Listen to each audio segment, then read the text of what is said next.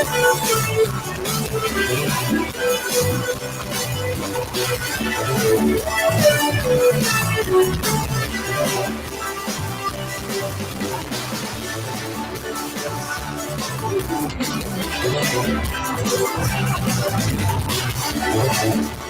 one and all, and welcome to Election Night in America coverage. Tonight, we're going to be going in depth with all the analysis, in depth with you. We got a full panel tonight. This is the channel you need to watch because we've been monitoring all the TV stations, all the platforms to give you the most precise, up to date information on election 2020.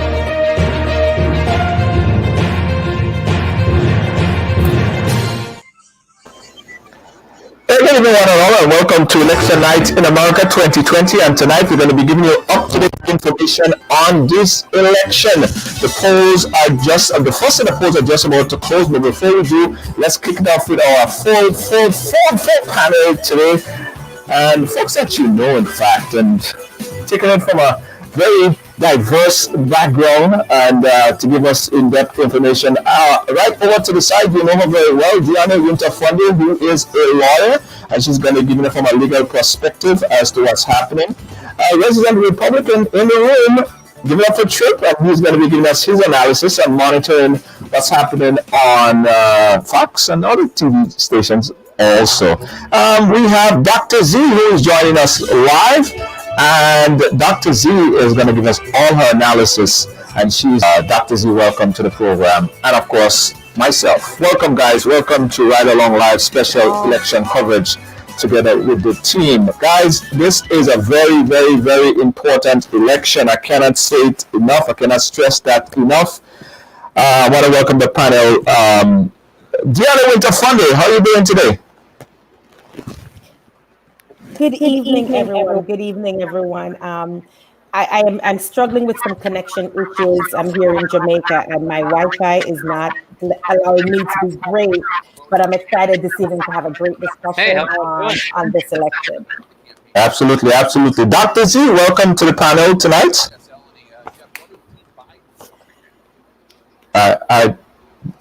Good night. Good night. It's good to be here. Are you hearing me? Yeah, we're hearing you, Dr. Z. Welcome. Yeah, it's really good to be here. This is a really special night. I'm telling you, this is going to go down as one of the greatest time in history, in American history, because it's a pivotal time for the American economy, for the American people, for everyone concerned. And a trip, I'm glad you're here, so we will get that perspective from the other side. But I'm saying it right now, my people out there, I voted, and I voted Democrat. I am hoping that at the end of tonight, we see a Biden-Harris ticket. Not just the ticket, but we know that they are going to be occupying the White House for the next 4 years. All right. Hold on. We just got some information that the audio was not too clear. So let me adjust first a button, and I should be better now. Let me know if you guys are hearing me much better. Just give me a thumbs up if you're hearing me better with the audio, guys. This is the audio check. Audio check 1 2 1 2. Just let me know if you guys are hearing me clearly. Let me know if you guys are hearing you, Junior. I'm hearing you. Because the first polls are about to close, and we're about to get some first projections. Not clear. Stand by, guys. We are going to be fixing the audio. Stand by, and we will be right back. Don't move.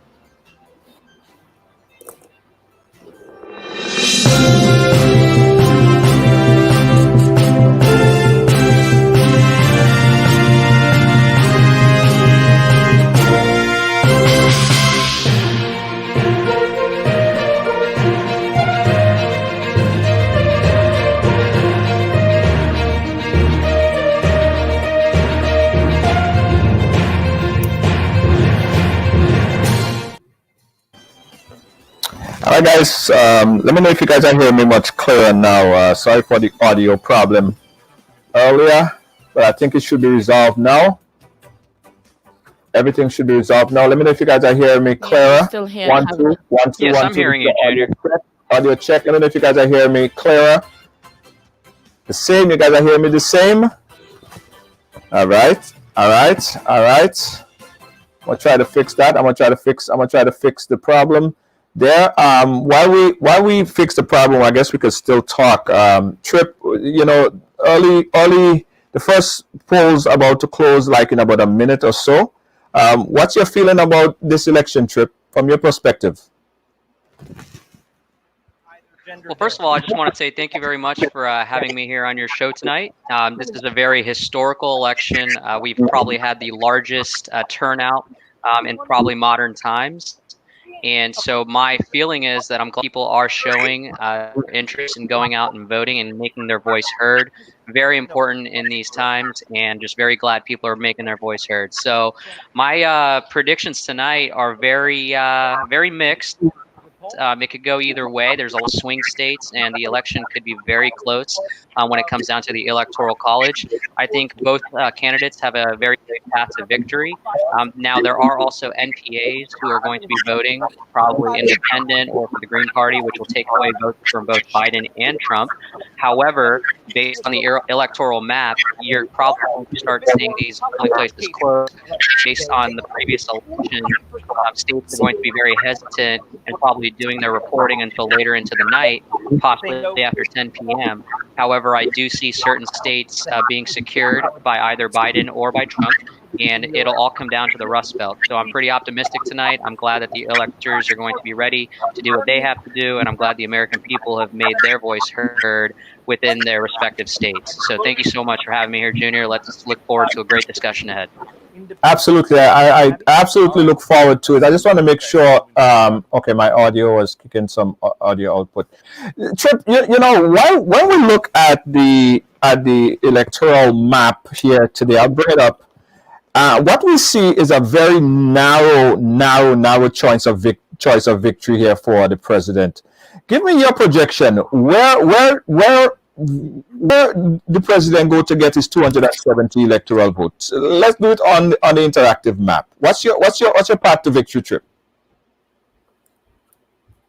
So the path to victory, I believe, for President Trump tonight is going to be about the 282 mark, based on some of the projections I've done and some research that I've seen tracking the poll data today, as well as also tracking the votes that are coming in. This will come down to a county-to-county type of situation per state, but I do see President Trump winning the Electoral College, but with Vice President Biden actually getting probably the popular vote.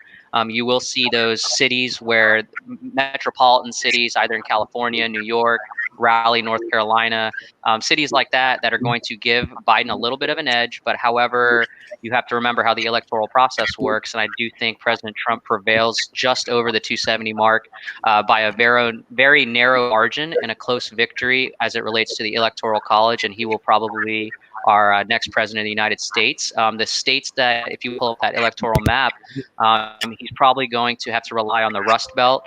States such as Pennsylvania are going to be very important to his victory.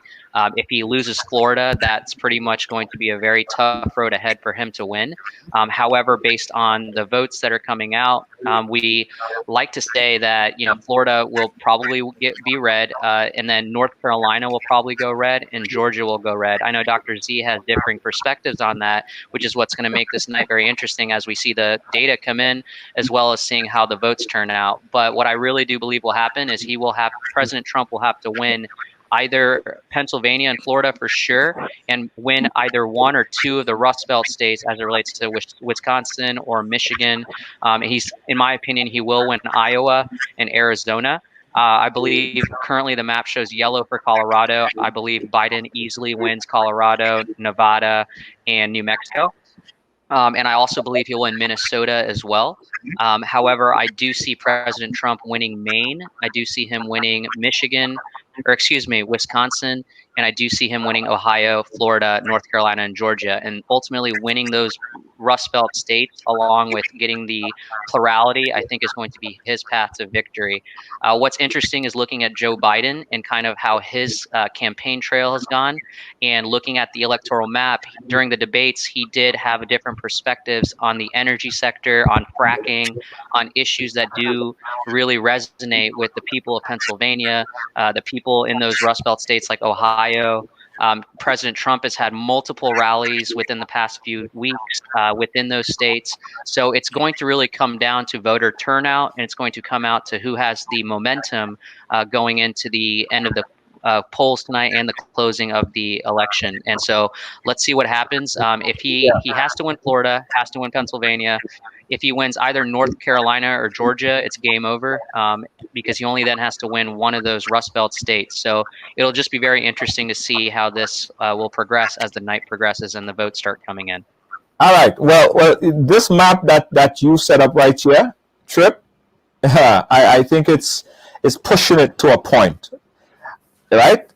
Let's put this. Let's give the president Florida, right? Let's give the president Pennsylvania is going to be very, very, very tough. It's going to be the battle of Pennsylvania. That's what I think right here. So let's keep that as a toss-up right now. More leaning Democrat, right? Now the early states to come in Georgia is going to look at the historical data. Yeah, well, we could look at the historical data, all right. But this is my map. This is my map that I'm drawing here right now. So we have Georgia with a 16 electoral vote. Forget about New York and California, and forget about that. That's where it's going to be. It's going to stay that way, and it's going to be definitely a major history-changing event if Florida and these states over this side here change. And I don't believe, however, that he will do North Carolina and Ohio. He has to win Ohio, otherwise game's over. Fonde, I want to get your view on it. How the map looking for you? No, Fonde, we can't hear you. No. No, not really.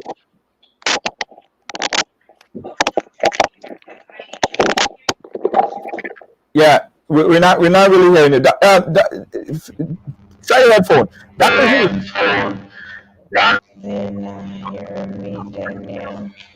Yeah. I'm here. Okay, I'm hearing a crazy. Check.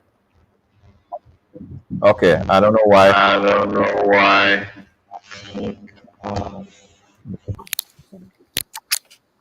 You guys hearing some robotic voice in the background? All right, guys, you're watching Ride Along live, and this is election coverage, and we have some technical. I'm hearing you loud and clear, Junior. You hear me loud and clear? All right, cool. Dr. Z, are you here? Are you able to hear me? I am hearing you. Hearing you. I want us to remember that if you remember when all the shooting and so on was going on in the schools, especially in Florida, there are so many. We probably wondering why there are so many people signed up to vote now. Remember, there was a promise made by the kids. We are going to be able to vote in the next election. Yeah. Look out. And I believe in my heart that Florida is going to go Democratic with all of these new 18-year-olds that are now registered to vote.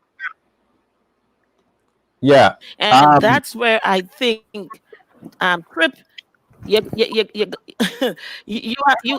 have to look crucial point. And I believe that's where Biden is going to take Florida. I would respectfully disagree, Dr. Z, because if you've looked at... Go ahead, Trip.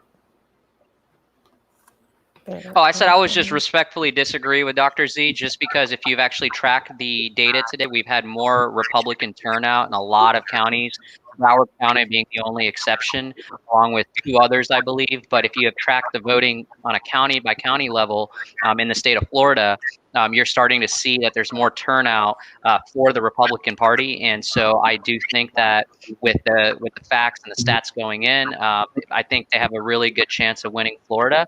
I think it's going to come back down to North Carolina and Georgia to kind of keep Trump in this, as well as winning Pennsylvania and Ohio. It's all going to come down to kind of those swing states and those battleground states, because at the end of the day, you have to also take into account the Senate races that have been going on as well, and a lot of how the senators are voting and a lot of how the reps are voting basically does impact presidential elections in certain regions. So we definitely got to make sure we keep the importance of the Senate in mind as well with these votes, because right now there's different type of votes, and Republicans literally have to control between those 48 and 55 seats. And so whether they do that or not will be another story. But right now the average is leaning to 1.5 seats. So those Senate races are very important as well, because usually they're a great indicator of how the president will do in that state based on the support he's receiving also from the Senate races.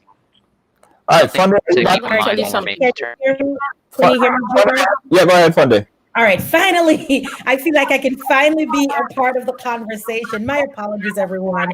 Having a lot of Wi-Fi trouble. I'm doing my best.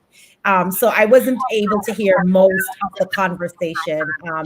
I think I want to start with North Carolina. I think the president must win North Carolina. And I have to say that Tripp is highly optimistic, but might be on point, because we saw back in 2016 where candidate Hillary Clinton, she won the popular vote and did not win the Electoral College. So I can see something like that happening. I know for North Carolina, the president have to win, and then we're looking at the women vote. How are they going to turn out, those suburban votes? And a lot of those women that typically vote Republican, they are voting Democratic. So I think we might see some changes in North Carolina, even moving into the Rust Belt states, for example, Michigan. I think that's going to be a tight race for the president. That's going to be a tight race for the president. I do see Joe Biden. I know he was in Pennsylvania today, because that is also a must-win for President Trump. So I know Joe Biden finished his day in Pennsylvania, in one of our notorious Rust Belt states as well. So we're going to see how that shakes out. But I do agree with Tripp that we could see President Trump getting the electoral vote, but not getting the popular vote in this election. Yeah, you know what? What is difficult still to see on this board is the path. Like, and a reporter said it right earlier on CNN. It's like you're in a restaurant and Joe Biden has access to about 10 different meals on the menu. Trump only have one or two, right? If Trump mess up, and we'll know that pretty early in Florida. If Trump mess up in Florida, he's most likely done. That's it. Ohio, if he mess up in Ohio, no Republican has won the White House without winning Ohio. Ohio is very, very crucial for a President Trump victory. If he mess up and he don't win Ohio, he's done. Georgia is another very critical and crucial state for the president. If he mess up, if he don't win Georgia, that's it, right? And North Carolina. Whereas, if you look at the options on the table, right, for Joe Biden, he has a vast array, a very, very, very, enormous path to victory. He has about 4 or 5 or probably 6 or 7 different paths to victory. So if the early vote comes in and Florida goes to the Republican, Joe Biden still is not in panic mode because he has so many different other options, right? We're not even looking at Texas. We're going to give Texas to the Republican. Okay, you guys got that. But Georgia, not Carolina, and these other states, I think it would be an early indicator. And this may not even go on for long. Because we are already seeing Florida is going to close pretty early. So we'll know what Florida looks like. And if Florida goes Democrat, end of story. However, I've been hearing about some voters' irregularity in Florida by Miami-Dade I've been hearing about some voters irregularities. Have you guys been hearing about that? I have, Junior. I don't know if they're No, I haven't irregularities, heard but that. we've had. I know. Remember, Florida has always been a very contentious state politically. Remember, Florida is the home of the hanging Chad. I might be predating most of the younger voters, but it has been the home of the hanging Chad. And one of the super important counties in Florida is Pinellas County, and I know there's a lot of eye on Pinellas County. We're also talking about Broward County, and there have been reports that there have been police officers wearing MAGA hats, Make America Great Again. I don't know how true it is. It's the media reporting this. So there have been some of that coming out of Florida. And you're absolutely right. Florida is closing in about 40 minutes, Florida will close. So we know pretty quickly where Florida is going. And I know there has been a tremendous amount of mail-in votes in the state of Florida. I could see some controversy there as far as counting. I know under state law, they will have about 2 weeks to count all those votes. So I know Florida might turn out to be pretty contentious for either candidate, whichever way it goes. Yeah. There have been a huge, Dr. Z, you could also chime in on that. There have been a huge turnout by voters. What does that mean for the Republican, and what do you think it means for the Democrat? A huge voter turnout. I believe with that huge voter turnout, I really believe that a lot of it is because people are tired of all the nonsense that's going on. Listen, whether we like it or not, we have a president that does not really know how to tell the truth. And people just are fed up of the nonsense. And I noticed that some of the people on the blog are saying that Joe Biden and President Trump, there's no difference. There are differences, vast differences. And I hope people who make those comments realize that they are terribly, terribly wrong. And I believe that a lot of these people are the younger people who have now been able to sign up to vote, and they are also bringing their parents and other people who probably never voted into the voting arena now. And so a lot of things that could have been predicted before, it's now, it can go just about anyway. And I'm praying that by the end of tonight, it goes to Biden and Harris way. Right. Okay. Trip, a large voter turnout benefit the Democrat or the Republican? What do you think? I think you're right. We really don't know at this time, because what's going to happen is you always see the Democratic turnout very early on at very high levels. And then on actual election day, you do see a big turnout for Republicans as well. I think the strategy here is going to be the NPAs who are voting, the underground, the silent majority Trump voters who aren't letting their voice be known publicly, but they are voting for him because they benefited from a great economy, more freedoms, individual liberties. You are seeing a lot of voters come out on the back end for the Republicans. So ultimately, I would argue that it's the NPAs who are going to ultimately decide, because every time an NPA either votes or does not vote for the two main candidates, it does take away votes from Biden, who ultimately is favored based on all the polls.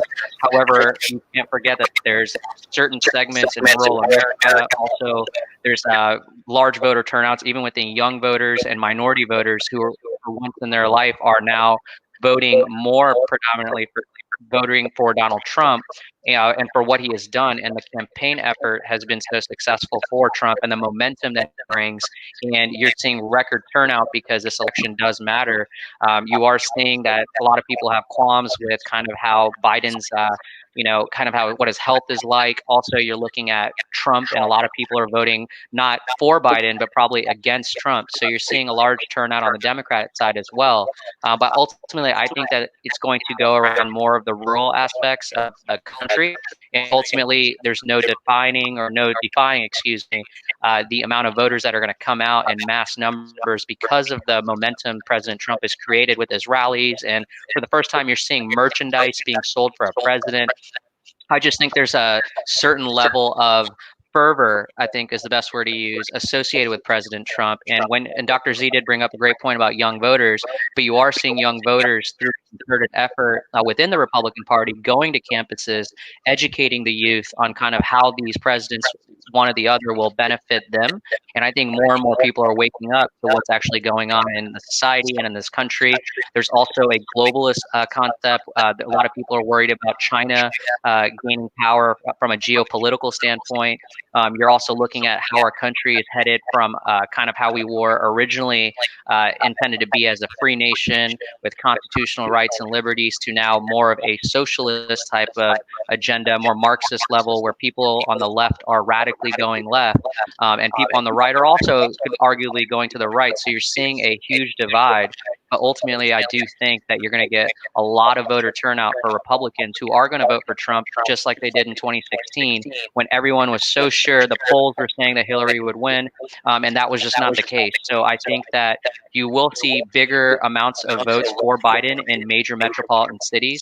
But ultimately, when you add up the electoral votes statewide, from state to state, I think Trump takes the cake, because at the end of the day, we have to realize that each state, Attorney Winter and I were discussing this earlier, but technically this is a state function. Voting is statewide, state per state. So ultimately, it's going to come down to the whole state, not just these small metropolitan regions that could possibly divide or decide every election if we did not have an electoral college. So ultimately, I believe that it will mirror what happened with Hillary Clinton. However, I do think it'll be a closer race, not taking into account how radical people can argue how radical maybe Kamala Harris is in some of her views and kind of what she did as a senator. So there's a lot of moving parts, a lot of moving factors, and I still go back to those Senate races. They're just as important, and they will also be great indicators of who's probably going to win that state on the presidential side. So there's a lot going on. I think we don't have the exact numbers yet. Right now, I'm looking at the live election results, and only Kentucky, New Hampshire, and Indiana are reporting at 1%. And you're seeing monumental numbers for President Trump in those areas. Now in Indiana, you're seeing a 2% reporting, but you're seeing Donald Trump with 68.2% of the vote at 48,615 versus Joe Biden's 21,000 in Indiana.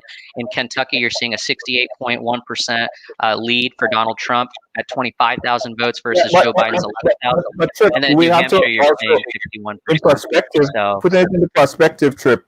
Those states, Indiana is states that historically went Republican. So we're not expecting Biden to do well in those states. So we could completely understand that Trump might win those states clear, and it's no indication to swing it left or right, because just like when New York numbers come out or California numbers come out, we almost already know that it's going to swing. So I don't think that that's a big indicator. Fondy, I want to come to you. What does the high voter turnout say to you?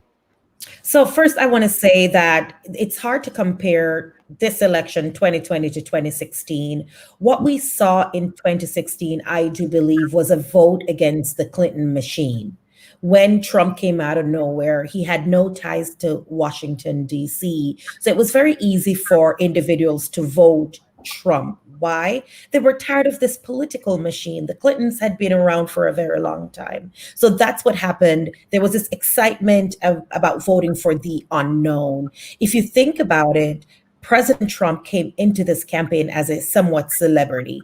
So it was this kind of love of the unknown, the love of the celebrity. And we all felt like we needed some fresh blood in Washington, D.C. What we did not know at the time was what we were voting for.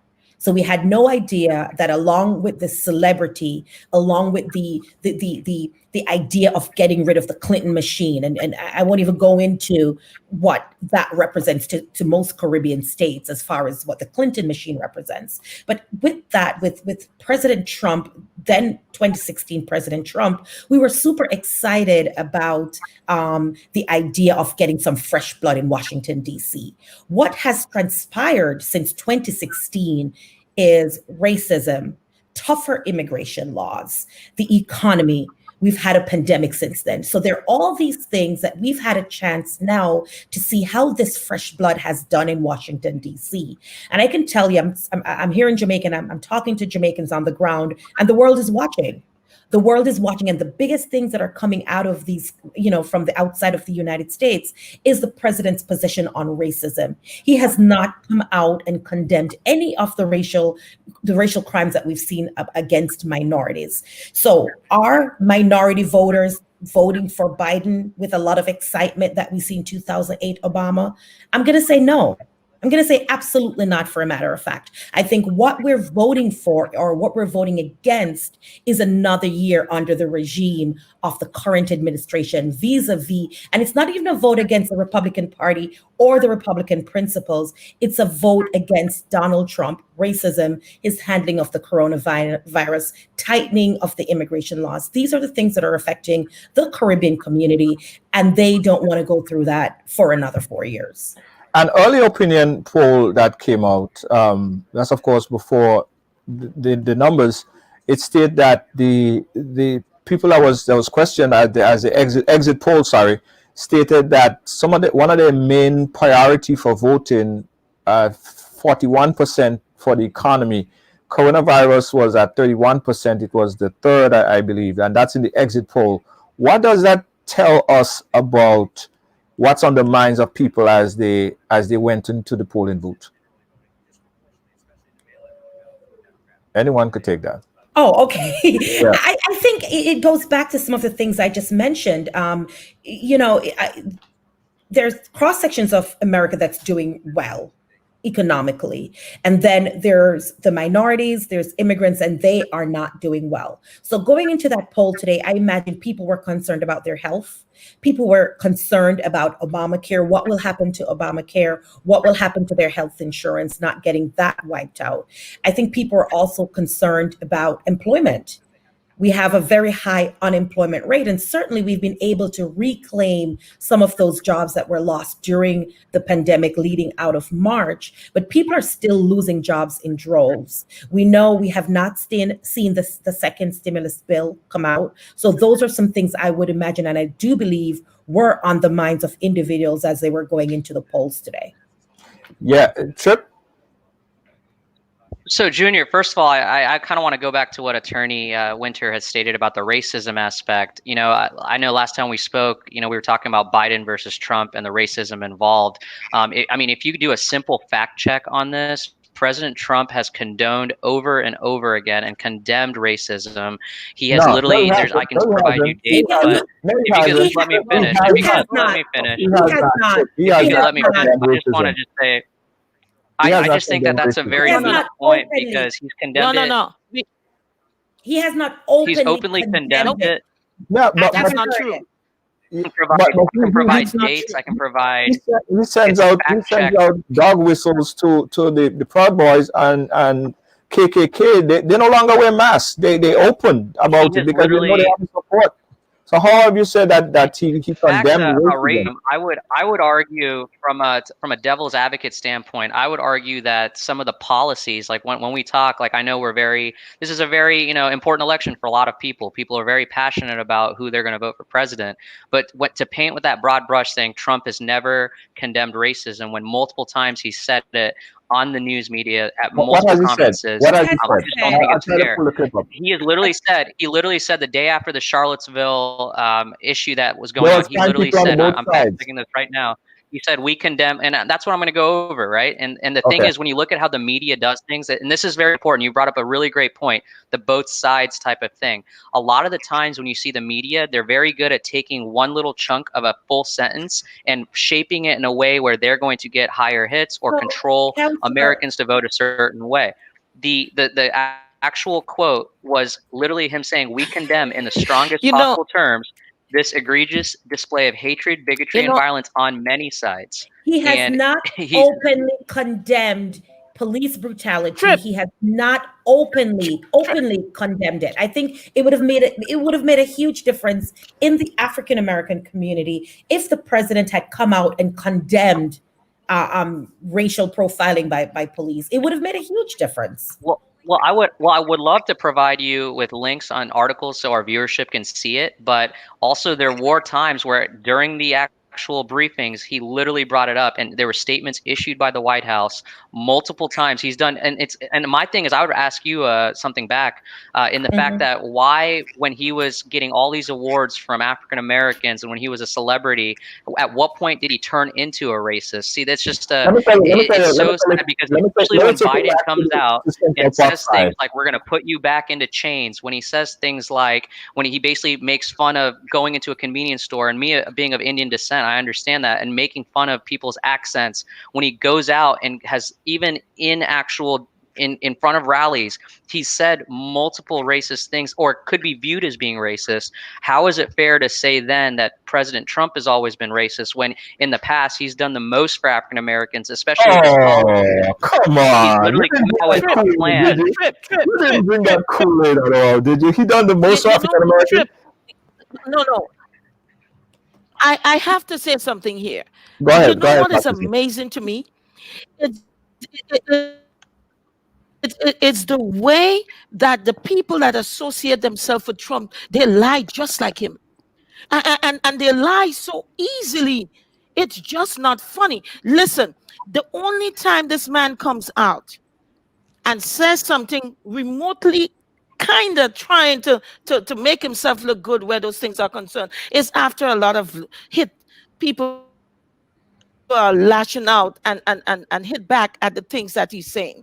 So you coming on and talking about he is not racist. The man has proven and shown in so many ways that he is, that I don't even understand how you can save face by coming on and saying that he condones racism. He has not. He has the not. only reason I'm bringing it up is not and because he I tries feel to see it, Yeah. just on the fact.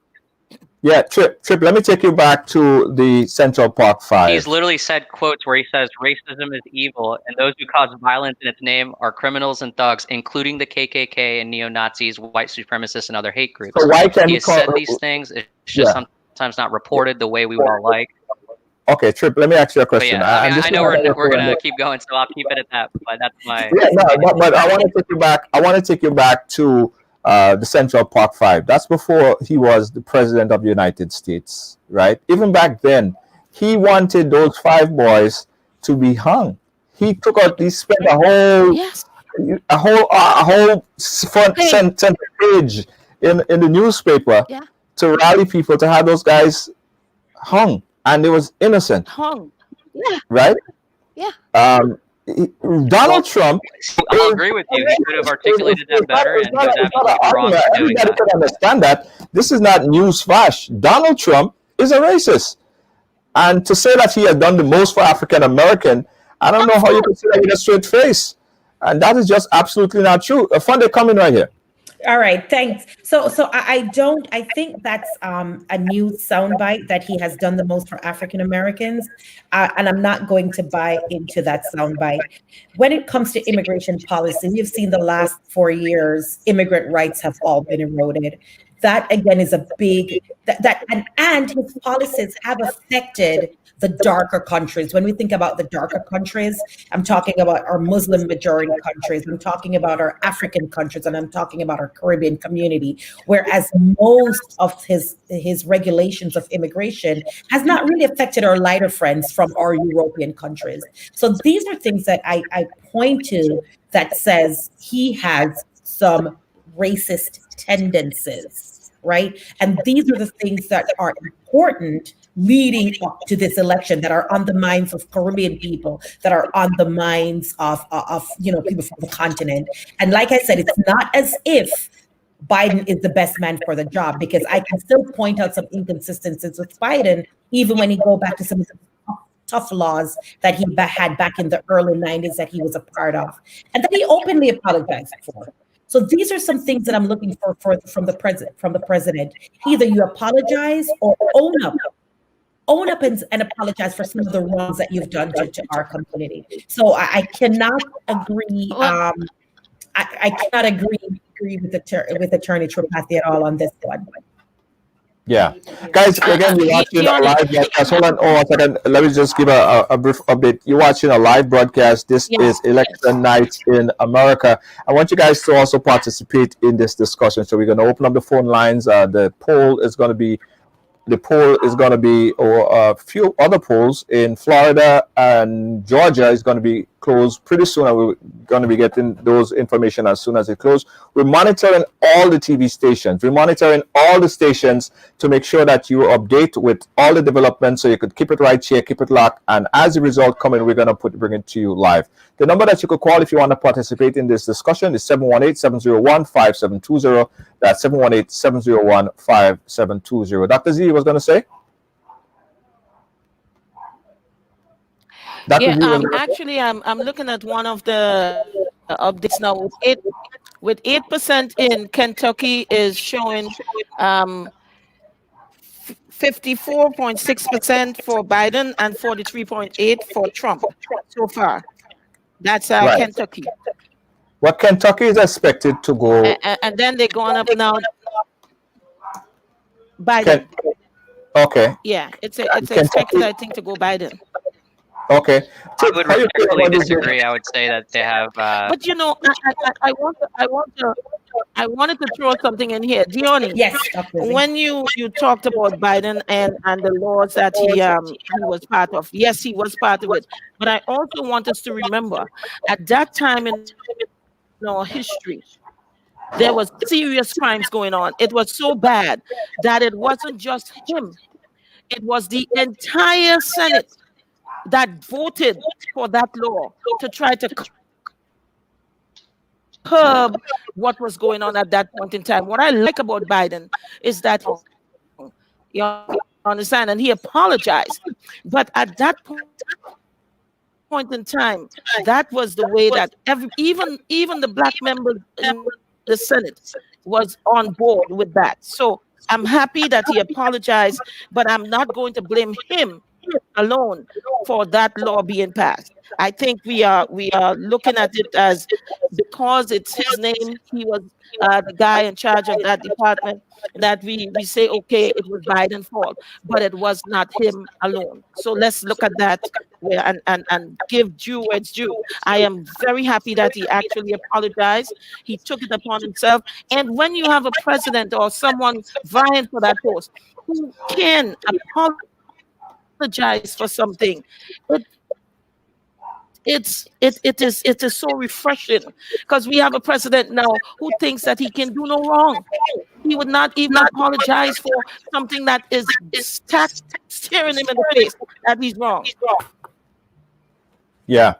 Again, guys, I agree with you, Dr. Z. I absolutely agree with you. And I wanted to clarify that that's what even made me say, look, there has been some attention, or there has been some forgiveness, because I think President Trump leads with no humility. And then for Biden to come in and say, he apologized, it shows me that he is thinking about the community that was inadvertently harmed through the passing of those laws. Yeah. Yes, yes. And Trip, I know the narrative or the talking point is to talk about how liberal the vice president is. Do you think that serves as a strong Republican talking point to pin on Biden, Kamala Harris? Do you think that she weighs down the ticket as far as the Republican point of view? Well, so I wouldn't. From a Republican point of view, I think they did a really bad job at picking Kamala Harris. I don't think she's a likable candidate. I think she's has done a lot of things that goes against what she originally did when her platform now.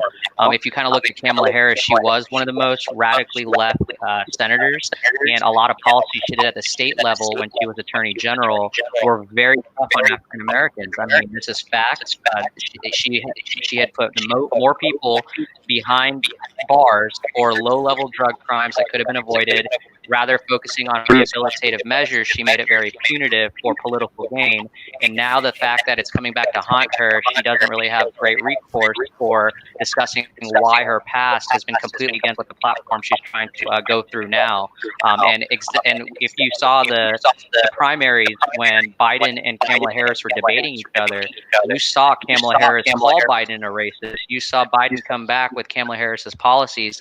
So you see such a hypocritical type of context for some of the policies that they were involved in at a clear stage and what they're actually telling the American people now.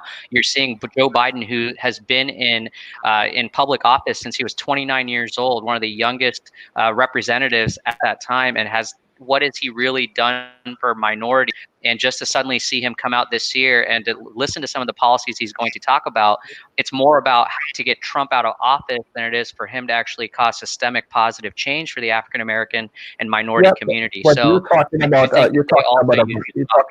about a person who was vice president to a black man. So to insinuate that he's a racist, it falls on deaf ear because people don't look at Biden as a racist. I mean, his boss was Obama. Junior, not only that, you know, the Republicans keep talking about he was in politics from since he was 29, how many 40 something years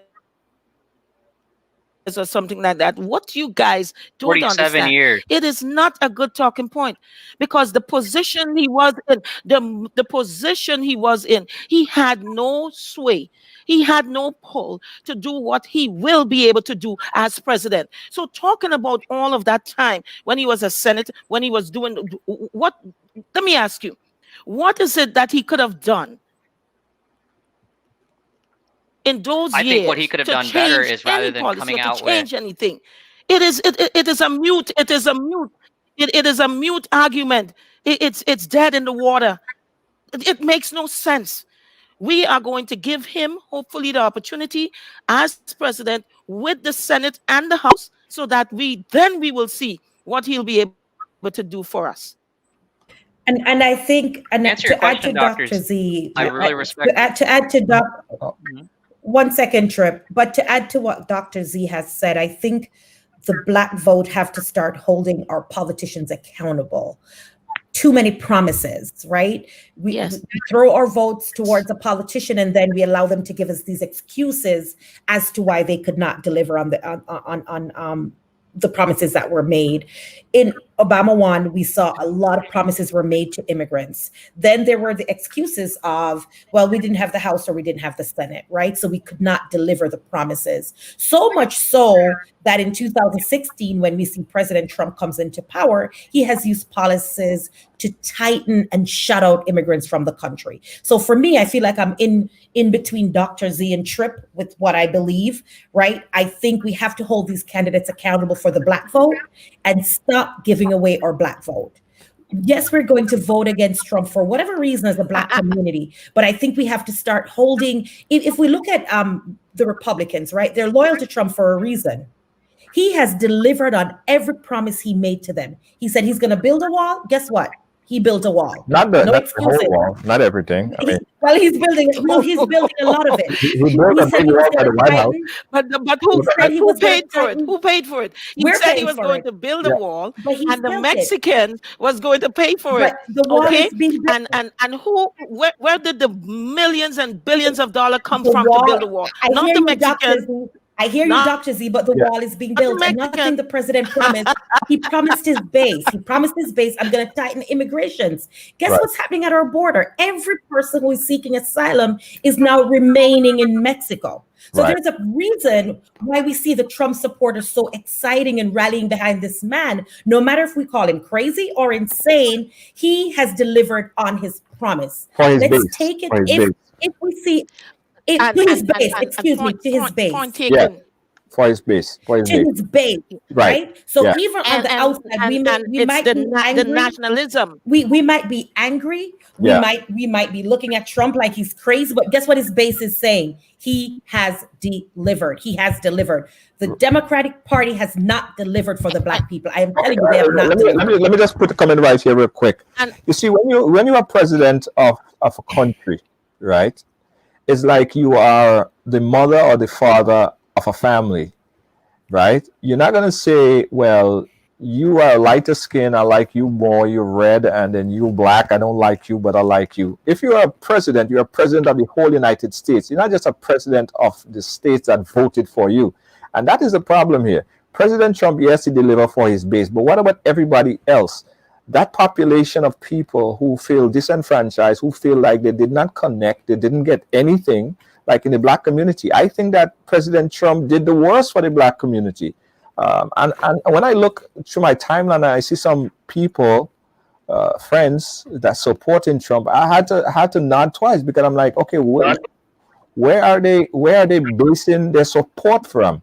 And when they say "Make America Great Again," like make America great again, when was America ever great for black people? When there was lynching people back in the time when of those, America wasn't great for black people. America was great for the people who was the masters and the people that was doing the lynching, not for black people. So even "Make America Great That's Again," right. I think that is a racist statement in terms of, America was never great for black people, and it's true. You know what I mean? But listen, we're gonna have a lot of conversation tonight. Leslie, we'll see what the polls are saying. Anything else to your pipeline, guys? Anything you've seen? Any results that have pop up yet to CNN or any one of those other sources that we're monitoring? And also, guys, if you're watching us right now, I want you guys to communicate with us. The number that I want you to call is 718-701-5720. That's the number right there on the screen. 718-701-5720. We're talking election. We're looking at it. It's going to be a long night. Funday, we lost you. She's going to come back in. It's going to be a long night, and we're going to be here to crunch all the numbers. Looking at the electoral college vote, it has to add up to 270. The first up at 270 will win. We do expect certain states to come in very, very soon, and those states may not be a perfect indicator as to where the election might sway left or right, because they are predominantly Republican or predominantly Democrat. The states that we're really looking at right now, is this state right here, Florida.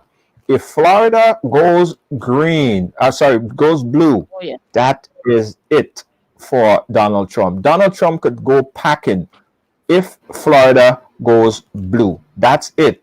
Done deal. All right. We got a call on the line. Caller, where are you calling us from? Brooklyn, New York.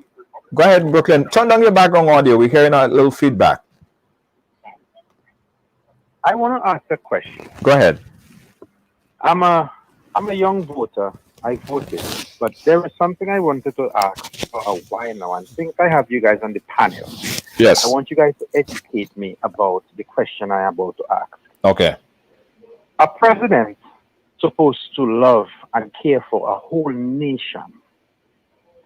When a president can stand on the platform of the United States of America and tell the people that form everything in this country to go back to the shithole country, why would me as a young voter with 2 children in a country that I am an immigrant come and build in my young days?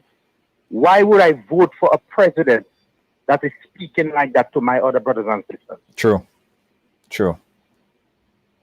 You're right. So I want America to answer this question for me.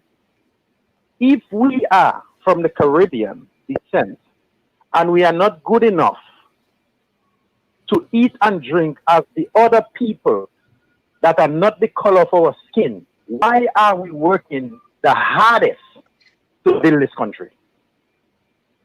Yeah. Oh boy. Yeah. That's Great Go ahead. question. Funday, you want to take it, Great or question, let's young go man. Funday, and then let's hear Trip on this one. and I think this is where issues with the current president comes in. When a call like this, when the president tweets or the president makes a remark that is irresponsible, when he calls Haiti a shithole country. So I know Attorney Tripp talked a little bit earlier when he said, well, the president had kind of condemned racial injustice. His actions speak differently. We saw the Muslim ban that affected Muslim countries. We saw the ban on Nigeria for immigrants coming into the country. And then we see the president's rhetoric over the years. And I would have loved to see the Republican Party separating themselves from the president. So we still have the party principles that are still attractive to minorities, that are still attractive to the Caribbean community, that are still attractive to different racial makeup. But when the party did not separate itself from the president and his rhetoric, this happens. And so what we're going to see in the election might be some emotional voting. I'm going to vote Trump because he's racist. That's an emotional vote. A lot of thought is not given to politics, or a lot of thought is not given to what a Biden-Harris ticket will look like, because we're going to vote against racist because they called my country a shithole country. Yeah. And that's what I mean by the irresponsible rhetoric that's spewing. First of all, the country has never been this divided. We have a super divided country. So come tomorrow, I don't know if there's going to be a winner. I don't know if we're going to have a winner or a true winner, right? So to the caller, I hear you. I'm from the Caribbean and I represent the Caribbean community. So as a responsible voter, even though I did not want to vote for Biden-Harris, but I had to vote against President Trump, quite frankly. Mm-hmm. Yeah. Exactly. We're just seeing here that first statement of poll close in moments. We have something exit polls coming in from CNN. Let me see if we could jump on it. Tripp, I want you to respond to the caller as well while I do that. You care to respond to the caller, Tripp? Go right ahead. Tripp? Oh, okay, Tripp, you're muted. Sorry. Hold on, Tripp. I'll fix your audio right there. Tripp, go right ahead. Hold on. So he was absolutely right. Basically, okay, can you hear me? Yeah, I can hear. Go ahead, Tripp. Can you hear me? Yes, I can hear. I actually echo Attorney Winter's sentiments there. Okay, great. Yeah, I said I actually echo Attorney Winter. What basically she spoke about when it relates to shithole countries. I mean, this is America. We all come from different countries, and each country has so much to offer, and each of its citizens have so much to offer, which is why I love immigration law, because you can learn a lot from it. Now, some of President Trump's immigration policies I do not agree with, and I am with you on that, because some of them are, written. I mean, I understand where the administration is coming from, executing Article 2 powers, making sure that they're following the rule of law and things of that nature. But with respect to the Muslim ban, these countries were selected because they had higher crime rates, more terrorist activities coming from those regions. So there are certain things that were put in place based on the State Department advisories that were the same under President Obama. It's just that the reason why these countries were specific was because they had higher rates of crime. So I do understand that. However, when the media portrayed it as a Muslim ban, everyone went with it, and Trump's a big racist. So I do get that. However, when it comes to the shithole country comment, I agree with the viewer where those kind of comments, discussing comments like that about countries like Guatemala, El Salvador, it's just not presidential to do. And whether it happened or not behind closed doors, I only get what the media showed me. I wasn't there to hear the president, but if he did make that comment, I would be very discouraged, and I would not be proud of that, because that's not what a leader does for this great country. A leader brings people together. And so if that was the true case, that's very unfortunate, and that's very telling of what the president is. So I am very disappointed if that would be the case, but these are obviously reports that were coming out based on people in his cabinet and within his administration that were on their way out, and they were basically saying these things to the media. And so how do we prove it? I would actually ask you, prove that happened. Not that that's a great excuse, but if he did say that, that is very inconsiderate. I think people who come from other countries are adding to value to our country, not taking away. And no matter if you come from a smaller country or a country with a lower socioeconomic background, such as maybe countries in the Caribbean or in Asia or wherever it is, it's not the right thing, because at the end of the day, we do have quotas in place with LLCs and things of that nature, but it's just not the right thing to do. Every citizen who comes here or immigrant who comes here ultimately has a lot to offer to America and to who we are as a people. And ultimately, America is a land of everyone. And so if that was said and that did happen in the back rooms, that is very unfortunate, and I would strongly condone that. And that's not, I don't think, what the Republican Party would stand for. And I don't think that's something that a leader or a president should do either. So that kind of, to address your question to the viewer, you're absolutely right. That was a horrible comment to be made. And if that was indeed made, then I would just say that that's very unfortunate. Then that would probably come out and be like, he shouldn't have said that. He could have articulated it way better and not called out individual people. So I do agree with you all on that. I'm with you. And I There's a problem I I have. Here's Listen, a problem you that are I have. you are just going on, Junior. Yeah, You're here's one just going problem on that and I on have. about the same thing. Let me, Okay, Junior, I have a Junior. Let, let, fundamental let me say problem. something here. Go ahead, Dr. Z. Let me say something Go here. ahead. You know what is Mhm. amazing? Anything that he does not agree with, he says, if it happened, if it did happen, he did not deny it. We even had things where we heard his voice saying something. If it was not true, he would have come out and denied. Trip, listen, you guys are so predictable. It is so easy for you guys to agree with the things that you want to agree with, lie about the things you want to lie about, and then Dr. Z, if say you have that if audio tape, something I would love happened to hear it, when and it then is I will not. make Hold my on, decision. hold on, hold on, hold on, hold on, hold on, hold on. When it's something that is not favorable to him, you hear you all with the if and the if and the if. It's not a if. That was said, and it was not right. It was not something that a president should get on Twitter or in the back rooms or I in the agree with front you. rooms or in the side or the group and say That was not, about people. It is not right. It is not right, and we have to condemn it.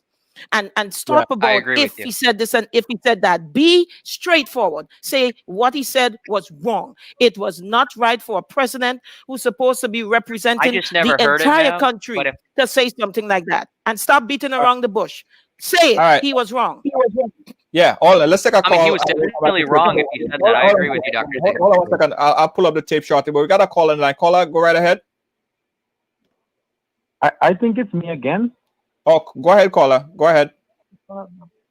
Hello? Yeah, go ahead, caller. You had a question? You had another statement? Yes, I'm listening to you guys, and I'm very, as a young person, I'm very, very, very troubled with that young man that is playing so naive about what is going on in the United States of America.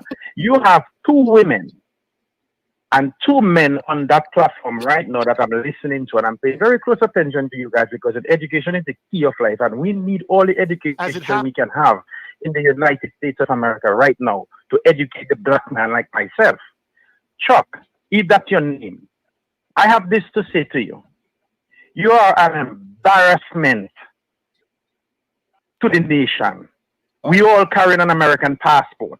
And if you're sitting there and you're telling me that every point we put to you that is facts, you denying it because you are a Donald Trump supporter. But I'm going to tell you one thing. Americans that living in America as white people did not build America. America was built on slavery. And up to today, black people still looking for their share. Everybody else get theirs except black people. And it's people like you that have black people not to get their share, because you're an Indian. You are an Indian person. Let's not get a personal attack. I No, mean, it's that's okay. Junior, it's okay. Let him finish. Junior, please let him finish. It's okay. Platform that you standing on. okay. All right. It's okay, right, Junior. cool. No, it's fine. I completely respect his sentiment. And I would just like to say, can you correct me? Educate me. I am a young person with 2 children. I am from Dominica, Antigua, Barbados, Grenada, Haiti, St. Lucia, St. Kitts. That is our countries. And your president that you supported 100% states that Haiti and all the other Caribbeans are piece of shithole. And you stand there and support him and pretending and saying that you never hear him say it. Stop it. You're a grown person and you know right from wrong. You teach our children right. Let us stand for right and stop supporting wrong. When you're wrong, you're wrong. When you're right, you're right. Stop it. And I know you can do better. Thank you very much for listening to me. But get it together, Chuck. All right, Trip. And we also have a key race. First of all, I have to rebut that. That's okay. Go ahead, Trip. Go right ahead. Well, first of all, I just want to tell that speaker I really respect that he's very passionate and that he feels so strongly about the people and kind of what they go through on a day-to-day. And that's why these discourses are very important, because Americans are angry. That's just evidence of someone who was very frustrated at another side because of a different opinion. And that's what we need to fix in this nation. That's why these dialogues are important. And so, as much as I respect his passion, saying things like your embarrassment and things like that are just inappropriate, just because I think we should talk to each other rather than get infuriated at each other. And I think that's what can bring our country together.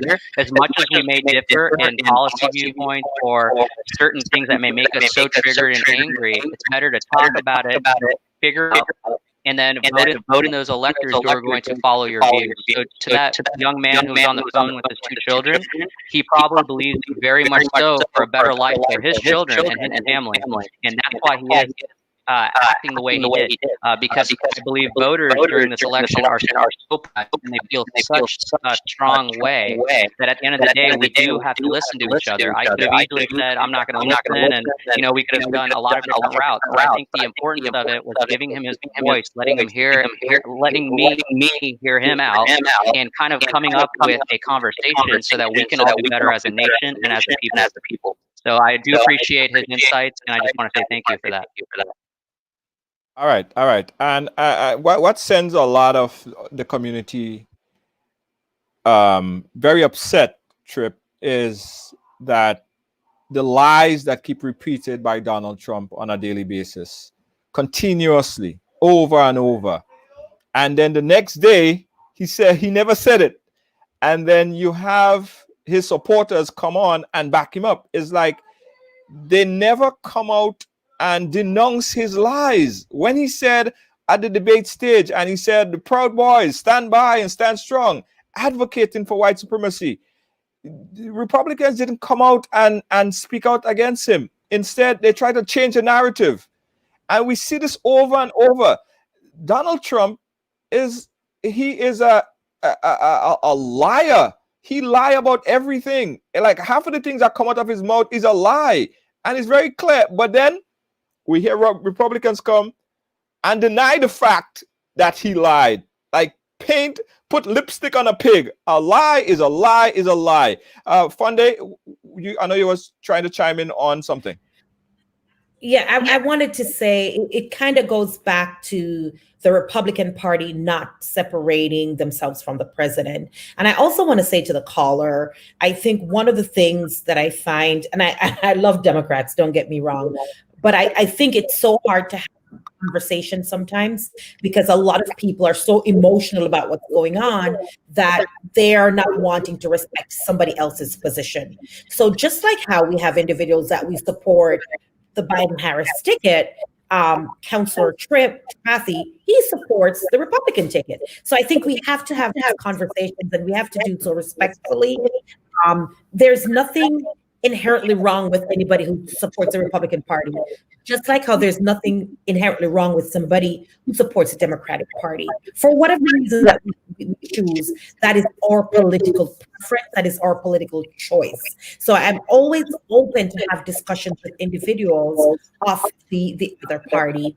But in that same breath, I was looking for the Republican Party to separate, even the leadership in the Republican Party, Attorney Tripathi, to separate themselves from Donald Trump.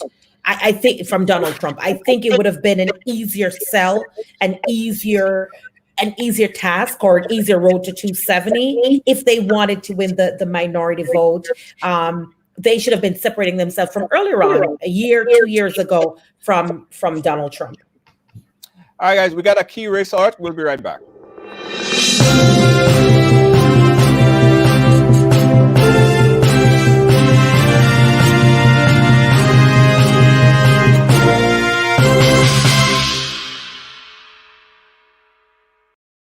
Race alert, 11 electoral vote just awarded to Donald Trump for an, as expected, Kentucky. This was not a surprise.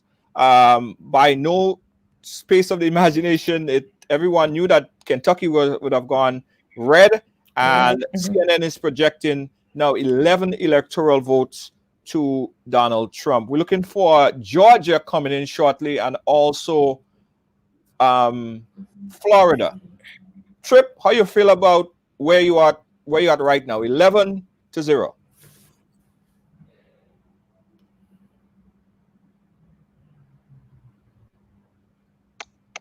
So right now it's too early to tell. Right now we're still in the very beginning phases of a very long night ahead and a very long week ahead. Once all these votes are counted, we, like you kind of alluded to earlier, these are states that that have strong Republican footholds. You'll probably see the thing with Democrats. States like California, because of the time zone, those votes will be coming in as well. So you're definitely going to see that. But right now, I'm feeling very good to see 11 votes counted towards Trump. We do have to realize that these are not the finalized numbers. There's a lot of things that can happen as the night progresses. You're also going to probably see a lot of court battles and a lot of other votes coming in at later points. So this is not it's basically very premature at this time to say kind of how I feel. Going back to, it's not about how I feel, it's about the facts. It's about what's going on in those states and how the American people feel. And so at the end of the day, I'm looking at this as objective as I can, and I'm saying that Prez did have a lot of rallies. There's a lot of people who live in those states who feel certain sentiments towards his policies, and you have that momentum and invigorating type of spirit in Indiana. So these are states that we projected to win, just like we will obviously see probably California or the state of Washington or Oregon go towards the Democrats. So right now it's too early to tell. It's county by county at the moment, and every different newscast is going to have a different reporting. It should be the same, but it will be a little different initially as the votes are coming in. So a little too premature to tell, but I'm feeling pretty confident as the night progresses, and I just wanted to see what y'all's thoughts were on that. Right, and let me make a quick correction. It's Indiana. You're saying Florida come in at 53%. Oh yeah. Yeah, well, it's still. And if you look at Florida right now, it's at 53%. It's still early. It's still early in the game. Florida up 53%. Let's just get some quick audio there from CNN as they do their coverage on what is happening right now in Florida. He's ahead by 104,000 votes. He is, and as you say, 1.5 million counted. Just to remind people, we have a ways to go. 4.6 million to 4.5 million. So we're early in the Florida count. But look, Florida is always, I say fun. I don't have a horse in this race. If you're a partisan watching at home, you go back and forth on the up and down in all of this one. But look, this is one of the most fascinating states because of the diversity, because of the senior citizen vote, because of it's the most complicated Latino vote anywhere, because of the diversity just within the Latino community. The Democrats sent Obama down here twice, trying to get African Americans in Miami-Dade to turn out. You've got the suburban revolt against the president. Does it hold up in a state like Florida, which is now his adopted home state? And again, up here, does the Trump army come out in 2020 like it did in 2016 in these small counties? The complexity of Florida is what makes it so fascinating, and it's always so close. Jake was mentioning his conversation with Rick Scott the other day. I talked to him as well the other day. He's won 3 elections by a point. By a point. He has won 3 elections by a point in the state of Florida. That's the way Florida goes. Twice for governor and once for Senate by a point. So we're going to watch this fill in. It's one of the most fascinating. And again, it'll also, its neighbor, It's almost the reverse when you come to its neighbor, Georgia.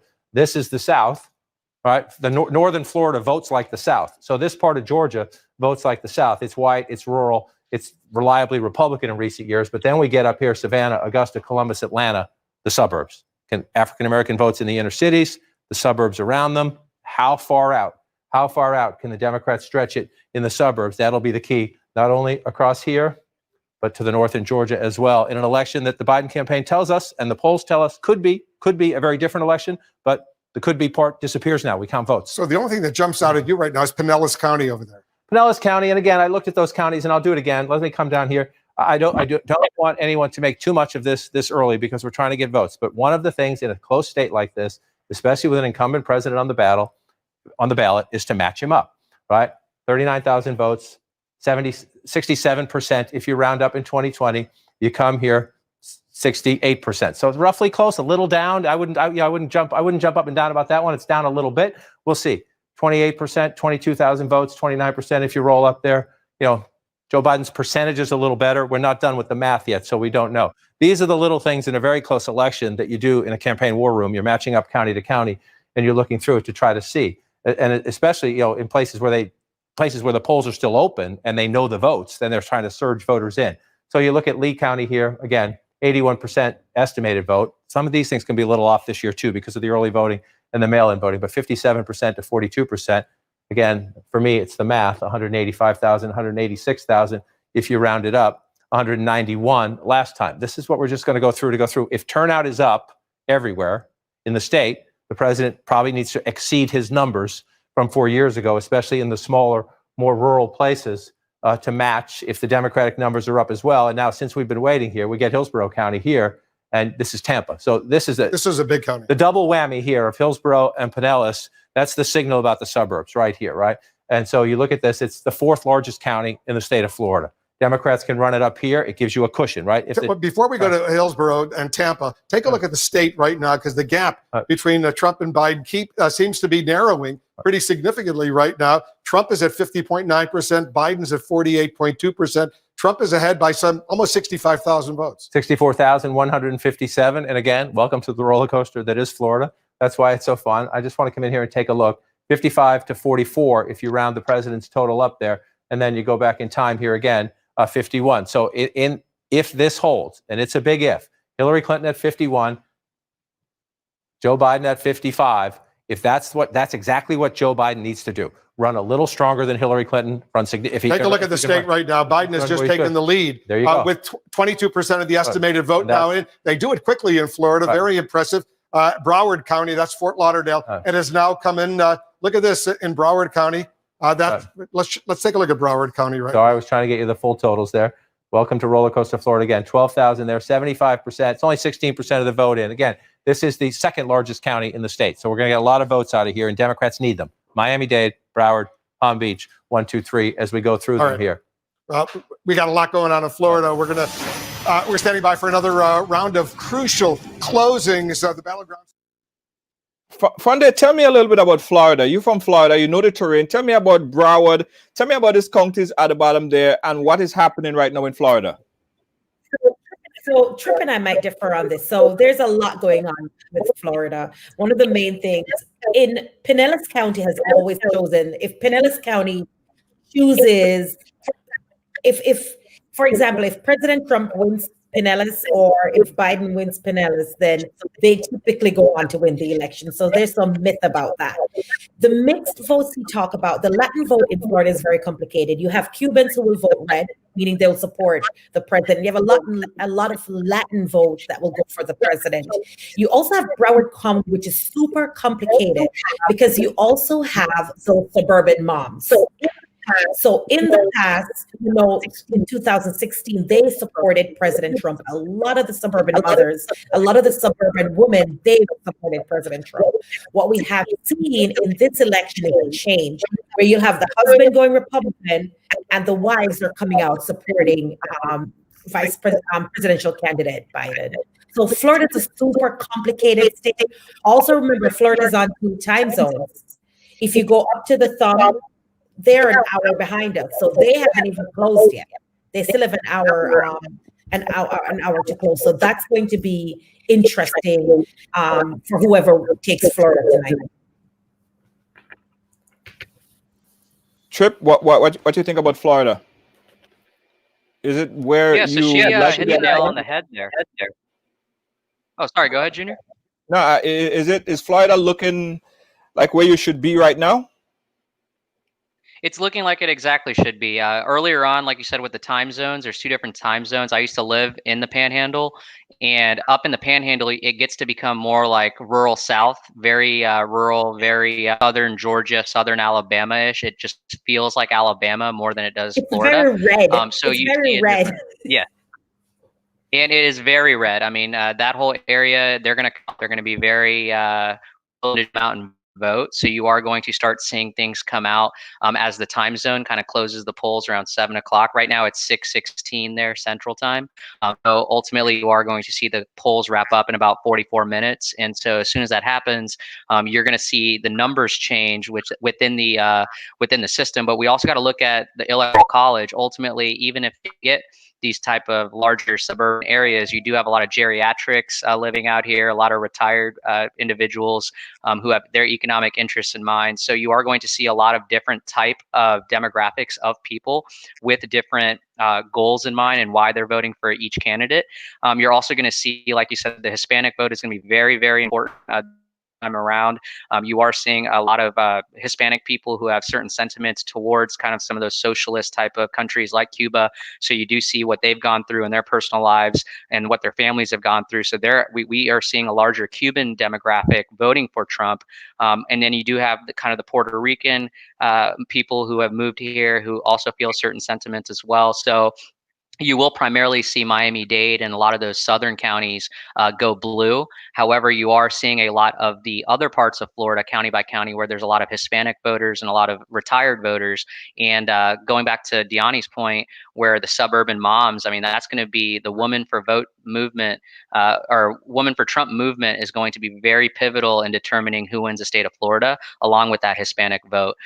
And so there's a lot of different demographics, a lot of different players. There's been a lot of movement. I'm from the state of Florida. I've been involved with the party, but I've also seen what Democrats have been doing.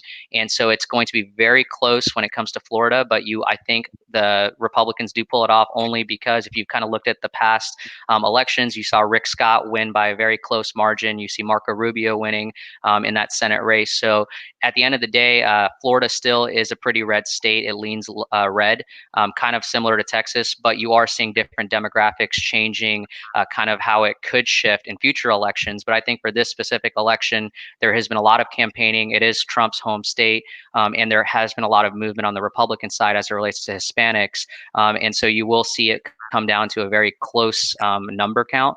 And as time progresses, you will see that panhandle kind of really voting red. So those numbers will end up shaping up and fixing itself out and leveling out. And it's going to come down to probably less than probably a point or two, in my opinion, just because of how close past elections have been and how Florida is so diverse as compared to other states in the union. I absolutely agree. And there are 29 electoral votes up for grab in the state of Florida. Just a quick tip. Any ballot that's received in Florida at 7:01 is no good. So 7 p.m. is a cutoff time for all ballots. And that is why Florida becomes so contentious, because there can be ballots sitting as we speak at a post office that have not been picked up. I know today there was a call for this general sweep. They were asking I think it was a federal judge that was asking all postmasters to literally sweep out the post office looking for those ballots. They were even at 6:45, they were picking up ballots in the state of Florida. So that is why a state like Florida becomes super, super contentious. One, there's 29 electoral votes up for grab. That's a tidy number. That is a tidy number. And Attorney Tripathi is absolutely correct, because Florida tends to lean red. Let's take a look at this update. It seems like Joe Biden has taken some lead in Florida. CNN is reporting Biden taking some significant lead in Florida. Let's check out the audio. Light in the votes, but these would be 2 big ones right there. New Hampshire and Vermont, we expect to stay. Kentucky and Indiana. South Carolina is closer than we thought. But at the moment, very early, everybody needs to be careful about this. But at the moment, this is what Joe Biden wants to do. He flips these states here. We know we might have to wait. Pennsylvania, Michigan, and Wisconsin. If they're close, we might have to wait. especially on Pennsylvania. That could be a day or three. However, if Joe Biden wins that, he'll rest comfortably waiting for that. So let's take a look at Florida as we go through it. Again, this one is always a roller coaster. So what you see now doesn't mean the lead won't change. When you were here last time, Wolf, it changed as we were speaking. But right now, Joe Biden at 50%, Donald Trump at 49 when you round up, 62,394 difference in a giant state where both candidates got more than 4.5 million votes last time. So we're going to be at this a while. But if you're the Biden campaign, you're looking at this map, number one, you're winning Hillsborough County, which is Tampa. You like that. You're winning Pinellas County, which is St. Pete. You like that. That's where you want to be. This is how you finish. You finish your race in Florida across the I-4 corridor. You get started, if you're a Democrat, by winning down here. And if you're Joe Biden, and we'll say this, as we're early in the count, this is somewhat concerning. But it could be the quirks of 2020. Donald Trump thinks he can do better down here with Cubans, with other Latino votes, especially Latino men. We'll see if that's the case. The Democrats were worried about African Americans in Miami-Dade County. We'll see if that's the case. 84% in right now, 54 to 45. If you go back in time, this was a much bigger win for Hillary Clinton, right? 64% if you round up to 34%. So this was something to watch. The Democrats, this is their basket where they need to run it up. So we'll see. And if you don't run it up here, you need to offset it somewhere else. That's one of the trade-offs in this campaign. We know Trump may perform better among African Americans, especially among Latino men. Joe Biden's performing better with white, blue-collar workers and with senior citizens. So we're going to go through the trade-offs throughout the night. But this right now, if you come back to 2020, Joe Biden would like that to be a little higher. We're at 84% right now. We believe most of this is election day voting, today voting here. So we're waiting for early vote as well. That might help Joe Biden. If Democrats disproportionately banked early in Miami-Dade, we'll see as we go through. You move up to Broward. This is more what Joe Biden wants it to look like. But again, you see that at 16% right there, 75%. You go back for the comparison, 66%. So he's overperforming at the moment Hillary Clinton by percentage. Trump just took the lead in Florida. If you go statewide. So you pull back. Oh, wow. And again, this is going to be a roller coaster by 28,000 votes, right? And so this is what we're going to do. And what's happening? This is again, trademark for this president. Look at the smaller counties, right? You see all that filling in red? Not a lot of people live here. You look at it, it's 184 to 83 there. You come over here, 584 to 207, you think at home, well, that's only a few votes. When you have 10, 15, 20 counties, and you're doing that, 200 here, 20 there, 1,000 there, that's how Donald Trump gets his math in a lot of states with these smaller counties like this. Interesting, though. Jeff, 41% of the estimated vote in Florida is now in. Look at how close it is. Wow. Florida's close. That is not breaking news. That part is not breaking news. But it's incredible because, just as you were here last time it flipped, you were here this time it flipped. We expect Florida to flip. So you're looking at key things. Number one, for the president, that Collier County is coming in for Trump. That's a good thing for the president. That's what he needs. The southwest part of the state tends to be more conservative, 77%, but look how low we are here. So we got a long way to go here. We're just a couple hundred votes, 300 votes and some change there. So see if that holds up for the president right here. But you pull up right here. But I just want to come up here. This would be a huge deal. This would be a huge deal. Duval County is Jacksonville, up here in the top part of the state. President tends to win once you get out of the urban areas. But this is, again, one of the fast-changing areas all across America. But in the Sun Belt states like Florida, you have the city and the suburbs around it, 75%. You see Joe Biden at 54%, President at 45% if you round up. This was a Trump win, just barely. But Donald Trump narrowly carried the suburbs 4 years ago. He's expected to lose the suburbs this time. By how much could determine who wins the presidency tonight. So if you watch Duval County right here, it's the 7th largest county in Florida. That edge for Joe Biden, we always think about down here is critical for the Democrats, up here critical for the Republicans. Let's not forget, John, in the up to 67,000. The central time zone, they're not going to close until the top of the hour. Right. The eastern time zone in Florida, they've closed. Right. And so again, if you look across, just watch across here.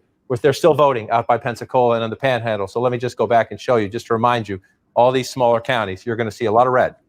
Right. That is the key for the president. Again, they're not very populist, but when you add up one, then another, then another, then another, you get the votes to offset some of this. It takes time, which is why Florida sometimes roller coasters through the night. But look at, I see Palm Beach County is now in. Look at check this. That's 2016. That's 2016. You do see this though. Palm Beach County is in right now. But look, this is 91 to 28. Yeah. We have a long way to go in Palm Beach. But this is the quirks of the map. When you're watching at home, you see this county red. If you're a Democrat, you panic, which is why we need to visit it. Go back to Miami. Remind you that we're very early in this count here. So let me take the lines away so you're not distracted. But if that stays blue, that's a big deal for Democrats. If that stays blue, it's a big deal for Democrats. You come back down to Miami-Dade. Again, if you're in the Biden campaign, you want it to be better than that, right? Doesn't mean it's game over, but it means if you're not getting it here, you better make it up somewhere else. and we'll watch the rest of this vote come in. Again, if there's a lot of early votes to come in, these numbers could change dramatically. Because 4 years ago, Hillary Clinton did a lot better in Miami-Dade County. She did 64%. And again, part of it's the percentage. Let me ask a quick question here. Is Trump overperforming in Florida, or is Donald Trump is Trump overperforming or Biden underperforming? From what's your analysis of Florida right now, Funde? You live there. You understand? I think it's so Florida is weird because remember, Florida is the South. I think because we think of Florida as Miami and Orlando and Disney World, we forget when you make a left or a right in Florida, you are in the deep South. So I think it's going as expected.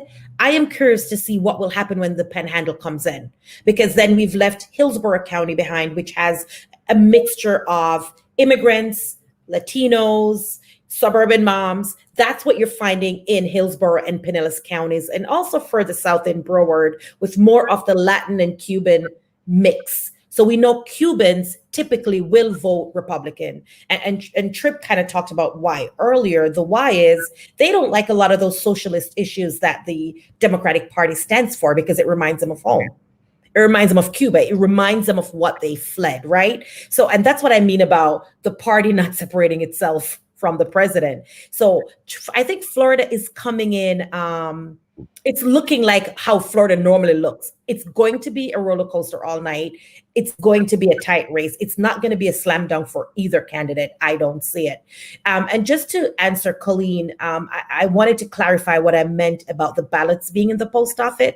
Post office, it just means one, the Postal Service has low staff, so they can't deliver as many ballots. We've seen a record over 1 million ballots, I think, were cast by mail-in votes. So now the post office has to deliver all those ballots. Some states will allow the ballots to be delivered later. In the state of Florida, if that ballot is not received by 7:01 p.m. this evening, it is not good. So that's the point I was trying to make earlier. All right, point taken. Tripp, are you liking what you're seeing so far coming out of Florida? I'm absolutely loving it. I think it's right where it needs to be. It kind of went back to my other points that I made, in the fact that, these bigger cities like Jacksonville and Duval, or Tampa and Hillsborough, or Miami and Miami-Dade County, you're going to see those big turnouts in those metropolitan regions. However, the gentleman made a great point on CNN, the fact that those smaller counties do add up. So in the aggregate, you will see it balance out, especially in the Panhandle. It'll balance out Hillsborough and Miami-Dade. So at the end of the day, it's going to be a roller coaster. It's going to go back and forth. But ultimately, I think Florida pulls it off just because of the sheer amount of votes. It's going to be by a very low margin. But you are going to start seeing some of those votes come in after the 7 o'clock deadline. So it's just one of those waiting games right now. And Florida, like what Attorney Winter has talked about, it's definitely going to be one of those states that's going to be hotly contested even after the fact, because you are going to see issues with the post office, with the early voting, with the absentee ballots, and things are going to come in. You're going to see votes being counted. And that's why these things lead to legal battles in courts. And that's where it's really important to know that the Florida senators are Republican. The Florida governor is Republican. So it kind of does help the Republican Party in the fact that when the court cases do come to fruition, Governor DeSantis is definitely going to be vetoing the determination made by the Florida Supreme Court. And so at the end of the day, I'm not too worried about Florida. And that's why these are the things that are underlying that most people don't see. Most people just say, oh, okay, we won because of the vote, but they don't understand that sometimes the legal battles after the fact, or the fact that the way the bureaucracy of the state of Florida is, it's run by a Republican administration and Republican senators, which does give it a little bit extra push under an incumbent Republican president, under a Republican Supreme Court. And so at the end of the day, you're going to see all these factors be a big influence in how Florida turns out with respect to how the people have voted. So I'm actually looking at the Virginia right now, and that's surprising me, where Virginia is up 65%. I did not expect that. See it this early on at 65%. That's a pretty good thing for Trump. And I believe that Biden's probably underperformed there. Biden performed well in some of those southern counties. So it's still too early to tell, but the votes are coming in. And to answer your question, Junior, I'm comfortable at this moment with how President Trump is doing in the state of Florida, as things will change and progress throughout the night.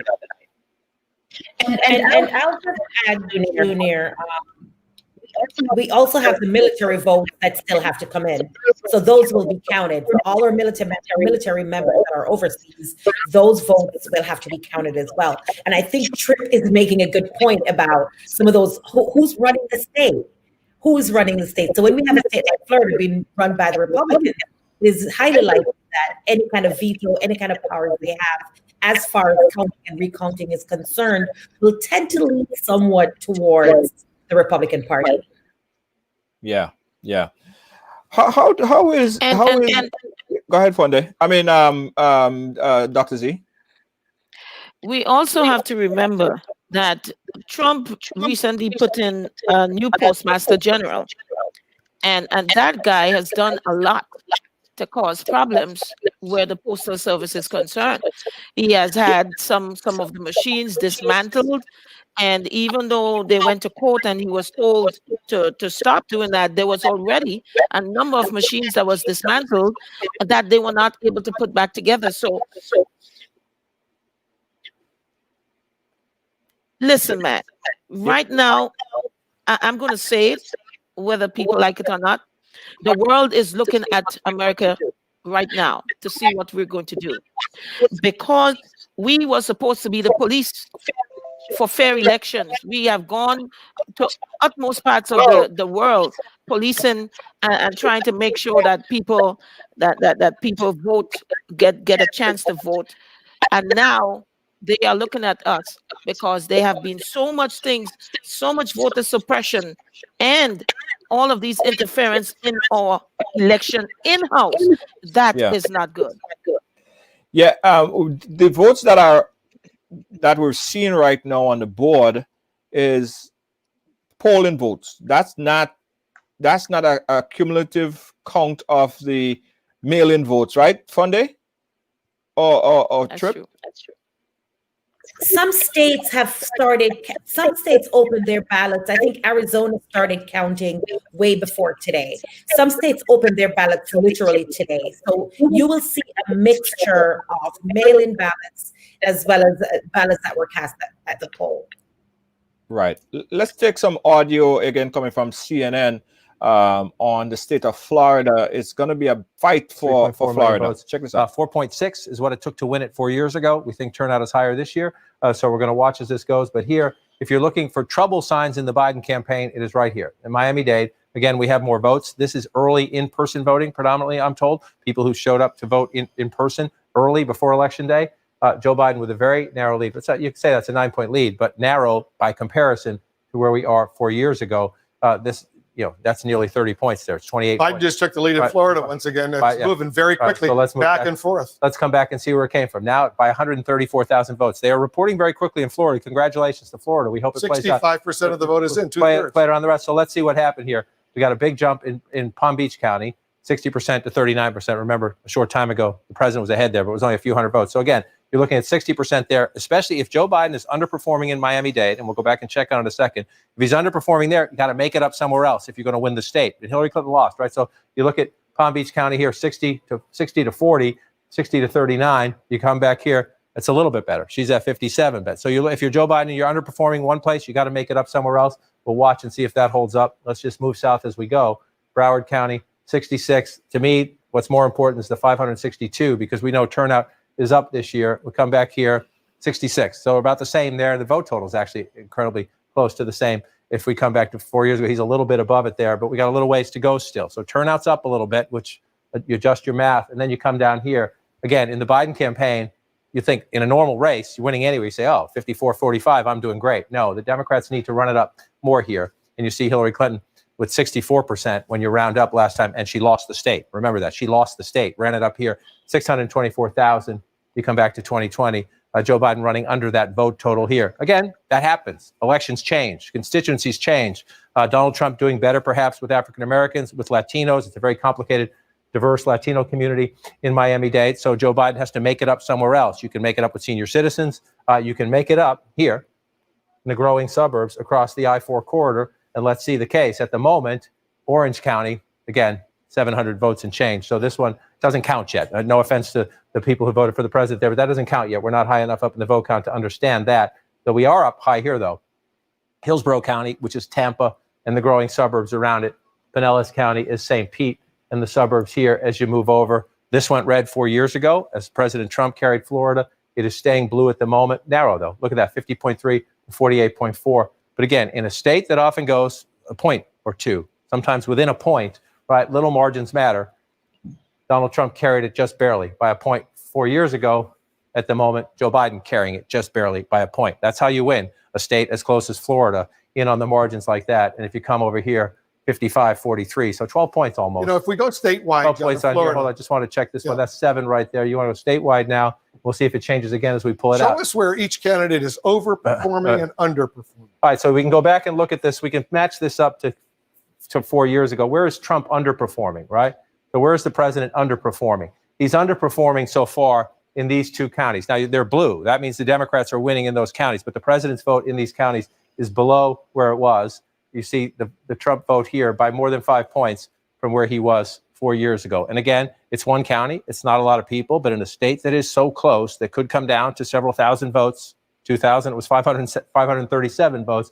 It's one of the things you look at. So you pull that out here. And so right now, this is, if you look at this, actually, we expect the president to underperform in the suburbs. At the moment, we're not seeing it in dramatic ways. We'll watch this as more votes come in. And so where is Biden underperforming?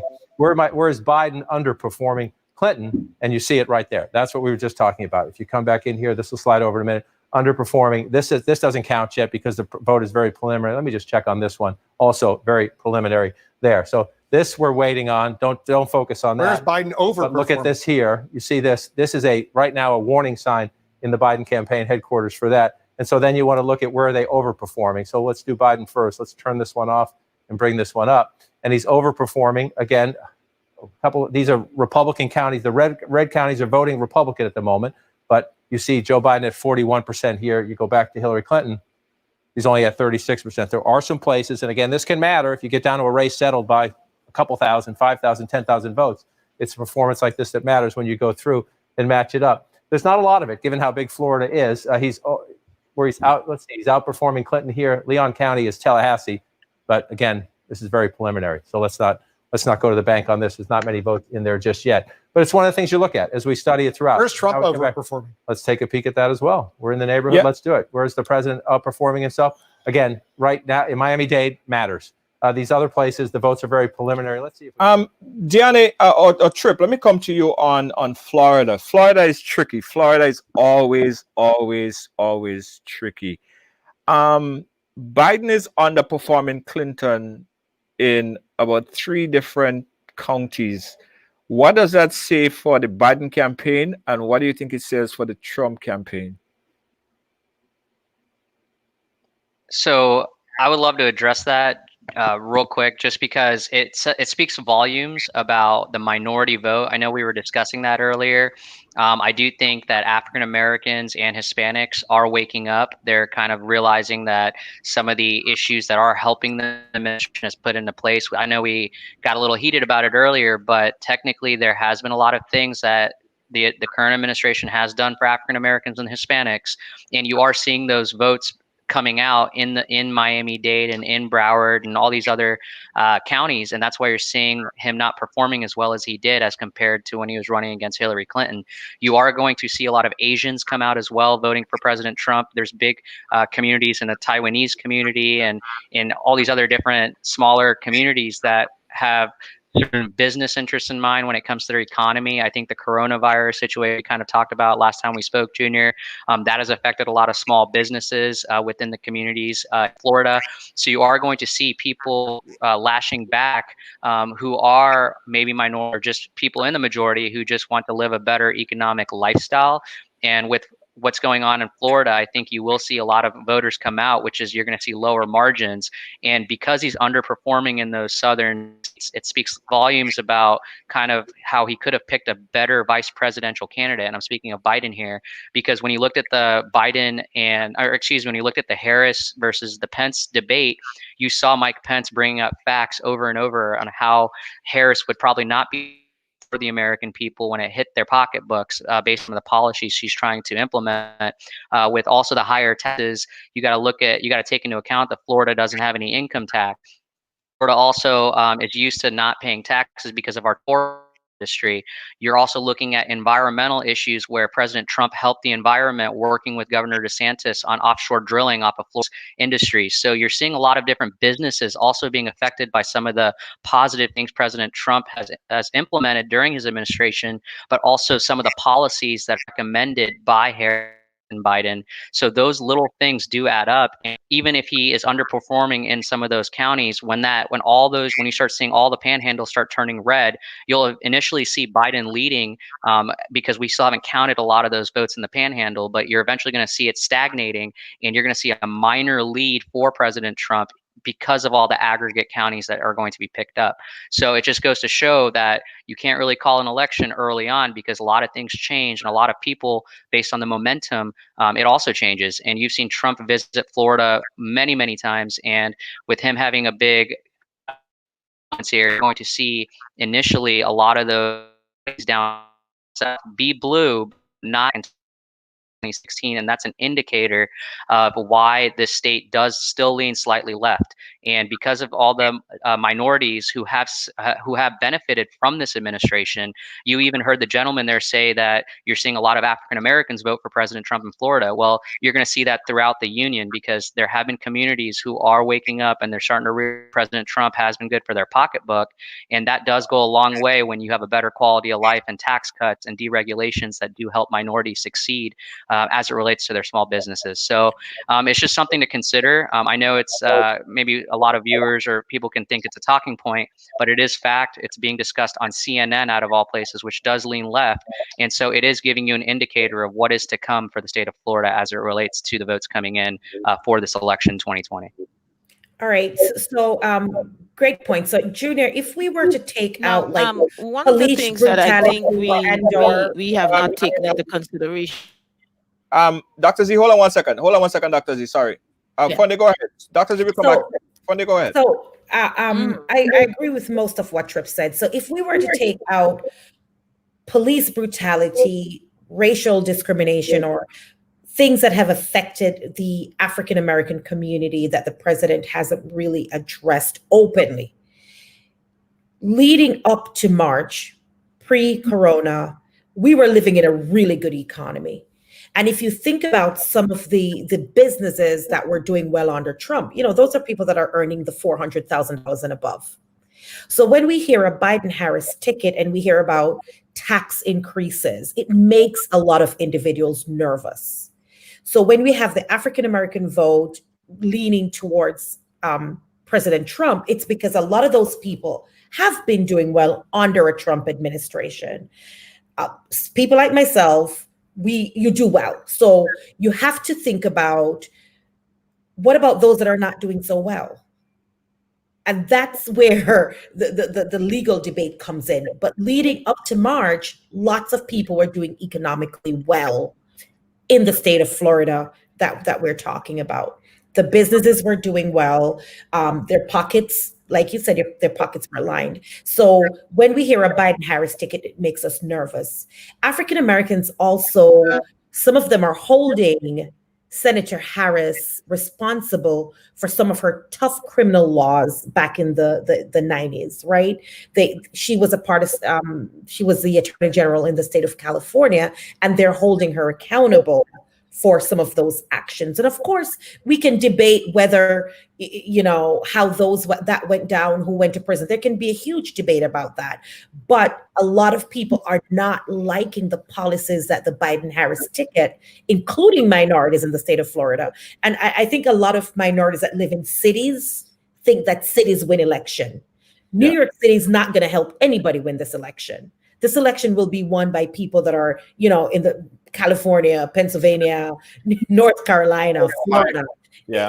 Right. It's not going to be New York City. Right. Yeah. The numbers, as the numbers are coming in, I'm sort of, as a Democrat, I'm sort of antsy because I'm seeing the numbers in Miami-Dade County is not running up as high as I would expect it. I know that there are a lot of Cubans. I know that there are a lot of Caribbean people, a lot of Cubans, a lot of Hispanics. But what about the Caribbean? What about the Caribbean votes in Florida, in Miami-Dade, that general area? Do we find the Jamaicans, the Grenadians, the Trinidadians voting overwhelmingly for Trump in those areas or for Biden? I think we're going to see a mixture. We're going to see a mixture. I know first generation Caribbeans might lean a little bit towards the president.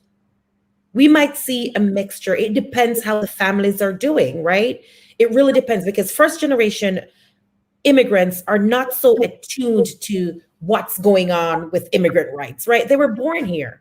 So when you try to have a conversation about, there's people waiting in Mexico, it doesn't resonate as it would with their parents. And so they're looking for, they're not as affected with certain things that affect the Caribbean community. So I could see a lot of first generation potentially voting more, even the Latin Americans, first generation, they're going to be voting for the president, right?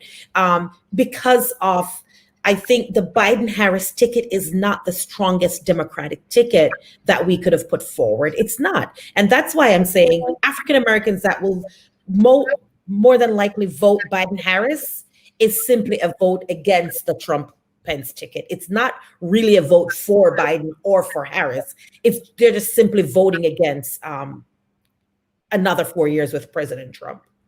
Okay. Dr. Z, you were going to say before you got cut off earlier. Go ahead, Dr. Z. Unmute. One of the things that is in serious play here that we have not talked about is the evangelicals, the church factor of it. And that is one of the things that's in play. Not only the evangelicals, but the nationalistic people who identify with Donald Trump. And because of that, in Florida as well as in some of the suburbs and so on, a lot of the suburbs, you have a lot of evangelical, especially the white Evangelists, because the majority of them identify with Donald Trump and his nationalistic approach. So that has a little bit going on also. I'm concerned if the people in Florida are more concerned of the economical standing, if they have a job, than their health and coronavirus. Yeah. And that is a big question. Are they more concerned that today they may have a job than they may die tomorrow from coronavirus? Funde, what's your read on Florida? I don't think it's that simple. I don't think that's how it's looked upon. I think there were polls that ranked people's level of interest, and the economy ranked number one. I think coronavirus was probably number 3, if I'm not mistaken. So I don't think it's that simple about their health. I don't know that a Biden-Harris ticket is going to save it from coronavirus. That's not the connection I am making, and I don't think it's a connection that a lot of people are making. A Biden-Harris ticket, there's still going to be coronavirus. I think what people are more concerned about was how the president handled the pandemic, not so much whether Biden-Harris can save us. It was more of what could the president or what should the president have done in March? Should he have closed all the borders? Should he have said mandatory masks? Should he have kept the CDC fully funded, fully employed? So I don't know that in the state of Florida it is as simple as they're not concerned about their health or coronavirus. I think the economy ranks number 1 in the state of Florida. Yeah. And I guess the economy ranking number 1 in the state of Florida, Trip, that's good for you. That's good for your candidate. Well, I would actually say it's good for the American people. It's good for everyone who's interested in putting food on their table. It's important for people who want to live a lifestyle that makes it easier on them when they were working long hours and 9-to-5 jobs. That extra dollar, that extra $20 because of those tax cuts, whatever it may be, is going to help not only Floridians but the American people.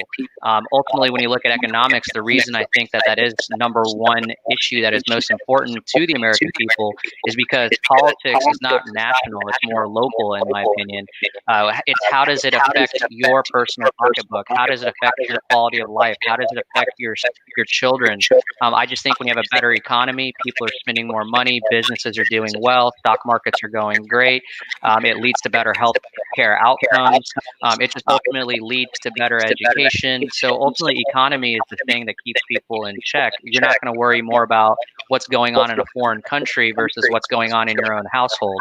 And so that's why I think for most Floridians, with people who are moving down here from other states who want to retire here and live a better lifestyle, and we don't pay income taxes because a lot of our tourism funds a lot of the expenses that we have. So at the end of the day, it's not only good for me. It's not about me. It's not about Trump. It's about the American people. And I think that's what Trump has consistently stated was that, look, under past administrations, you've never seen such a boom in the economy. And I think that with this current administration, people are willing to, I know this is probably a bad way to say it, but deal with some of the rhetoric and things that all the antics that he sometimes does do, because they personally are living better lifestyles and are probably wealthier and better off than under an administration like the Harris-Biden administration that would rather have more regulations. When you have more regulations, it's tougher for small businesses. When you have higher taxes, people can't spend as much. You drive out businesses to go to other countries. When you do that, it impacts our geopolitical power in the world. It brings Chinese goods into America that are cheaper because now people don't want to pay the higher taxes. And so it really does affect a lot of other factors, and it's very important to American people. And at the end of the day, I think that's what Floridians are realizing. I think that's what immigrants are realizing.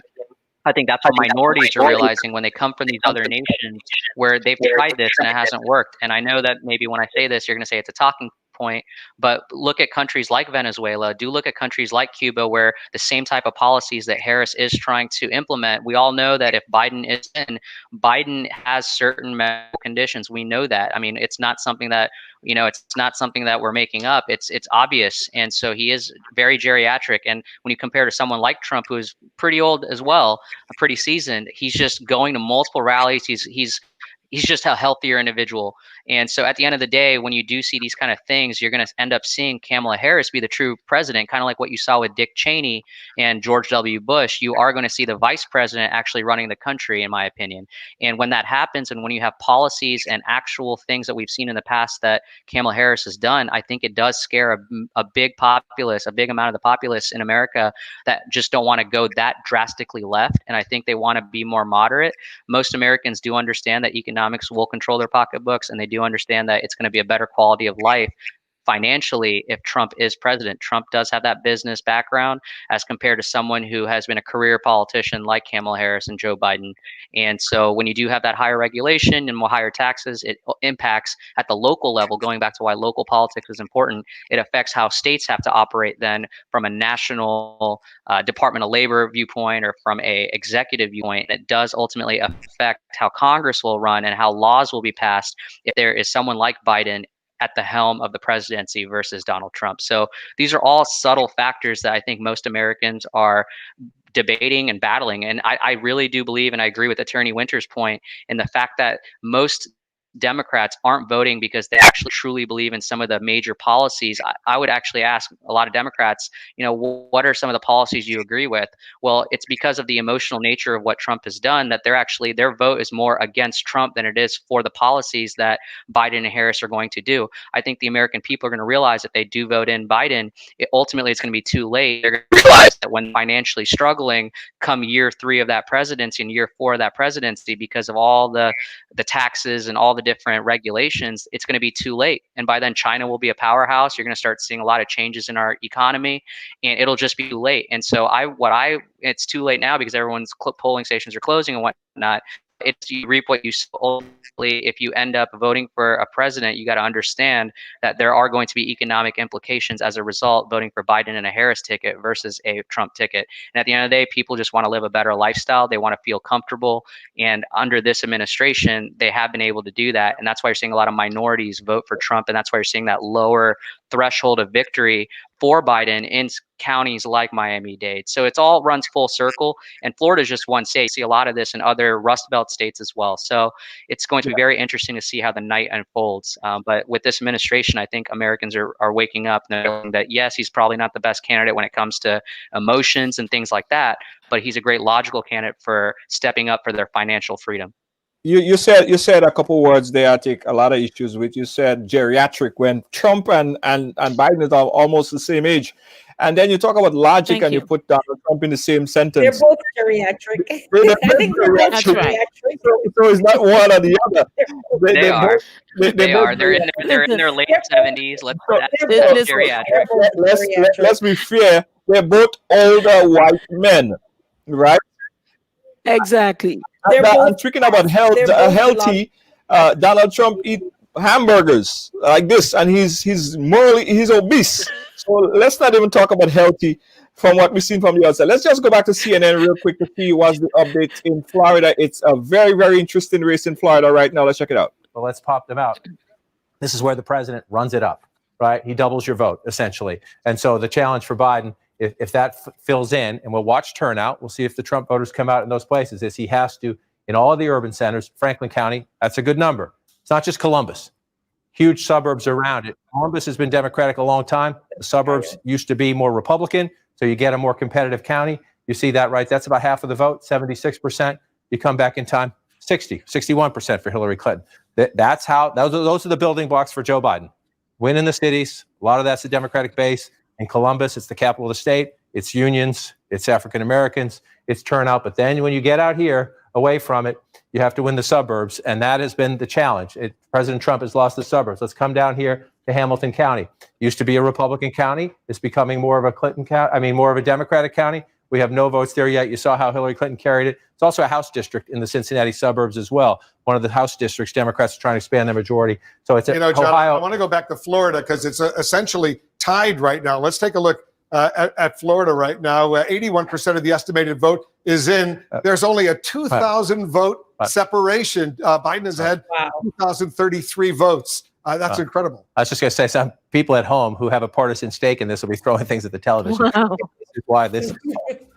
Look at this. This is Now, more. Trump has just gone ahead by 18,000 Now votes. Trump has gone ahead by 18,000 votes. This is 4.6, 4.7. We're closing in on 10 million votes. We're above 9 million votes in the state of Florida. And we have a 49.6 to a 49.4. This is why elections are fun. And this is why Florida is, of all the states in the United States, one of the, if not the, ultimate battleground state. And so, again, let's go through it and take a look. We started earlier in Miami-Dade.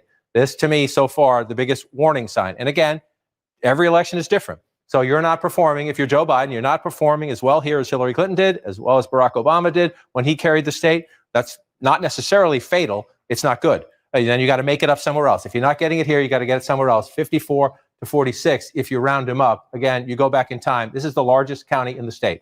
There are more people here voting than anywhere in the state. Hillary Clinton thought she did the job here 4 years ago. 64%, 624,000 votes. Joe Biden right now, 560,000 votes, only 54%. So that's a problem. It's a warning sign in the Biden campaign. Not insurmountable, because you come up here, can you make it up? This is number 2. Broward County. Miami-Dade's number 1. Second largest. This is this is the second largest county. You're at 66 with 562,000 votes. You go back and look at it. So you're running ahead of Hillary Clinton if you're Joe Biden in the count. In the count, turnout is up this time. So that doesn't necessarily mean it's enough, but you're running ahead there. And then you come up here to Palm Beach County. The third largest. Get it to come up. 1, 2, and 3 are right there. 1, 2, and 3 are right there. 58 to 41. If you look at it there, 391,000 votes. Joe Biden, again, exceeding her total, and right now at the moment exceeding her percentage. So that's a good thing there. So those 1, 2, and 3 are right here along the coast. And then you come up from here. Here's where you find number 4. That's Hillsborough. That's Tampa. It's Tampa and the suburbs around it. Again, I just said this in Ohio, and I'll say it again here. The suburbs decide close presidential elections. President Trump narrowly won them 4 years ago. He's been losing them since. Nancy Pelosi is speaker because of the suburban revolt against Donald Trump. The question is, does it continue from 2018 into 2020 in places like this? 53%. You see that's about, you see 300, 352, so you 52,000 votes, right? In a place like Florida, if you're not doing as well as you want in Miami-Dade, you got to run it up somewhere else. There are some votes there for you. Much closer, 45, 42. And And then you come over here. This 4 years ago, it's a big victory for Donald Trump to turn this county. Democrats got swamped in election day turnout. At the moment, they're holding this 91%. And again, not by much, 49.6 to 49.0. The question, that's a little bit of math. 3,000 votes. You take everything you can in a state like this, you get the votes. And so then you come up here, and now we're waiting, right? The Panhandle, this is the later time zone. We're waiting for votes out there.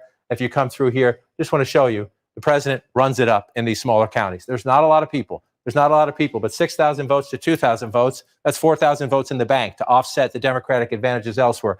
That's what the president did 4 years ago. It looks like he's doing it in some of these places again. The issue is, as you get to the more populated counties, let's see if we have much votes. Earlier, we didn't have many votes. We still don't. This is a plus for Joe Biden. We don't have many votes out of Leon County yet, but that's Tallahassee. And then you move over here, watching this all night to see if it switches. Duval County, again, sorry for the broken record, the suburbs, Jacksonville and the suburbs around it. Joe Biden at 51, the president at 47. If you go back in time, Donald Trump carries Florida 4 years ago narrowly, in part because he won the suburbs narrowly there. So, Wolf, as we watch this play out, I just want to come out to statewide and look. The president of the United States, 2,994 votes ahead in a state that has cast more than 9 million ballots. Incredibly close in Florida right now. Voting is about to end in 16 states and the District of Columbia. Guys, the Panhandle. I know we spoke about it, but that Panhandle area right there, does it normally go Democrat or Republican? Hold on, Fonde. Yeah, go ahead, Fonde. The Panhandle typically goes red. Trip, that was your hometown. But the Panhandle is very rural, farming. Typically, we can say the Panhandle. They vote almost like Alabama because the Panhandle kisses Alabama. So that's really deep south. I could see the Panhandle leaning towards President Trump. Right. So we have some announcement there. DC and all of those states for Biden, it was expected, right? They just flashed it up on the screen. Oklahoma goes red as expected. DC, what was some of the other states? Vermont. Let me see if I could pull it up. Did you guys catch it? The states that went for Biden and the states that went for Trump? Yes, that was Delaware, and that is like his home state. So you start, or Pennsylvania is originally, but yeah, Delaware and all those New England states are probably going to go to to Biden. But you're going to see all the Midwestern states slowly going towards Trump, and that's where the Rust Belt is going to be very important because most states will go out like we normally think they'll go. However, some of those states like North Carolina, Pennsylvania, Wisconsin, especially with all the, like what Deani was talking about earlier, Attorney Winter, about some of the police brutality and things like that, all that up north, along with the unions that you're going to start seeing, because sometimes people vote when they're part of the union in Michigan and states like that. I believe he loses Michigan because sometimes the unions are so strong up there, and they're usually Democratic strongholds. And when the union tells them to vote one way, they usually do. However, what's interesting is President Trump got the police unions all to back him. So all those union votes for the police are going to counteract and keep in check a lot of the blue collar unions that you're seeing in the automotive industry and things like that. So it's going to come down to the wire in a lot of those Rust Belt states like Illinois, like Indiana, like Wisconsin, like Michigan. And so that's where it's going to be very important. But then you're also going to see developments in Iowa and in places in the Midwest that are going to balance that out as well. So ultimately, it comes down to those suburbs. It comes down to the woman vote. It comes down to kind of those minority communities. And all of that's going to be very close. I'm still surprised about Virginia being 58%. Virginia has traditionally been a Democratic stronghold, especially being near D.C. It is still too early to tell, but to see that much of a jump in Virginia is something that I see as very surprising and something I did not expect. So if y'all see certain states that don't stick out, I'd love to hear it. I'm very surprised at Ohio. Biden is leading in Ohio by double digits. That is surprising. That and we all know that if Biden wins Ohio, game over. Game over. And he has been called. Delaware is called for him, and the District of Columbia called for him. Okay. Biden. All right. Let's go back and get some audio. Deani, you wanted to come in right here with Ohio? I just want to say Ohio is surprising. It's the Midwest was my home for many, many years, and I remember back in 2008 when the automobile industry went down. Ohio, like Michigan, too, suffered. So I am a little bit surprised at Ohio. Yes. Yeah. So far, again, Ohio is a very important state for the Trump team. No Republican has won the White House without winning Ohio, and is one of his narrowest path to victory. Right, narrow path to victory. We've seen that he's barely leading in Florida, and even if he wins Florida, Yeah. he still needs to pick up Ohio. Ohio with its 18 electoral votes, Florida with its 29 electoral votes, New York with its 29 electoral votes as well. And it's very, very important. It's one of the most important path to victory for Donald Trump. Chip, could you see any other path to victory if the president lose Ohio?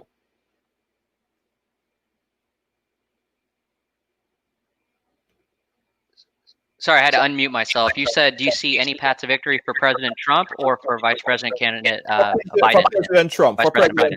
For President Trump. If he loses Ohio, yes. Is there any other path to victory? If he loses Ohio, yes, if he loses Ohio, he is going to obviously have to make up those votes somewhere else, and that's where winning Michigan, winning Wisconsin, winning Pennsylvania are going to be very important. I would say he would have to win at least 2 out of those 3 just to kind of stay in the race. If you lose Florida, it's definitely game over. But definitely with the amount of electoral votes that are up in the states, if he does lose Ohio, he has to at least get 2 out of those 3 states of Wisconsin, Michigan, and possibly even Illinois or Indiana. And so usually you see Indiana go red. Usually we'll see Illinois go blue.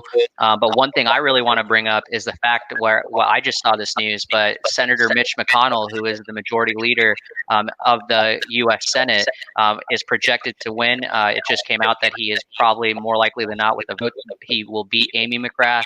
And that really does have good implications for the Republican Party as well, because he maintains his majority position as a Senate majority leader. In Kentucky, over let's just check the audio right there. A key race projection. 270. Biden has 30. Trump has 26. Once again, 270 needed to win the presidency. Let's get a key race alert right now. Here are 5 battleground states right now where Biden is ahead. Let's start with Pennsylvania right now. Only less than 1% of the vote is in, but Biden is ahead by nearly 40,000 votes, 79.9% to 18.8% for Trump. In Texas right now, 10% of the vote is in. Biden is ahead by about 226,000 votes, 58.7% to 40% for Trump. Let's go to Georgia right now. 10% of the vote is in. Look at how close it is. Only 453 vote lead for Biden over Trump, 49.5% to 49.5%. In Ohio, almost a third of the vote is in. Biden is ahead by 348,000 votes, 58.5% to 40.4% for Trump in Ohio. In New Hampshire right now, 5% of the vote is in. Biden is ahead by about 6,700 votes, 57.1% to 42.2% in New Hampshire right now. We got some more states right now. Trump is ahead in these states right now, beginning in Florida.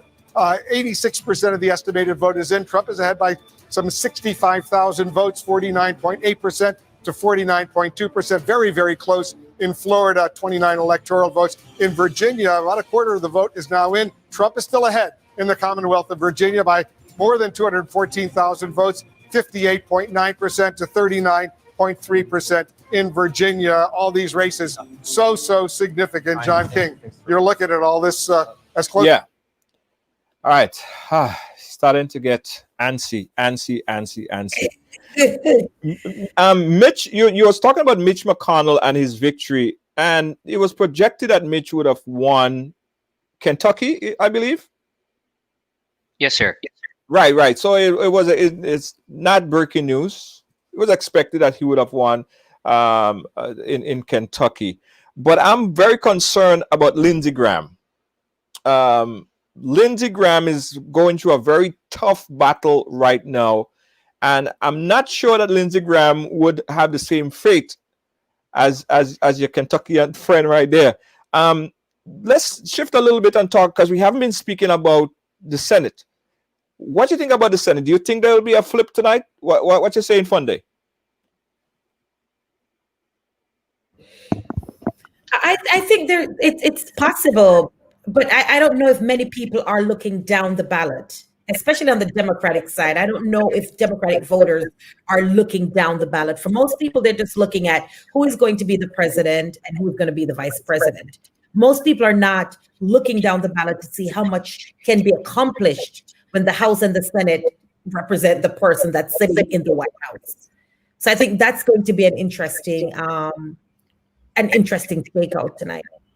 Yeah, I think it's very, very important because, I mean, even if Trump win the White House and the Democrat keep the Senate and they flip the Senate and they keep the House, they're in a good position. We're in a good position. And that is why I think it's important. I always say to people, when you go to vote, make sure you look all the way down the ballot, not just because even like you said, if President Trump were to take office again and the House and the Senate were Democratic, then at least, some of those policies, he would have a harder uphill climb for some of those policies that he typically and if I'm hearing a lot of echo, Junior, I'm really sorry if I'm talking slow because there's so much echo on my end.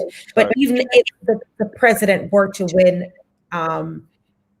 even if the president were to win tonight and the House and the Senate were to remain and go to the Democratic Party, then things would be a little bit more balanced, I feel. Yeah. I think it's important that we look at the Senate race, Trip, and a lot of focus have not been put on the Senate race.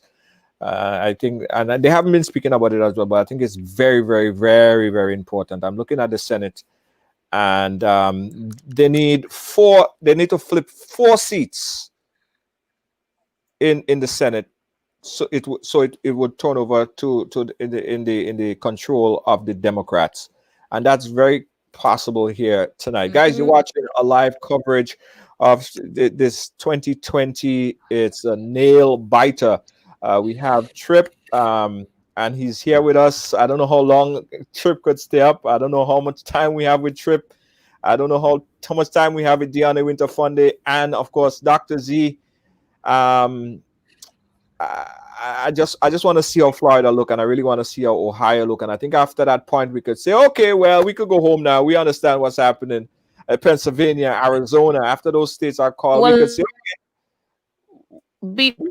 Before we go home, it's important. I know we were talking about the Senate and the House, but it's important. There's some people who really don't know that there are 3 branches. There's the executive, the judicial, and the legislative. Yeah. And so even if you have a Republican president and he does not have the Senate, the House, and the Senate, there isn't much that he can do. And so I'm just bringing this to the forefront because I know a lot of people are saying that as much. Yeah, Dr. Z, your audio, your video is your internet. He did not do as much because he did not have the Senate. Oh, yeah. Okay. Yeah, your internet was cracking. Are you hearing me better? Well, we're hearing you now, but it keeps going and coming.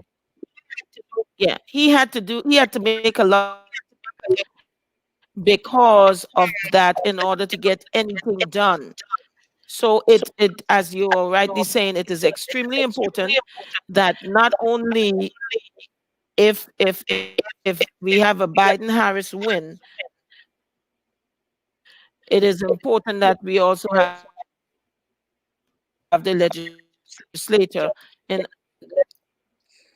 Okay, your audio keep cutting off. Dr. Z, 1 second. Let's go back and check out some more audio suburbs around from CNN. Blue right here, 63% for Biden, 60%. You might say that's not a big deal. In a state as tight as Florida, those little margins, if you can perform, again, especially if you're struggling in one place, you have to overperform somewhere else.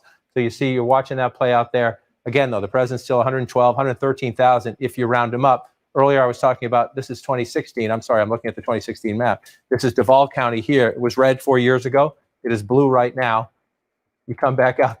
I'm looking at the 2016 total, thinking it was this year's total, because that's the way it always is in Florida. It's that close. 10 million votes are about to be cast. We're really close to 10 million votes, and 131,000 separates them right now. But Duval County is still blue for the Democrats, 51 to 47. That's the suburbs. Donald Trump makes it up in the rural areas. And then we're going to come across here. I just want to see where the margins are. One of the things you get at this point, Florida's returning so quickly, you're starting to figure out what's still out. Where can you find more votes? If you're going to make up 100,000, which is the lead right now, where can you get it?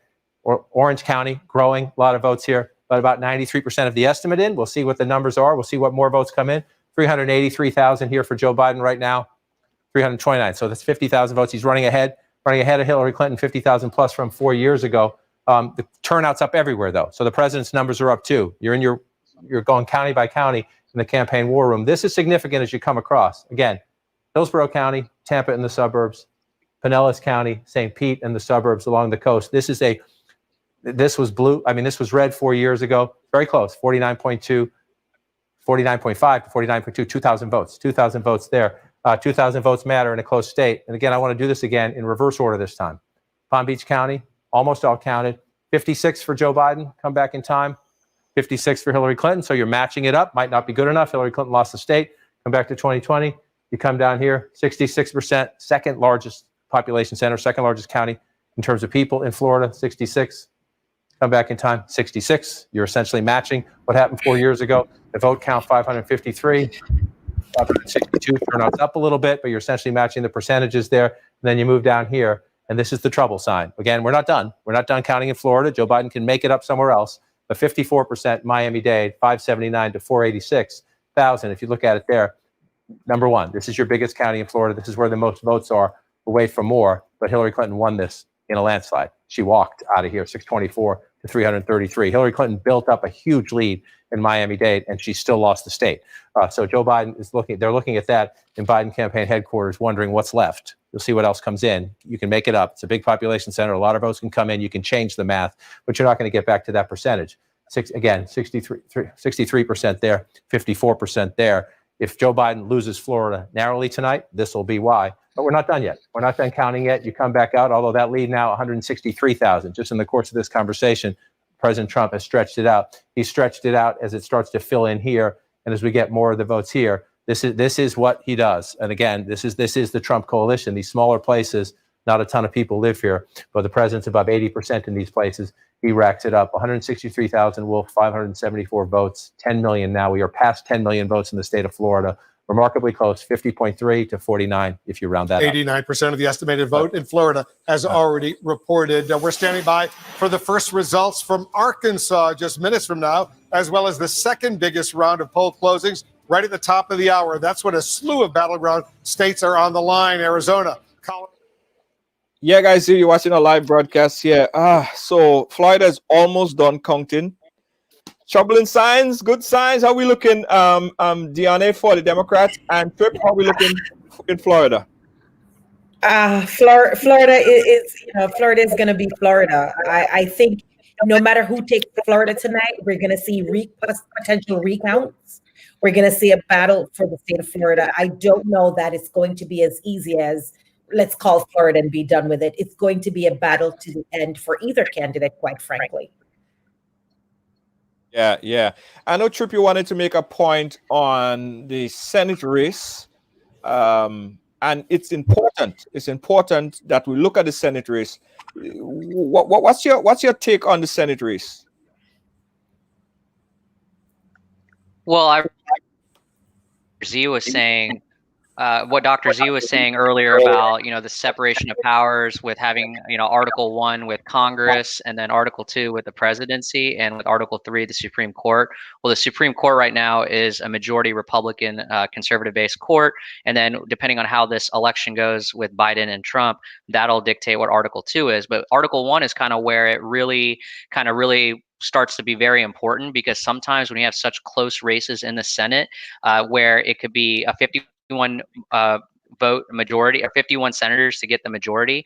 The vice president, if it's closer in a tie, the vice president, you got to remember, is the person who breaks the tie in a lot of these Senate type of votes. That's right. And what comes down to actually trying to work bipartisanly with, with the House if it's going to be split. Most likely, the Democrats will hold the House, and I think the Republicans will maintain the Senate. But if it gets really close, it's very important, because if there was a Biden-Harris presidency that was a win and a Republican-held Senate, you would see Kamala Harris being the person who would be basically trying to be the tiebreaker if it was a very close Senate. So it goes back to seeing kind of how the intermingling between separation of powers, but also how a vice president is also considered the president of the Senate. That could be like a tiebreaker. So that's something I think our viewers will be aware of, and why the Senate races are just as important, because it's separate and equal. It's two different branches of our government who hold each other in check through that checks and balance. So the Senate races are very important. And when you have a 49-51 kind of, a Senate win, that really comes down to be a very important factor when it comes down to policies that are created for the American people. And so I know a lot of the airtime is always spent on the presidential race because it's a lot more exciting for viewers. That's the way the media will kind of do it. But those Senate just as important, because it's basically the third of our government, and so it's definitely just as important. And when you look at these senators winning, you are seeing some outrageous types of spending being done by PACs and super PACs and all the people who are trying to get these senators elected, because senators do represent the state versus a representative in the House representing a specific district based on a census, based on a population. And so ultimately those Senate votes are state votes on behalf of the federal government, representing the American people, and the American people vote these senators in. So that's why we are a representative democracy. We're a republic in that regard. And so it's important to know that. And you see states like South Carolina that you alluded to earlier, Junior, where Lindsey Graham is in trouble. It's because Jamie Harrison has raised a lot of money to combat that. And that's what goes to show that there is a lot of dark horse money type being funneled into these Senate races, because that's where you can pick up a win and you can ultimately affect who gets voted on the Supreme Court. So in this Supreme Court with ACB, with the new justice that just was nominated and consented or approved by the Senate, it's important because you can actually have a Supreme Court being controlled by the Senate based on who wins that majority. And with Mitch McConnell becoming the leader of the Senate and winning that Senate race in Kentucky, he holds his spot usually traditionally as the majority leader in the Senate, who can then call whether there should even be a hearing, or not a hearing, but like a vote that comes to fruition for Supreme Court. So if the Democrats had controlled the Senate, you probably would not have seen ACB now be the justice. It would have been the same situation as what happened with Merrick Garland. So when you see this argument about the Supreme Court, it goes to show why the American people need to vote for their senators, because at the end of the day, they're the ones who ultimately provide advice and consent based on the president's nomination who that Supreme Court justice will be. And so these are just little things to kind of show how important, how our government works, and why these races are very important. And right now you're looking at states like Alabama, where you have a Democrat who's a Senator, Doug Jones, who won in a very red state like Alabama, who's at risk of maybe losing his seat. You're all at states like Arizona. You're looking at states like Georgia, where those races are toss-ups. States like Iowa, these are very important Senate races where, based on a couple 100,000 votes, you can win or lose a Senate seat, which can ultimately have drastic implications for the American people. So I just kind of wanted to quickly speak about that, just so you guys have an understanding regarding our judicial and our legislative and executive process. And I think those are important points to bring up. Thank you, Dr. Z and Attorney Tripathi, because I think a lot of people, like we mentioned, do not even look down the ballot. I mean, they'll check, but they're so focused on the presidential race. If you're just joining us, we're still talking about the road to 270, who is going to take it tonight. We just kind of broke down, Dr. Z did, and Attorney Tripathi did, the House and the Senate. And there's some key races going on out there. So that's kind of what we're just talking about. Which way will the Senate go, and what effects, if any, it will have on who takes the White House. Dr. Z, anything else to add? One other thing, it is so important to note that when you have a president who puts out a lot of propaganda and calls the legitimate news media fake news, that also affects a lot of what happens nationally, statewide, because you have a lot of people who really and truly believe that a lot of these stations like CNN and MSNBC and all of these stations, they give fake news. And that's something that the president has focused on from since he took office. And let me tell you something. When the man gets on there and says that he has a better plan for healthcare and that the healthcare that we have is going to be taking us into socialism, we have to be careful.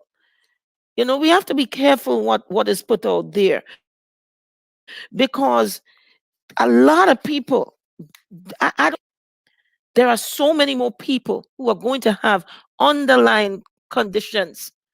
And if we don't have a healthcare system that takes into consideration that thousands and thousands of people are going to die, we have to understand those things. And it's a pity that we didn't have a forum like this before election. It's a pity that we didn't think about putting something on like this on before election instead of only election night, to really let people know how important these things are. All right, guys, this is the road to 260, and let's take some audio. 70. 270, sorry. I wish it was 260. This is where you go. And I think, Junior, at this point, it's healthy to say why 270. I think for our listeners that are joining us, why are we saying 270? Why are we saying road to 270? And Dr. Z has done a really remarkable job this evening of taking this Ride Along platform and educating our listeners, informing our listeners. Some people already know, some people don't know. Why are we saying 270? Junior, wish it was 260, because whoever gets 270 of our electoral votes tonight will take the presidency for the United States. Hence why we say 270. There are 538 electoral votes up for grab, plus I believe 2 for the District of Columbia, correct me if I'm wrong. And whoever takes 270 will win the presidency of the United States. We're looking at some key battleground states. Florida, for example, my home state, Hillsborough County, where I reside, where I jokingly say, if you take a left in Tampa, you're in Florida. We joke about that because we all think Tampa is Disney World, or Tampa is Miami, or Florida, Disney World or Miami, but you are in the deep South. It would not surprise me if President Trump takes Florida this evening. Yeah. Let's take some audio from CNN and see what's the latest on the battleground states. Of the vote. Just that some of these red states are going to be closer does tell you something. There's a competitive Senate race there. We'll see how it plays out when we get more votes. Let's keep going down. Ohio is still blue. I was going to go south to Florida, but Ohio is still blue. I just want to check on it. About 40%. That's where we were last time. 55. There's a lot of, not as many, though, rural counties to fill in here. And we'll just pull out to the map and we look just really quick. Florida, still close, but the president holding that lead there. Georgia, still close, ways to go. Long way to go in the vote count in Florida. In Georgia, not as much to go in Florida. If you're the president, you're looking at 189,000 in Florida, and you're starting to feel a little bit more comfortable. 206,000 right now. 90% of the vote in Florida is in. Let's check in with Jake, Dana, and Abby. All right. Well, thanks so much.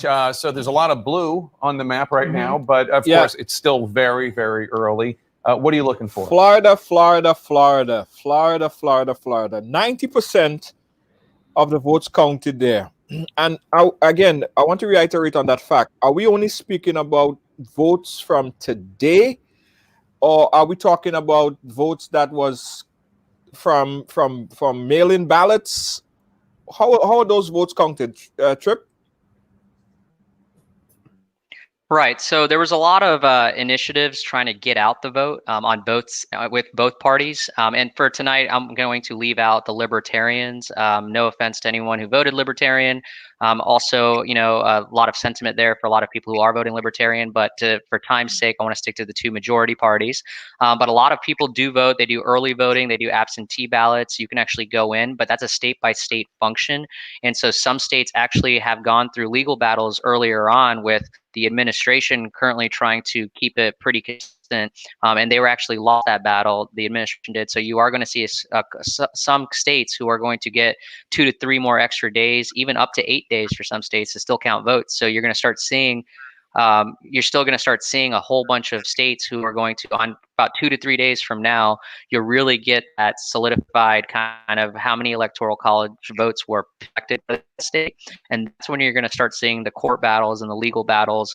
Hopefully we don't see the rioting and the looting that will come from that. But you're going to see a lot of social unrest. But we have to remember that at the end of the day, whoever wins the election, that is the president of the United States, and that we should unite as a nation. I think that's probably the best way to look at this. When we wrap this up, I definitely want to keep it positive. We may have differing opinions, but at the end of the day, once the selection is made, that is going to be the president. A lot of the times when I discuss things with my colleagues, things come up where they say, well, Trump's not my president.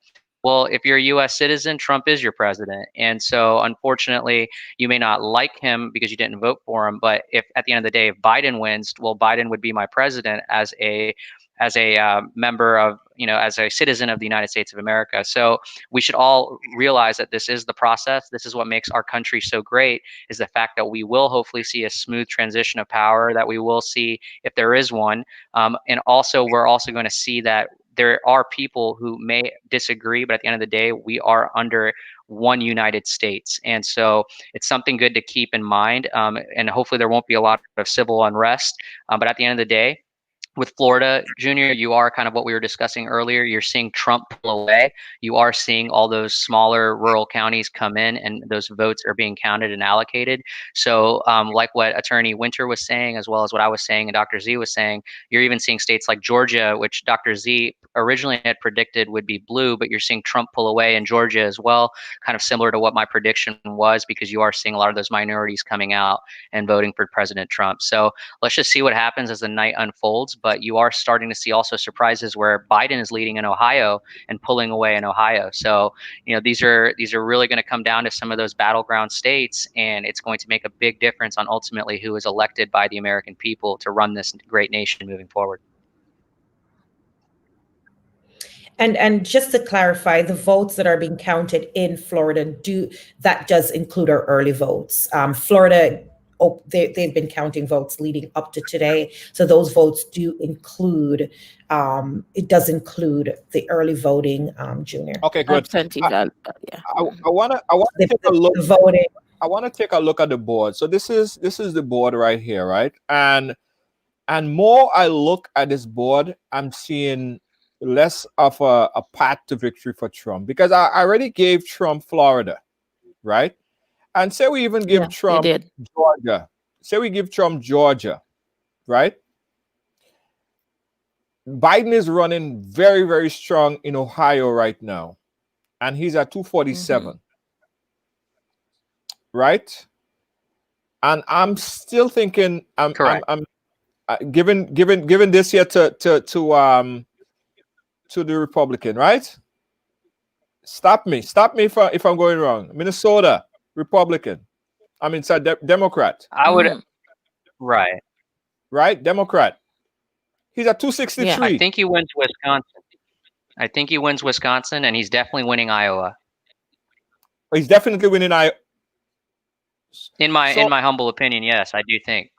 Okay, so Trip, that's going to be a very key battleground state as well. Trip, you understand that your candidate just lost. If you're telling me now that he's winning, he's doing very well in Virginia as well. So you got to count those electoral votes as well in Virginia. I know, right? So look where Virginia as well, and Virginia. Help me out right here. Above North Carolina. Okay, right above North Carolina. Yeah, I already gave that to Biden. So look here. Well, he's currently Trump's doing well in Virginia, I would argue, but Yeah, you can leave it blue if you like for now, and that's where it goes to show how it's going to be so close. He's at 269. He's at 269. We still have two battleground states that are not. He could go anywhere. He could go right here. Texas. I give Pennsylvania to the Democrat. Are you strong on Pennsylvania, Trip? What's your feeling well, on- right now Biden's actually surprised me in Pennsylvania. Right now, there's a lot of votes that were probably, votes that were casted earlier on, but you're also going to see as the night progresses, Pennsylvania kind of balance out, just like originally you saw Biden with the lead in Florida and states like Georgia. But as votes come in, you're going to start to see those states stagnate to a point where it's going to be very, very close. So I was actually overconfident on Pennsylvania and Ohio for Trump. So it's only the night can tell as we progress. But he's also surprised me in Virginia, which you still have marked as blue. But if you want to mark that as red, I mean, we could probably see Ohio and Virginia switching up. So it just kind of depends on how these votes come in. It's going to be a very tight race, which is why my original prediction was that Donald Trump would probably get about 272 to 278, probably 282 to win the electoral. But it's going to be very close. And because you're going to also see those three yellow states you currently have marked, you're going to see one of Wisconsin and Michigan will probably split. I think Biden gets Michigan and Trump gets Wisconsin. But we will only know as the night tells. Biden and then you also in Texas. let me give Michigan to the Republican. Let me give Michigan to the Republican, right? And Wisconsin to the I don't Democrat. think he wins Michigan because of the unions, but I do think he wins Wisconsin with all the civil unrest that's happened up there. So and I believe Wisconsinites are getting. Let's give Trump Wisconsin, and let's give Biden this. Biden won 285. Right. And, if this happens, and you gotta make New Texas Hampshire right now. Well, He's doing well in Texas Texas. will stagnate out. Texas, forget about Texas. Texas will stay red. I ain't even looking at Texas. Texas has come so close, and after it will I'd be change. surprised. It just shakes out. Well, Junior. Yes. Well, Junior, you can never discount Texas either, because a lot of people from I'd be California surprised. are moving to Texas. Right. And also that's why I went back to my original point where we have to win. Well, President Trump has to win 2 out of 3 of those Rust Belt states to win. So if he doesn't win Ohio, he's going to be in trouble. But if he can win Pennsylvania and not Ohio, but he definitely wins, because you still have Virginia marked as blue. So when you make that red, you're going to see Biden's count go a little further down. And that's where you're going to start seeing where it's going to get really close to that 272 to 278 mark. If you turn it red, you'll see how close it gets. No, look. I turned it red. Jump to 261. He won. That's Even 9 points away. Even Well, if that's we the thing. But even if we give Virginia to Trump, Biden's still at 272. So Right, and it's because if he loses Ohio, if President Trump loses Ohio, he has to get 2 out of those 3 Rust Belt states to win the election, and that's where it's going to come down to. He has to win Pennsylvania, he has to win Ohio, but if he loses one of those, he's going to have to win 2 out of the 3 for the Rust Belt, because of the sheer magnitude of the electoral votes coming out of California and New York. You're going to see a lot of those big states like Texas. If he loses Texas, he's in a lot of trouble as well. And what Dr. Z was alluding to earlier, right now you are seeing Texas lean a little blue, but it's still early on in the night. Right now it's only 8:40 Eastern Standard Time. You're still going to start seeing other states come in. And then around 1 o'clock this morning or maybe 11 o'clock at night, you're going to start to see a little more of a clearer picture on how this presidency will go. So it's still very young in the night. I like to not get too overconfident, too Don't prematurely. Beto. That's why I'm playing very conservative. Don't discount him, because he has a great influence. Great influence in Texas. Beto. Don't And discount Trump him. Beto, that's right. That's right. Obama won Texas.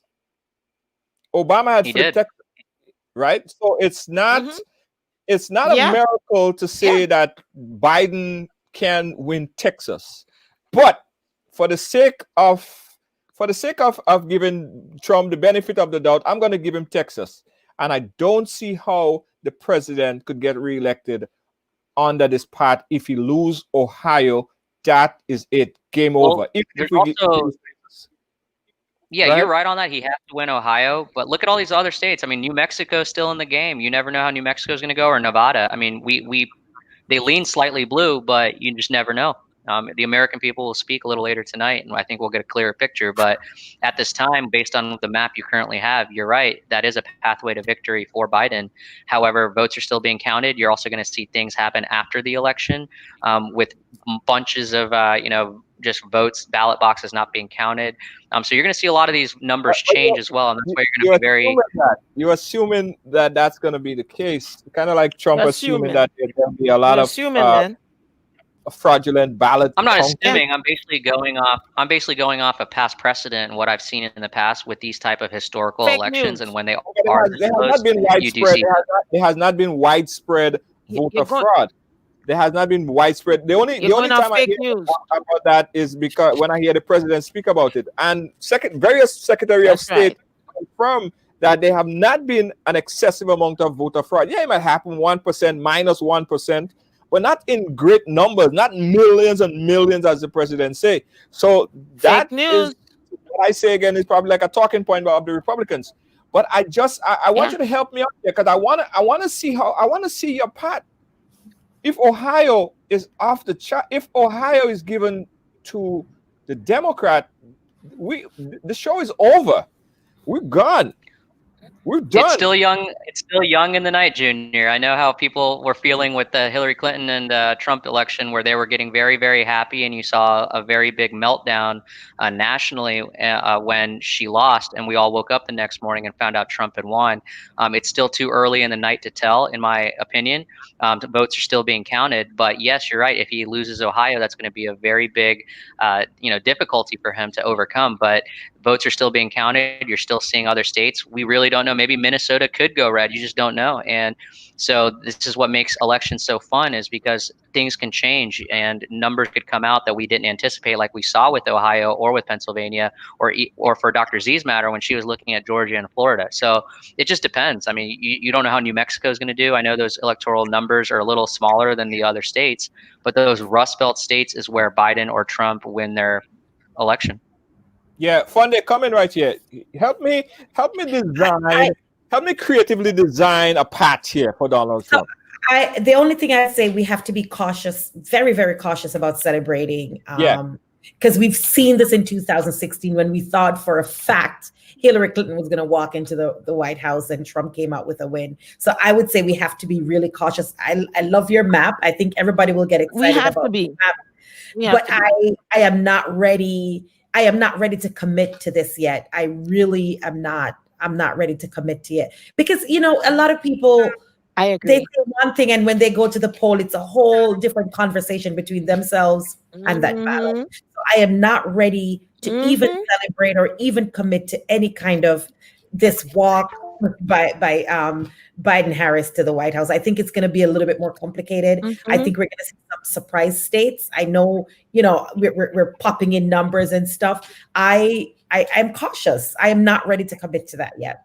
Let's take some audio from CNN and see where we are in Georgia, Ohio, before we can tally. Joe Biden is doing what he needs to do impressively, actually, when you look at these places, but we're not at the finish line yet.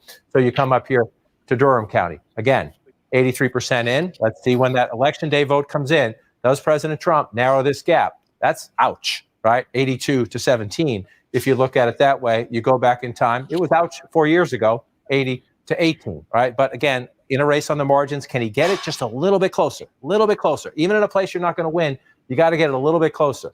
And then let's pull back out again. Number two, this is it. The Democrats spent a lot of time here. Wake County, second largest county in the state, one of the places that is growing again. You start in the city, you move out to the suburbs, 65, 33, 58, 38, if you round up for the president. Again, this is why it matters. But again, we have to see if it sticks, right? We have to see if it sticks. The Democrats got around the track with the early voting. Now we'll wait for the rest of the election day vote to come in. And one of the things you counter with, you see the open spots, the gray spots, right? These are the smaller, more rural counties. Let's just go back in time. We don't have anything there. This is where Hillary Clinton actually won Chatham County. So that's an opportunity there for the Democrats. If it comes in, we have nothing there so far in a place. Let's come back to 2020 here again. You come over here, you start getting between Asheville and Winston-Salem, right? This is an interesting area. The president tends to run it up in places like this. We don't have anything yet. You come back in time. This was a 68% county 4 years ago. So this is what you want to watch. When the rest of it comes in, these are smaller counties, so it's hard to overcome a big lead, 250,000 votes. When you're at 67%, you're starting to gets into the danger zone. But there's room. There's room on this map for the president to certainly narrow it. I want to check one more down here in Fayetteville and bring this out. Cumberland County, again, president did a rally here just the other night, 60 to 38, 6 to 40.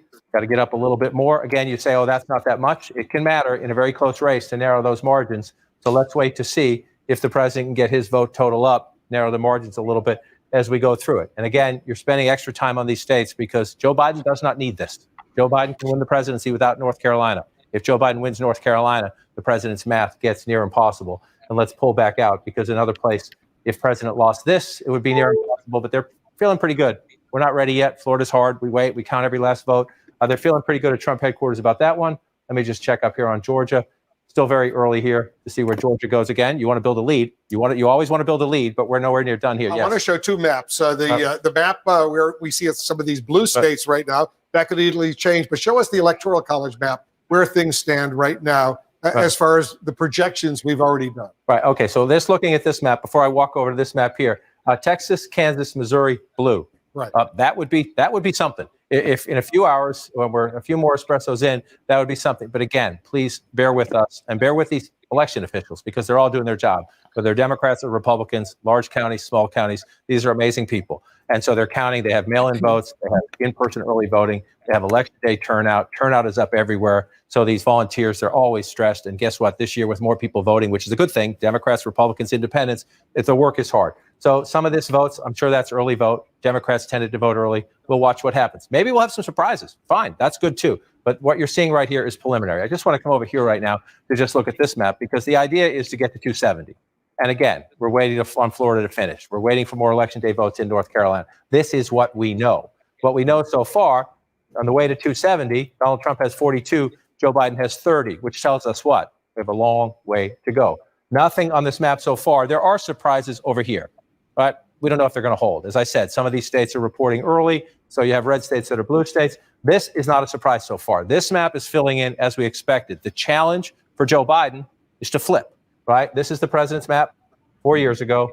Joe Biden would love to flip this, and this. If he flips two of those three and holds the Clinton states, he's the next president of the United States, and he's competitive. Joe Biden is in a whole lot of other places, including Arizona, maybe in Texas. We're going to watch. So I just come back over here. And again, this map looks, if you're a Democrat, you're celebrating this map because you're leading in Texas, you're leading in Kansas, you're leading in Missouri, you're leading in Ohio. Those words have not been spoken in a very long time on a presidential election night. And there's just be patient at home, though. They're unlikely to. It's unlikely to stand. Just pull out Missouri, for example. It's one of the more conservative states in the country. Joe Biden's ahead right now, but that's early voting. You come down to Texas. This one's more real. This one is more real. We're up to about 60% of the estimated vote. We have a ways to go. We know Texas is going to be more competitive this year. Can Joe Biden win it? Stay with us. We'll get through this. But so as you look at this map fill in, you have Joe Biden ahead by 216,000 votes in a giant state like Texas. And so you're looking at the map. Again, I just want to go back in time. Most of this is going to fill in red. Most of them are small counties, but it just adds up after a while. So the challenge for the Democrats is where you see the dots, where you see major urban areas, Democrats have to run it up. In the cities, the suburbs around them, a lot of growing suburbs in Texas. You look at Dallas, again, Democrats flipped a House seat here 2 years ago. They hope to build. They think they can even pick up more House seats here, down in the Austin area as well. 66% for Joe Biden right now. You go back in time, 61% for Secretary Clinton. That's where people live. That's what you want to do. Expand what the last Democrat did and grow. That's so far a building block there. Let's come back to 2020. Move down. Largest county in the state is right here. It's the size of Rhode Island. It would be the 25th largest state if it were a state by itself. Harris County, Houston, and the sprawling suburbs. More than 16% of the vote comes right here, right? There's been a lot of voting here. We know turnout was off the charts here. 789,000 votes for 56% in Harris County, Texas. You go back in time, 707,000 votes, 54%. So turnout is up. Joe Biden's percentage is up. Again, you're nowhere near the finish line in Texas, but those are the building blocks to be competitive and to maybe win. Democrats think there's a House seat down here. They could flip as well. So then you come down here, you come to the other major urban areas, San Antonio. The Latino vote matters here. You're in the city. Then you go to the suburbs, 59% for Joe Biden. This time you go back in time, 54%, 55 if you round it up for Secretary Clinton. The vote totals matter because turnout is up, 319,000 then come up to now. Joe Biden already approaching 400,000 votes. Turnout is up everywhere, which is a great thing. No matter who wins tonight, turnout is up, which is a great thing. And we hope that continues. You come down here. This is where Beto O'Rourke and others in Texas told the Democrats, you want to win the state? Yes, you have to be competitive in Dallas and Houston. Please come down here, try to turn out votes here. Let's see Joe Biden here. It's the 19th largest county, Webb County, 59%. Go back in time, 74%. So let's see, this could be a place where you're looking at the end of the night. Is this a place where Joe Biden underperforms Hillary Clinton? We'll watch that as we go through it. In Texas, again, a lot of votes to count. Wolf, or look in Austin as well. Williamson County above it, and Travis County here. Joe Biden running it up where a Democrat needs to, but a long way to go to count in Texas. And remember, it's not just about the presidency. There's a Senate race there. There are a couple House races there. Democrats think they have a chance to take back the House, the Texas State House. We'll see. A lot of business to do still. We certainly will. We're standing by for the second largest wave of poll closings just minutes from now at 9 Eastern when the last polls. All right. Texas. Is this really probable? Is this really look as if it's going to happen tonight, guys? What's your feeling, Trip? So I actually lived in Texas. I lived in Harris County. I lived in Houston, and I understand how Texas is. Predominantly, it's just going to be the same scenario, in my humble opinion, based on my experience being involved in the political process and actually living in that state.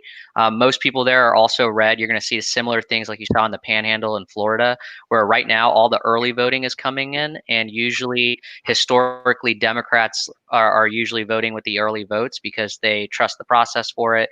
However, Republicans, you'll tend to see, are very worried about voter suppression and things of that nature. So you see a lot of those votes that were made that day of the election coming in at a later time.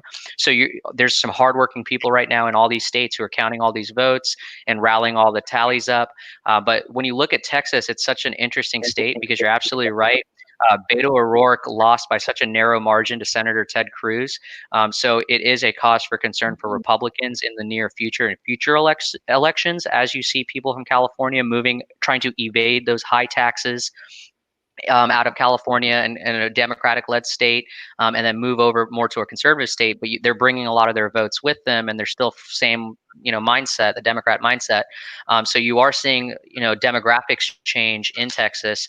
Another thing from an immigration standpoint, which I look forward to seeing what Attorney Winter will talk about, but those border towns there, kind of on the border of Texas, is very important. And not to steal your thunder, Attorney Winters, but just wanted to kind of talk about those border towns real quick. Yeah, I'm going to keep it real short, though, because I know you're going to go into it. But it's very important because what you see in Texas is it's a double-edged sword. You see a lot of people whose businesses are affected by immigration, positively or negatively. That all comes down to the voter. So they're going to vote usually pretty conservative based on how they feel border security should be. And then so that's going to counterbalance the Democrats who live on those border states, primarily large Hispanic communities who tend to vote along those border states very democratically oriented in how they vote. But then you're also seeing a subset of a subset of Hispanics who are kind of tired of what's going on down there, and they will vote Republican. So it's very interesting to see kind of the dynamics, kind of what's going down in South Florida and comparing it to what's going on at the southern border of Texas. And so I'll let Attorney Winter kind of speak more on that. But Texas is still, all those other small counties in the aggregate overall, very in northern Texas, closer towards Oklahoma and Arkansas, are going to vote red. And you will eventually see an early lead in Texas for the Democrats. But like I said, it's still too early to decide. But Texas, all those super rural counties are going to add up. And the momentum there for President Trump is huge. Trump has been there many, many times with his rallies and debates. The feeling is very good there for Texas, but those border towns and that southern border of Texas is going to decide kind of how close Biden gets to winning Texas. So just food for thought that I thought I'd bring up, that there's a lot of cultural context type things going on. There's a lot of things with our border security and a lot of things with immigration policy down there that could differ from someone who lives in the Rust Belt, or about manufacturing and things of that nature and fracking and things like that. So every state has their own type of interest in mind, kind of how we were talking about economy with Florida. Well, for Texas, a lot of it is border security. So that could impact the voter turnout. And like what that gentleman was saying, Wolf Blitzer on CNN, is that there is a large voter turnout. So that could be, which is unprecedented. So it could possibly change in favor for Biden, but something to just take a quick look at as the night progresses. And I absolutely agree. When you look at the towns like El Paso, San Antonio, where we have large migrant populations, that could go either way because residents of those towns are big on border safety, border security, right? So we could see some of those towns, of course, voting for President Trump. When we go to rural Texas, of course, that's going to be President Trump as well. As for the Hispanic votes, it's always intriguing to me because you'll have the Hispanics that will go either Republican or Democratic. Hispanics at the border, I could see them going more Democratic. All the Hispanics that are living in those border towns like the El Paso because they're very much affected, whether it's their husband that was deported under the Trump administration or a family member that was deported. So I could see a lot of those Hispanic voters or the wives of some of our immigrants that were deported. I could see them voting Democratic. Yeah. I think immigration plays a big role in what we're seeing in Texas. I'm listening to CNN there, and it looks as if the hold might be a bit strong for the Democrats for Biden in Texas, and I'm just watching it very closely because that's not even a state that he needs. He doesn't need Texas. Texas is like traditionally red gravy. It's traditionally red. It's gravy for him. He don't really as we saw on the map. He doesn't need Florida, and he absolutely doesn't need Texas. But he's running up the numbers in Texas, and they're close to 40 something, close to 50%. This have to be very worrying, and I know that you have to leave us in a little while, Trip.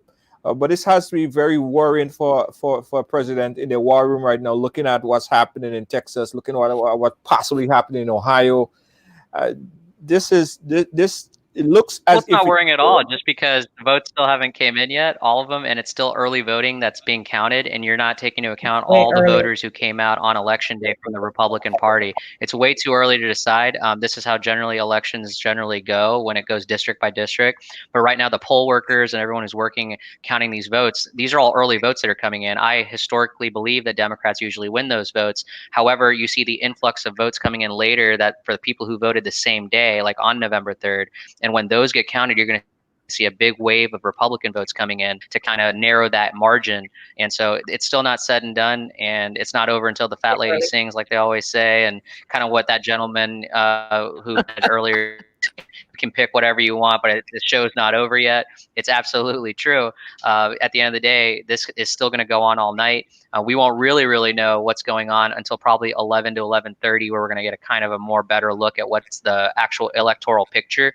You can look at maps all day and look at the popular votes being generated, but at the end of the day, it comes down to the electoral votes. And right now, if you look at the electoral map, Trump is winning the electoral vote 42 to 30, and all the votes still haven't even been counted yet. So just food for thought to see that, why we should not be celebrating too much earlier, because you just never know what could happen. Both sides could come in different states with a huge margin of votes, and we still haven't even calculated votes from the state of California and Oregon. So those you'll eventually see the Biden get a lead here in the near future once the West Coast starts shutting down their poll stations and that next wave happens. Then you'll start to see all the different Midwest states also voting Republican to kind of narrow that electoral map. So just things to consider. It's still very early, but let's see what happens. All right, thank you, Trip, and we thank you Listen, for joining. Junior. Yeah, go ahead, Dr. Z. Junior, let me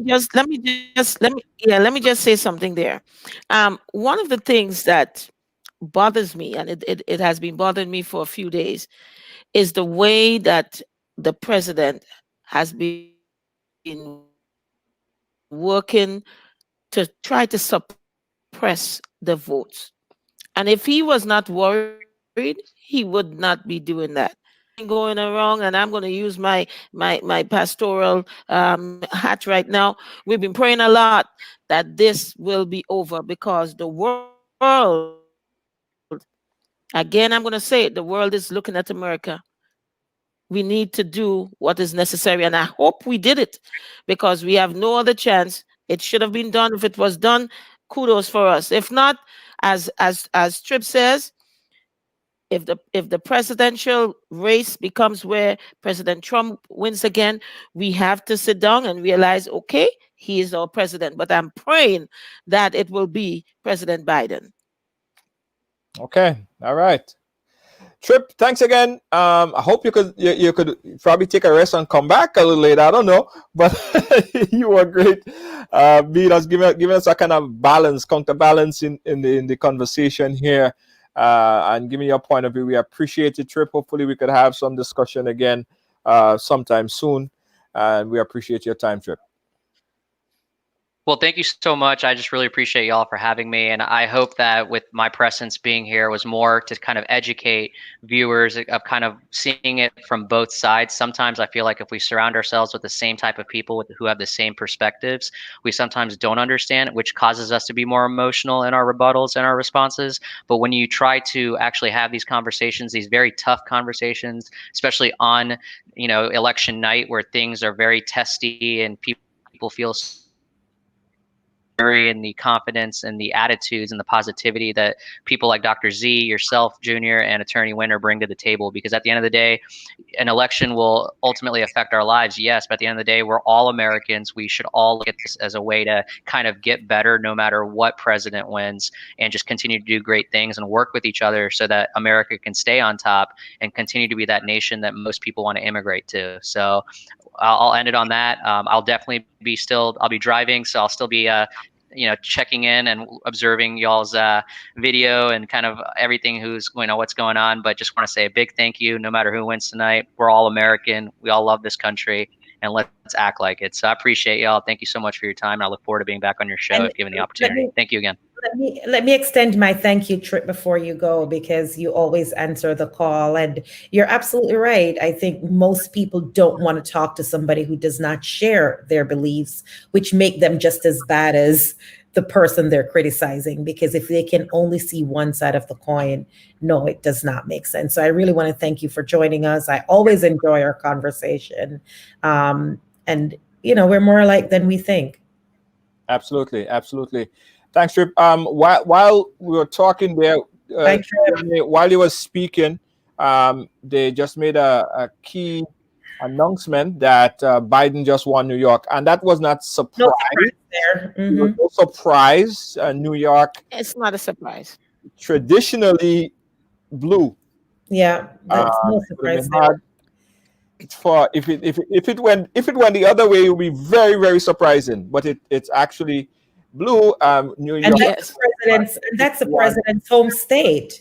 Yeah, well, former home state. Former home state. The president's former home state. Let's take some audio from CNN.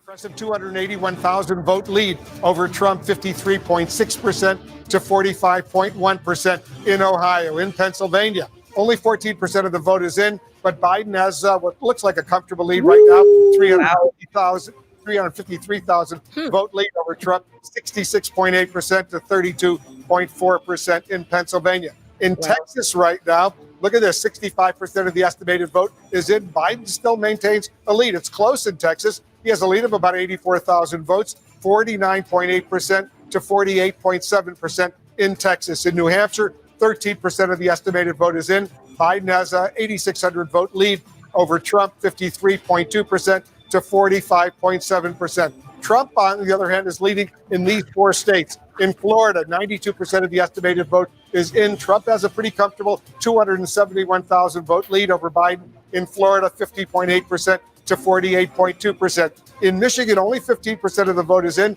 Trump is ahead. It's early there, 183,000 vote lead over Biden. It's early in Michigan, 59.3% to 38.4%. Almost a third of the vote is in Georgia. Trump has a relatively comfortable lead, 248,000 vote lead over Biden, 57.2% to 41.8%. In Virginia, more than a third of the vote is in. Trump has a nearly 300,000 vote lead in Virginia over Biden, 57.7% to 40.2%. Let's go back to John King. He's looking at the magic wall for us. It's a lot of stuff going on. You see a lot of red, but you see a lot of blue as well. It's an interesting map right now. So I'm going to go through some of the big ones that we're going to watch as we play out right now. And we'll start in Ohio, but then I just want to explain some of these other states that look a little different right now. And we'll see. We could have a different election night. We'll see. This is the big one for me, Ohio, and the more of this is starting to fill in, right? I just want to show you 2016. You see all this red in here. That's what you're looking for. Those are the small counties where the president runs it up. But as they fill in, Joe Biden is holding on to that lead. But we still have a way to go. About 53% here. But again, this is impressive, and it's somewhat, the Democrats thought this was in play. Joe Biden went there on Monday. Some Democrats were worried, should that time be spent somewhere else? But he went here. He went to Cleveland to turn out the vote right now. And again, we still have some more votes to come from Cuyahoga County. So if you're a Democrat, that's impressive. The question is, when the later votes come in, do you keep that margin? How much can you grow it? Can you maintain it? Because it's absolutely critical. By far, this is your number one vote center in the state of Ohio. You want to run up the vote. Again, I keep watching the suburbs here, are up to 61% of the vote. It's close. It's close. It's a moral victory, but it's also a little bit of the math, right? The Democrats want to expand in the suburbs. If you can pick up 1,000 votes anywhere in a place as tight as Ohio, you try to do it. So let's move out of Ohio. One place that's been red for a long time, people from home probably asking what's going on in the Commonwealth of Virginia. It has become more of a blue state. But look, the president has a healthy lead right now, 57%. That's not insignificant at all. However, I just want to make the point. This is where the votes are in Virginia. You come up here, Fairfax County, by far the largest county in the state, only about 15% of the vote in so far. So we're waiting on that. You come over here to Alexandria, also waiting for votes. So Virginia red at the moment, Wolf. A lot of places where Democratic votes are that we haven't received them yet. We'll keep an eye on it, though. It's an interesting night. Yeah, Northern Virginia, very, very critical in the state of Virginia. We have two more projections right now. CNN now projects that Joe Biden will win the state of New Jersey, will win its 14 electoral votes. Biden beats Trump in New Jersey. We have a projection in Arkansas. President Trump beats Biden in Arkansas. He will win Arkansas 6 electoral votes. Trump wins in Arkansas. Let's take a look at the Electoral College map where things stand right now. Biden is still ahead. He has 73 electoral votes as of right now. Trump has 48. Remember, you need 270 needed to win the presidency. 73 to 48 right now. The electoral map is obviously the most important. It is, and at the moment, it is filling in. Funday and Dr. Z, all of this stuff is what was expected so far, right? Predictable outcome so far. But Ohio, it seems like Biden is doing what he's supposed to do in Cincinnati, the high populated, densely populated area in Ohio.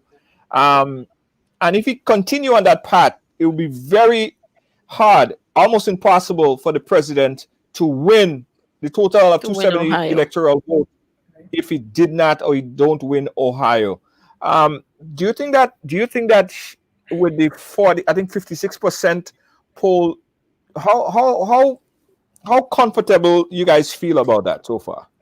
I think it's still too early to call for Ohio. I think it's still too early. It's way too early, Junior. It's way too early. I never get into the habit of calling these races so early. I think we may get a little surprise. We might get a little county in Ohio that has not been counted yet, that is predominantly red, that could kind of help swing some of that. So I think Ohio is too early to call. Yeah. And Texas still looking pretty 80-something percent. I think that might be, Mm-hmm. All right, let's open up the phone lines and take some calls. I said when it reaches where 80-something percent is counted, Yeah. 718-701-5720, guys. I want to get your input. Let's know where you're monitoring. I want to know where you guys are watching and where you guys are monitoring. What are you looking at? And what are some of your projections? And what are you seeing? What are you hearing? So this is the number that you could call us, 718-701-5720. That's live on air right now, 718-701-5720. We're going to be here to crunch the numbers. And we want you guys to stay with us and participate with us. Keep us up. It's going to be a long night. 718-701-5720. That's our number, 718-701-5720. Dr. Z, you're in Pennsylvania, right, currently? I think we just lost Oh, her. we just lost her. We just lost Dr. Z. Yeah. There Dr. she goes. No. I'm here. I'm here. You're in Pennsylvania, right? I'm here. How is it turnout? That's right. How is it turnout in Pennsylvania when you travel down the street? How people reacting? Are you seeing more Trump sign than Biden? How does it look in Pennsylvania? It depends on the area you go to. There are some areas where it's like pure Trump, and there have been some things going on in Pennsylvania where the people who put out their Biden-Harris signs, if they leave it out overnight, the next morning it's gone. So you have people having to actually take their signs and put it inside and then put it out the next day. It's crazy in Pennsylvania. It's crazy, but they're so. Look, I drove down the road today, and the lines, even though there were thousands, hundreds of thousands who had already voted, the lines that you see, that I saw today, with people there to vote, it was just astronomical. I'm like, where did all these people come from? It's really a battleground state, and I am hoping that that Biden wins his hometown. I really hope so. Yeah, and again, he doesn't need it. If he win it, it's addition, but he doesn't need it as much as the president It's a plus. needs Pennsylvania. And he was That's right. and he was in Pennsylvania today. Biden was. It was one of his last stops before he headed back to his home state of Delaware. So he did do a little swing by, a little drive by, I guess, in the hopes of getting some of those additional votes. So we'll see if with his two granddaughters. Yes. Yeah. Anthony DeRiggs is saying that keep our eye on Ohio, North Carolina. Biden is doing better than Hillary Clinton, but it's early. It's going to be a long night. And it's true. It seems in Ohio, he's overperforming Hillary Clinton 2016. A long night. Yeah. He's doing better than Hillary in 2016, which again, I think we could safely say right. call the show to an end, Funday, and if we see Ohio goes to Biden, end of the night. I'm wrapping up. I'm going to have lunch. Ohio, North Carolina. I haven't had dinner, you mean? Yeah. But we may Ohio and North Carolina, if we see them go. Yeah, that's it. Funday, what you were saying? No, I was saying I'm not so quick yet. Even if if the president doesn't take Ohio, I'm still not too ready to say it's all over. I'm not. I don't know why. I'm cautiously optimistic. Yeah, but we could go back to the map, right? Again, Let's go back to the map. I say that Biden is like in a restaurant with 10 different menus. So much to choose from. He could pick and choose. He could not eat chicken, he could eat fish. He could not eat pork, he could eat lamb or something.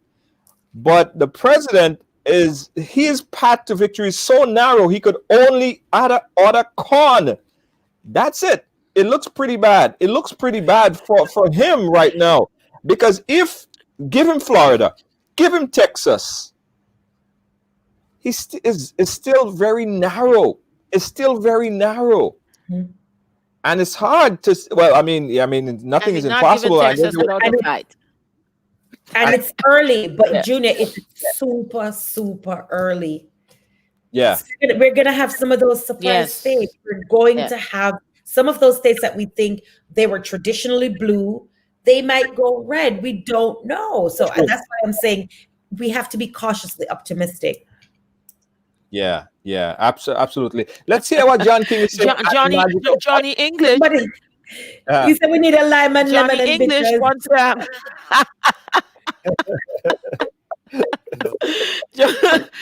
we will take it, Johnny. We'll take it. We'll take it. Let's go back to some audio from CNN. If it does, it makes Biden a stronger candidate for Pennsylvania. We don't have enough votes here yet, but Joe Biden needs to do well out here. He's got to win Allegheny County. The early votes there have president ahead. But if you go back to 2016, you see all this red out here, right? Let's just pick Westmoreland County here. Joe Biden does not need to win Westmoreland County, but you see the 64 right there. When this comes in, we don't have anything right now. If Joe Biden can make it 55-45, if he can make it 60-40, it's better. It's better. This is where we'll watch the debate come out. But the fact that Joe Biden is performing so well right now in these parts of Ohio bodes well for this part of Pennsylvania. But again, we'll count them as they come in. And just you pull out again, North Carolina is still blue. That Ohio and North Carolina, the later in the night we get, if Ohio and North Carolina stay blue, that is a warning shot straight into the Trump campaign headquarters. The president's at the White House tonight, up to 78% right now. It's come down some. It's 126,000 now. It was 160 earlier. It's starting to come down a little bit. That's the election day vote coming out. But you're up to 78%. You see it's 50-48. That's closer too. That's closer too. This is why we wait. This is why we count. The early vote had Biden ahead. It's closer, but we're still watching. I just want to see where we are. 82% Wake County. We have more vote to come. Again, does it get closer? 65-33, 58-38. You see the difference there? The question is, as we get the rest of it, can the president narrow this gap? He's not going to win Wake County. That's not the point. The point is, can he get closer? And those would be Republican votes out here in the suburbs. Same when you get up to Durham County.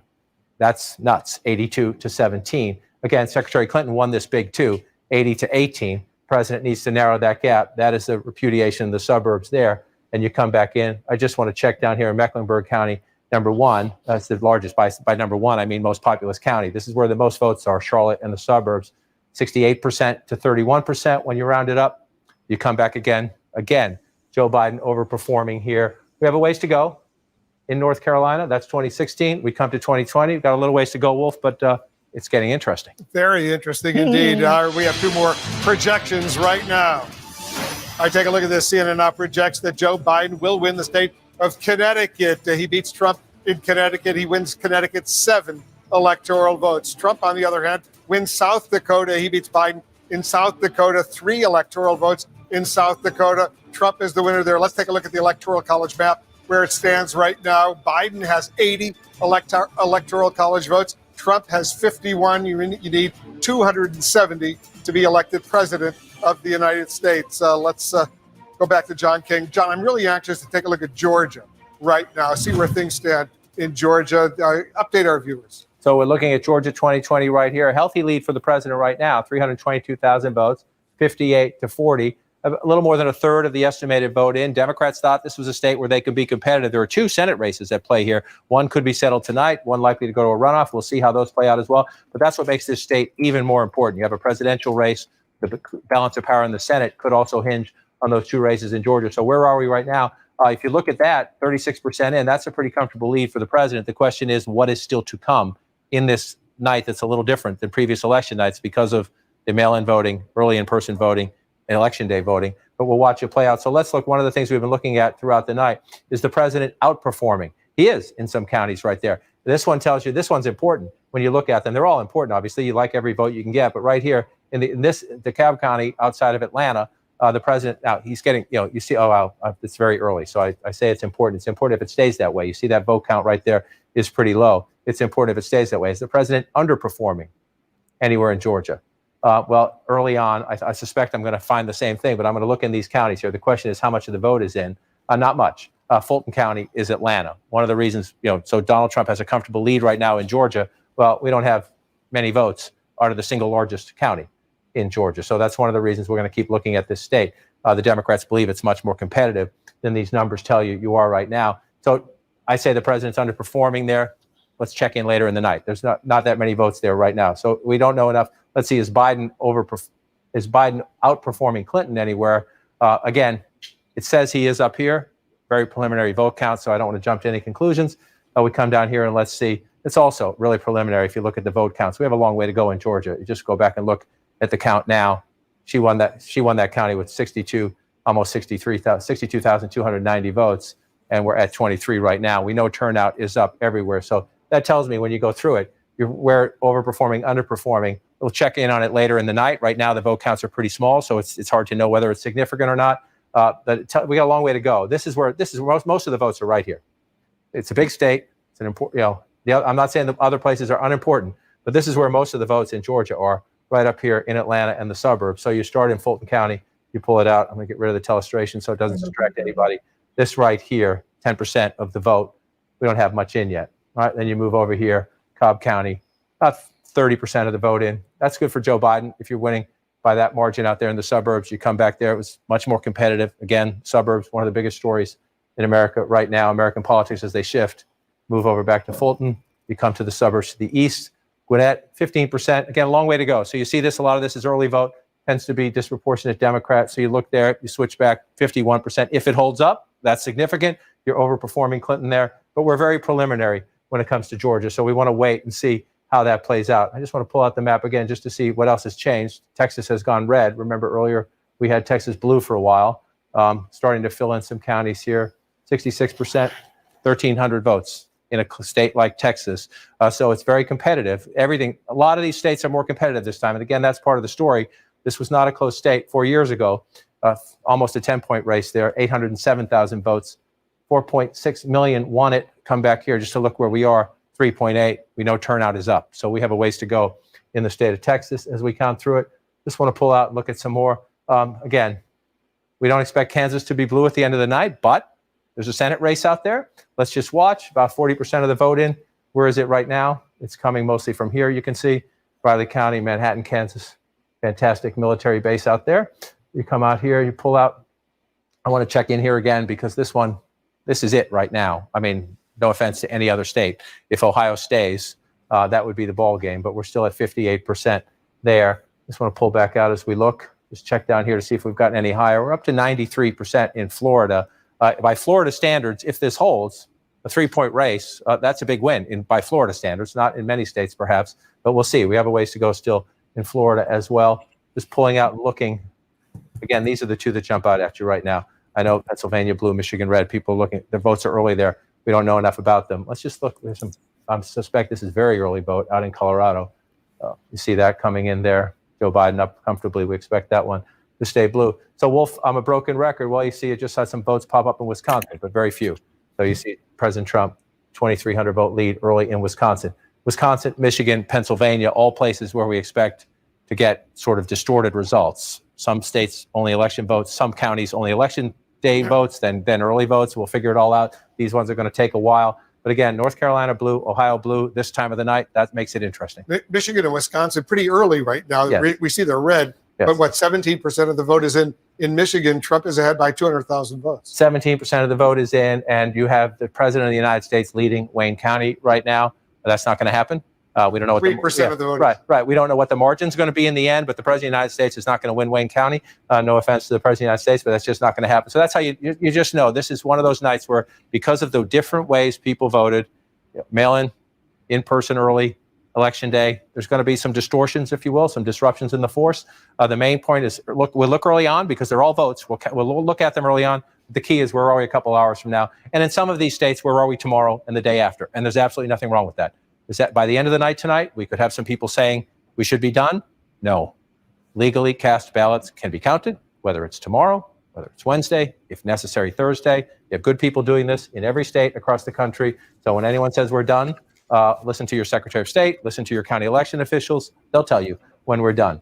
Coming back to this again, just because I'm fascinated by it, this is a statement right now, again, win or lose, Joe Biden is making Ohio competitive and making Republicans in Ohio nervous tonight and making people at the Trump campaign nervous tonight. I know you've spoken to him frequently during the COVID crisis. Governor DeWine was on our air earlier today saying he thought the president would squeak it out. There's still time. There's time to squeak it out. But that would be the ultimate statement right there. I just want to check in on Virginia again, because if you're in the Trump campaign headquarters, which is in Northern Virginia, you're looking at this and you're thinking, can that be real? I suspect, this is a state, when I started doing this, it was a Republican state. Then it became a purple state. It's considered a blue state now. Again, we're waiting. This is the biggest dump of votes right here. And we've seen this in previous campaigns, including the presidential election in 2016, Senate races in Virginia, governor's races in Virginia, the Republican candidate gets ahead. And then in Northern Virginia and down here, the Democratic vote comes in late. But we'll watch. It's interesting to watch. North Carolina is interesting. Maybe Virginia's interesting as well. That's why we count them. We'll go through. We're up to 80% here, 79%. Again, we're waiting for more of that election day, right? This is why the president did all these rallies late, waiting for the election day surge. But if you're in the Trump campaign headquarters, let me come back out to the map. You're happy? The red's down here. North Carolina blue, Ohio blue at this hour. Makes you nervous, Wolf. All right, there's much more ahead as more polling places close. Funday, what early. jumps so far? It is early. I'm telling you, look at Texas. Yeah. It's way too early. I think what people don't realize is the amount of counting that's going on tonight. We have over 100 million votes were cast during the early voting process. Plus, we're talking about mail-in ballots, plus provisional ballots. We haven't even begun to have that conversation yet. So it's not surprising if the election is not even called tonight. Remember, in states like Arizona, they can count for under state law because election is state law. So under state law, they can continue counting until the supervisor of elections say it's okay to call this race. You have lots of ballots that are still coming in, lots that will need to be counted. So it's going to be, I see you pulling up your magic map again, Junior. It's going to be it's going to be a long night. It is going to be an absolutely long night. Yeah, well, I'm pulling up my map. Go ahead, Dr. Z. That's the truth, because you see, a lot of people are listening to the president. They're listening to the president, and he says, "Okay, after tonight, that's it." But that's not it. Dione is right. The states control that, and if the states say that they can count until Friday, as long as it's postmarked by today, then that's what's going to happen. And he can pull up the amount of lawyers he wants. You can have 10 lawyers waiting. They still have to wait until all those ballots are counted. And we have to understand that there were so many people voting early this year, unlike other election years. That what we're seeing now, yes, in Florida, they started counting early, and we know that Florida total is good. But in a lot of the other states, they only were allowed to start counting from this morning, and they have a lot of ballots to still count. Yeah. Funday, let's go back to the map. Oh boy, because listen, the numbers don't lie, and I'm looking at the numbers.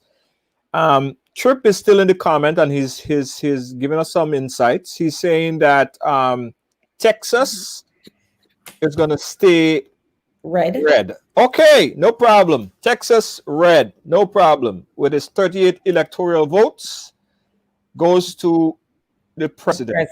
What about Georgia? What color Florida?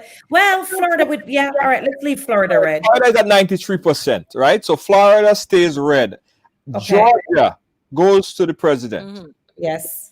South Carolina, North Carolina goes to the president. Virginia is surprising because I think Biden is leading in Virginia at the moment, but we give it to the president. Yeah. Right. I think there's still there's still a couple counties to come in Virginia that could cause that to swing either way, but you're giving that to the president. I give that to the president. Okay. Right? So already we have Pennsylvania. Pennsylvania is a battleground state. Biden is holding strong in Pennsylvania. Strong in Pennsylvania. So we give that to Biden. We have New York already projected. We have New Jersey already projected. That's done. Delaware. Biden's home state. Already give that to Biden. District of Columbia. District of Columbia, DC. I gave that to Vermont. I gave that to Biden also. But here is a very interesting one right here, guys. Here is the interesting one right here. Ohio. That is where it gets very, very interesting, guys. Ohio. And Biden is leading in Ohio. Biden is leading in Ohio. Biden is leading in Ohio with, I think, 53% of the votes. I forgot what amount. Column you have it in right now? Right now, I have it in Biden's column. Biden. Right. I have Ohio in Biden's column. I have Pennsylvania in Biden. Biden is leading by 70-something points. Yeah. Biden, Pennsylvania is a battleground state, and I really think that is going to go to Biden. And Trump needs Pennsylvania. Trump needs Pennsylvania, and he also needs Ohio. Now, Pennsylvania is right next to Ohio, and Pennsylvania happened to be Biden's hometown, right? So you say that most likely we'll give it to him. Let's give Pennsylvania to Biden. Right. Where do the president go to make Where up? does he go next? Where does he go What next? about Michigan? How is he holding out in Michigan? All right, we could check that. We could, yeah, let's give Michigan, hypothetically speaking, let's give Michigan to the president. Okay, Michigan goes red. Then he win. That could be what, because those three states, those Rust Belt states, Michigan, Ohio, and Pennsylvania. That could be, so Michigan, if the president were to take Michigan, that could be a problem for Biden. Michigan. So Michigan is the key. And Michigan is still in play. Who's leading in Michigan? Let me check my notes. So that's his path right there. Guys, if you're seeing what we're seeing and you want to comment, give us a call, 718-701-5720. That's 718-701-5720. We're watching the map live, and we're looking at the narrow path to victory right here, and it goes to Michigan. If Biden wins Ohio, Pennsylvania, and everything else, of course, California, and everything unless we get some surprises out west, which I doubt it. I doubt we're going to see any huge surprises when the West Coast closes. Yeah. So the president, Michigan is the key for the president right now. If he lose Pennsylvania and he lose Ohio, Michigan is the key. He would need Michigan. He would need Michigan. And I don't know if anyone could see, anyone looking at CNN or anyone on the channel. Tell me where is Michigan right now? Where's Michigan right now? Anybody could update me on where's Michigan right now in terms of who's leading and how much votes, by how much, what's the margin in Michigan? Because that is, and I didn't pay attention to that. I didn't pay attention to Michigan. And I know Tripp is watching and he's like, yeah, Michigan. Let's see. Let's go to CNN and see what they're saying about Michigan. Let's see what they're saying about Michigan and any updates on Michigan right now. Or 270 is the goal. You see the Joe Biden lead. This is why you look at the big states. The big states are what gets you the lead. Joe Biden has New York, right? That's why Florida, Texas, California will be blue at the end of the night. So that's why battlegrounds like Florida, Texas this year, Ohio, that's why they're so important, because they're big chunks. You want to, that's the best way to get there is to build big. Pennsylvania, the biggest of the blue wall states. So if you're looking at this map right now, there are no surprises so far on this map. Again, if you come over here, I just want to pull out 1 second, ask Brian to take a peek here. If you look at the 2020 map right now, we have Ohio blue right now. We have North Carolina blue right now. So let's come back over here and explain the significance of that, because we're at 89-54. You come back to the Trump map 4 years ago, right? Nothing has changed so far in the blue states. So far, Joe Biden is winning the Clinton states. The red states we've given to the president are states we expected him to win. But if you look at the map where we have it right now, and if that stays, right there, you get Donald Trump down to 273 and Joe Biden up to 265. So you're thinking, you have a scenario here where with just one more state, right? Just pick a state. There's 2 congressional districts here and here. That could get Joe Biden to 267. But you could get to 270 with just Michigan. Right? Donald Trump somehow holds on to Michigan.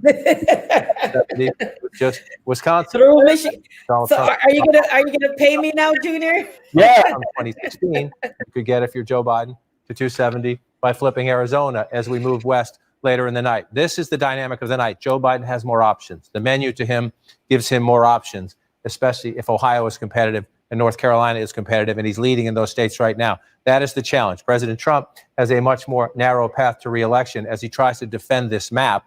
And the Ohio and North Carolina early results, we're not there yet. They're all the more significant because we do know heading into the final days. And again, 2016, president was behind. He roared back. Election day turnout overwhelmed Hillary Clinton's lead in the polls.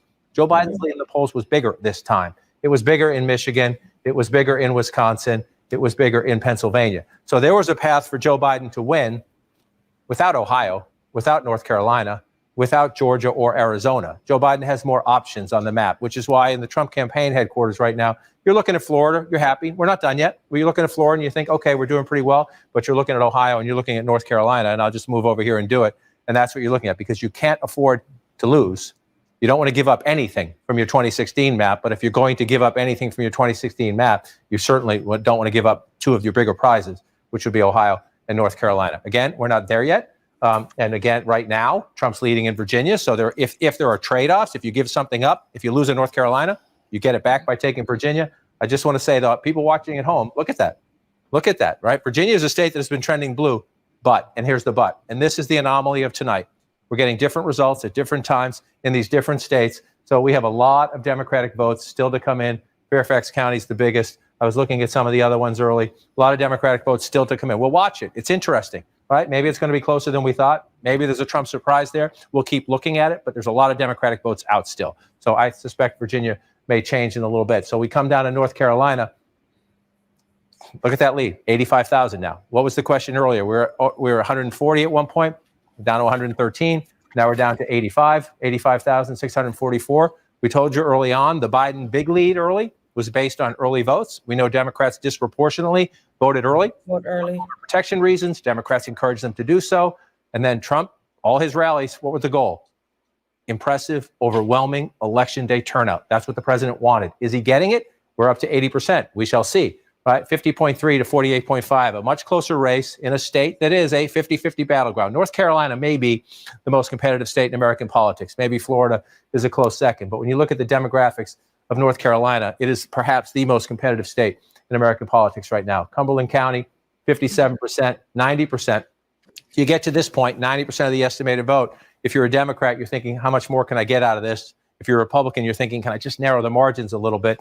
57.5, let's go back in time, 56.7, right? So you don't think that's a lot, right? 71,000 votes then, 16-point race. You come back here, 17-point race. Look at the turnout everywhere in America. And this is a good thing, whether you're a Democrat or Republican or independent. Look at that number right there. All right. In every county we're looking at, almost every county we're looking at, a higher vote total winning this time. That's a good thing. No matter who wins the election tonight, that's a good thing. More Americans came out and participated in the election. So we'll come there. Let's look at Wake County. That's Hillary Clinton then. That's Joe Biden now, from 58 to 65. That's a big deal. 355,000 votes, 302,000 votes, 53,000 more votes in the Democratic column there. Let's look at the president's numbers from 2016. 196, you come forward, 179. So higher turnout in this county. The president's not. He's got a ways to go, 80% there. We'll see if he can narrow the gap. And again, you're looking at these blue areas. You see the dots in the middle. These are your urban areas. This is all around America. Democrats run it up in the urban areas. The question then is, how do the Republicans do in the suburbs? He's getting shellacked. The president's getting shellacked there, as he did 4 years ago. He's getting beat here. Wolf, just one more. I just want to look quickly. Mecklenburg County, Charlotte in the suburbs. This is the most populous county in the state. 68 to 31 when you round up. 63 to 33. Again, doesn't seem like a lot. In a place that has the most votes in the state, that matters. Yeah, 87% of the vote in that county out there. Let's check in with David Chalian, who's taking a very close look at North Carolina as well. I am indeed. Well, first, I just want to show you this board here. These are the states that Joe Biden is leading in that Donald Trump won 4 years ago. So in North Carolina, as you were just discussing with John, he's got a 1.77 percentage point lead over Donald Trump.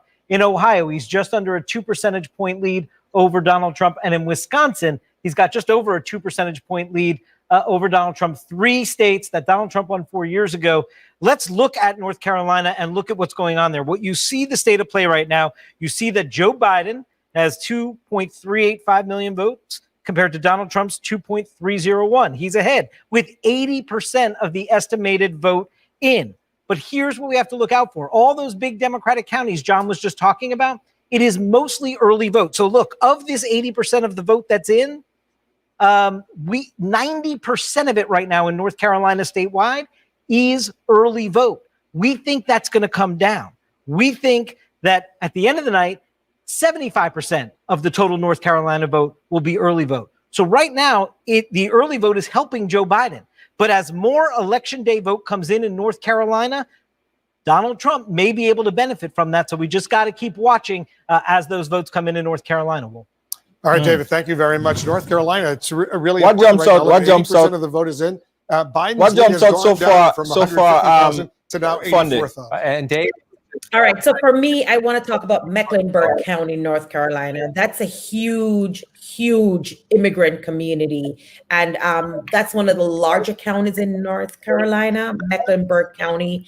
I think, and I do believe, we're going to see a lot of votes going for the president in Mecklenburg County. They're tough on immigration. He's done a lot of campaigning throughout North Carolina. So I think as the night goes on, that lead that Biden is having, that's going to shrink. That definitely is going to shrink. I don't know if Biden will take North Carolina or Trump will take it, but it's not going to be. It's as you can see, it's 50-48. Yeah, I think it's going to shrink as the night goes on. It's very close, very, very, very close. What we looking at? North Carolina, you said? North Carolina, yes. Okay, so let's take a look and see where we have North Carolina on our map. Right now, Biden is leading in North Carolina. We gave that to Trump. We gave that to Trump. We gave it to Trump. Right. So that's not even on the it's not even on the blue. Okay, I thought we had it blue because I was like, oh, we had even it. though Biden is leading, but we gave that. Let's give that to Biden and see what the numbers look like. Then we have a much bigger lead. 287. Mm-hmm. How much percent of the votes counted in North Carolina? They're at 90. I think 90%. 90%? No, not 90%. Maybe 80%. Something counted. like that. 80% counted, but most of them are 80 the something. early voters. Most are those early voters, which we know traditionally are Democrats. So a lot of the today voting, those have not been counted yet. So don't be surprised if once they start opening those ballot boxes that we see more of those numbers going towards the president, even though you already gave North Carolina to the president. Yeah, I already gave that to the president. Yeah. So it's not it's not a need. It's not a need for Vice President Biden. For Biden. Again, he's at 285 with Minnesota, so he's bracket to say he still would, even if he doesn't win this one, and he get North Carolina, either one menu item with Ohio and Pennsylvania in the bag, he still gets it at 271. And Biden is leading in Wisconsin. I know you gave Wisconsin to Trump, but Biden is leading in Wisconsin as well. Oh, Biden is leading in Wisconsin. He's leading in Wisconsin. Yeah. And I know Tripp was confident about the president taking Wisconsin, but we have now, just based on that last report, Vice President, presidential nominee Joe Biden is leading in Wisconsin. So in Wisconsin right here, how many percent of the votes are tallied already? That I did not record. I'll do a better job next time and represent and we we want to point out that this is way early.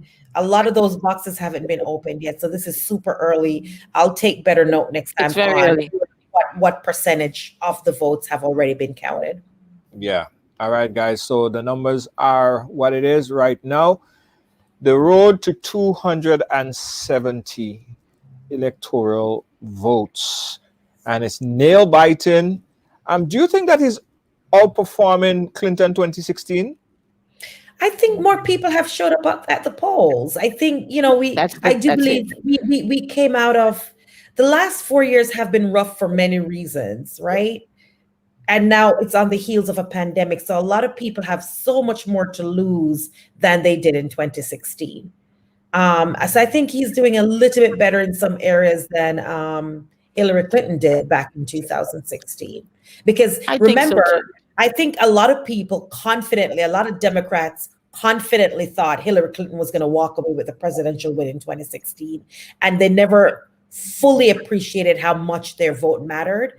If you remember, it was, Hillary Clinton won the popular vote in 2016 and went on to lose the Electoral College. So I think more people, and I do believe more people, are super aware of how close things can get and how much their vote matters. Take a look at Ohio that we I think were so. And I'm looking at reported. Florida with 93% in. I think I think the president looks like he's We safely 51.2 to 47.8 yeah, with 93% reporting. we safely said Yeah, that. Florida is gone. Florida was for him. But we just saw Ohio there, Yeah. and is at 56.9 to 56.5. So the numbers are, you see, 49. 49.5 to 49.2. So that's holding up to be a true battleground state, Ohio is. Wow. Look at North Carolina for presidential candidate Biden. North Carolina. It was tight. It was 50 to about 48, 49. That was pretty close too. Wow. And Georgia, the president is running away with Georgia, which kind of makes sense because when you go outside of Atlanta, I think, like the Atlanta suburban area is where will get, votes more for the Democrats. But once you go into the outlying areas of Atlanta, they're definitely going to go Republican. Okay. Guys, and listen, I've been talking about that since the night. Listen, George, what we are not taking into consideration is the evangelicals, the white evangelicals. They are the ones in the suburbs. They are considered nationalists. They want to keep everything to themselves. They don't want this. They're not concerned about immigration, about any of those things. And they are like cult-like, and those are the things that we have to look at, and that's what's playing out tonight. Yeah. Guys, I think we're gonna take this up to 10 o'clock, which is in the next 15 minutes, and then we'll continue posting. But we'll take this program up to another 15 minutes, giving you our insight on what's happening here, and if possible later on, I'll come back on live. I know Dr. Z and Funday might be sleeping. I'll come back on and give you guys some of the last part of the poll. But as you said, it's a nail biting experience. This election, this one, that's it. This one took the cake. Over 100 million people voted in early voting. Early election. It broke all kind of records. The polls was lines all over the place, and it broke a lot of records. And we expected something that's going to keep us up late, keep the media up late reporting. But there's still a long time to go. I think we have probably another 2-3 hours to go. But I think the soonest we'll see anything start coming out cautiously might be about 11, I presume. Yeah. 11 p.m. we'll see some serious numbers, some really numbers that matter. Coming out. Like I expect they'll call Florida at about 10:30, 11 o'clock ish. And I said they'll call it, and reluctantly so, because we don't know what's going to happen with Florida yet. Right. Yeah. And they're looking at the state we are just looking at there. Minnesota and Michigan. Wayne County, that's Detroit. Macomb, that's Detroit. Wow, I'm surprised they went red. Look at Macomb County. That's 68% for the president. That's a little bit outside of Detroit. 9 and 30% going for President Biden. And again, that's another Rust state. I'm surprised how they voted when it was President Obama that bailed out the car industry. But again, those are your union states. Those are states that have, the president has done a lot of campaigning in Michigan. Let's get some audio coming in from CNN one more time. This is one here, 56 to 41 in the Commonwealth of Virginia. A lot of promises.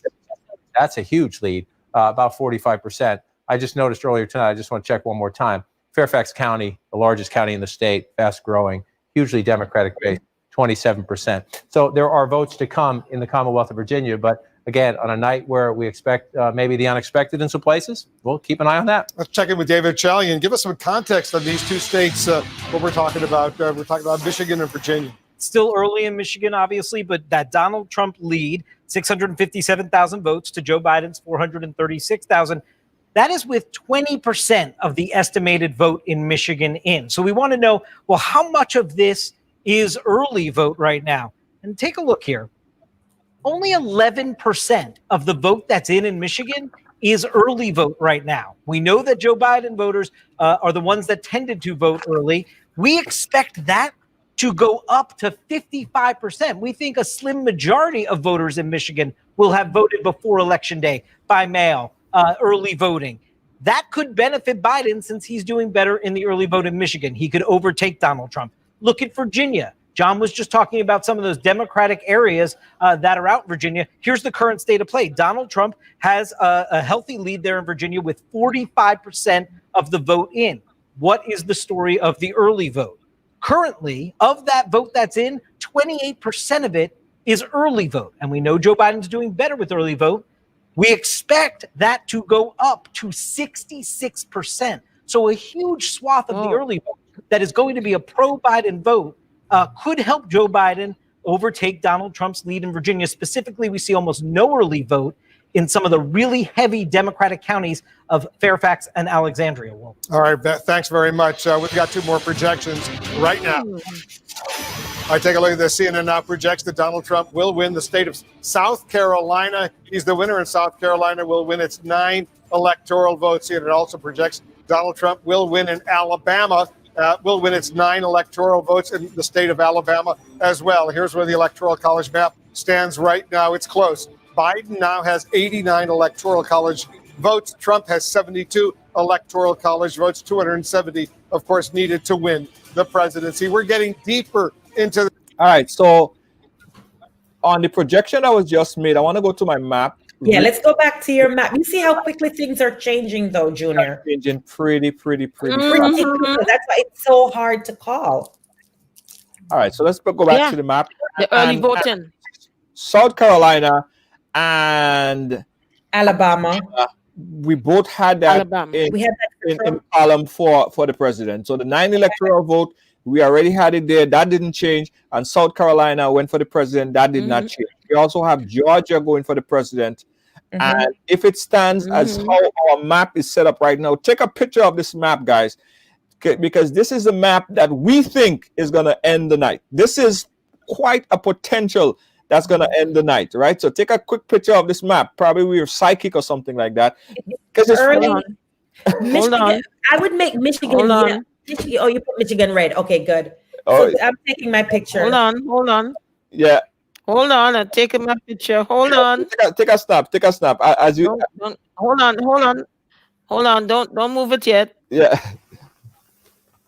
I'm trying to get my camera here. Let me see if there's any state that I want to move. Don't move anything yet.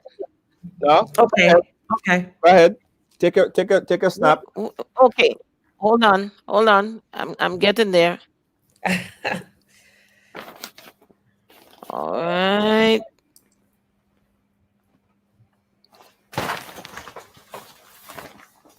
Okay, I got it.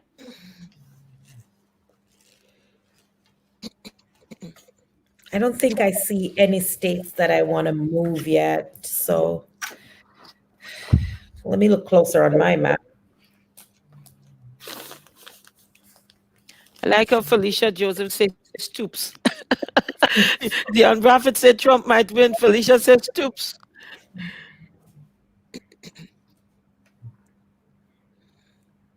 Yeah, this is what happened when you're on live TV. All right, I'm back. Oh, I wondered where you went. We were over here having our own conversation, that's Junior. fine. That's Sorry. fine. I was trying to see if there were any states that I wanted to move. Okay, so let's look. Let's go back to the map. Let's go back to the map. So Michigan, Wisconsin. Wisconsin was kind of early. Wisconsin was a little bit early. I know presidential nominee Biden is leading in Wisconsin. Yes. I don't know if I was ready to commit to it being a blue state yet, but what about New Hampshire? New Hampshire went to Biden, right? Yeah, New Hampshire went to Biden. Didn't call. I don't think did they call it? I don't think they called it yet. They didn't call it as yet? We'll ask the audience. Audience, did they call New Hampshire? Let us know if they Help us if they call New Hampshire. No. Hampshire about the ground. No. They call New Jersey, Delaware, District of Columbia, Vermont, Connecticut, and New York. That's what they call for Biden. For Trump, they call Indiana, Arkansas, South Dakota, South Carolina, North Dakota, Florida. Well, they didn't call Florida, and Alabama. Mm-hmm. Okay. All right. So they didn't call New Hampshire. So we'll leave that battleground for now. So this is I'm not even sure if that, well, you never know, it might make a difference. I don't think they have that many electoral votes in New Hampshire. Probably just a few, a handful. So they said, Natoya said, no, they did not call New Hampshire. Thank you, Natoya. No, they didn't call New Hampshire yet. We have North Carolina going for Biden, Pennsylvania, Ohio. Now, I'm pretty scared about Ohio at this point going for Biden. So I leave it, yeah. So I'll leave it at battlegrounds. We are 262. What do Biden need to do right now to change this game? He needs to win Ohio. He needs to win Ohio. What if he loses Ohio? Say let's give Ohio to Trump. If Trump gets Ohio, he win. Woohoo, boy.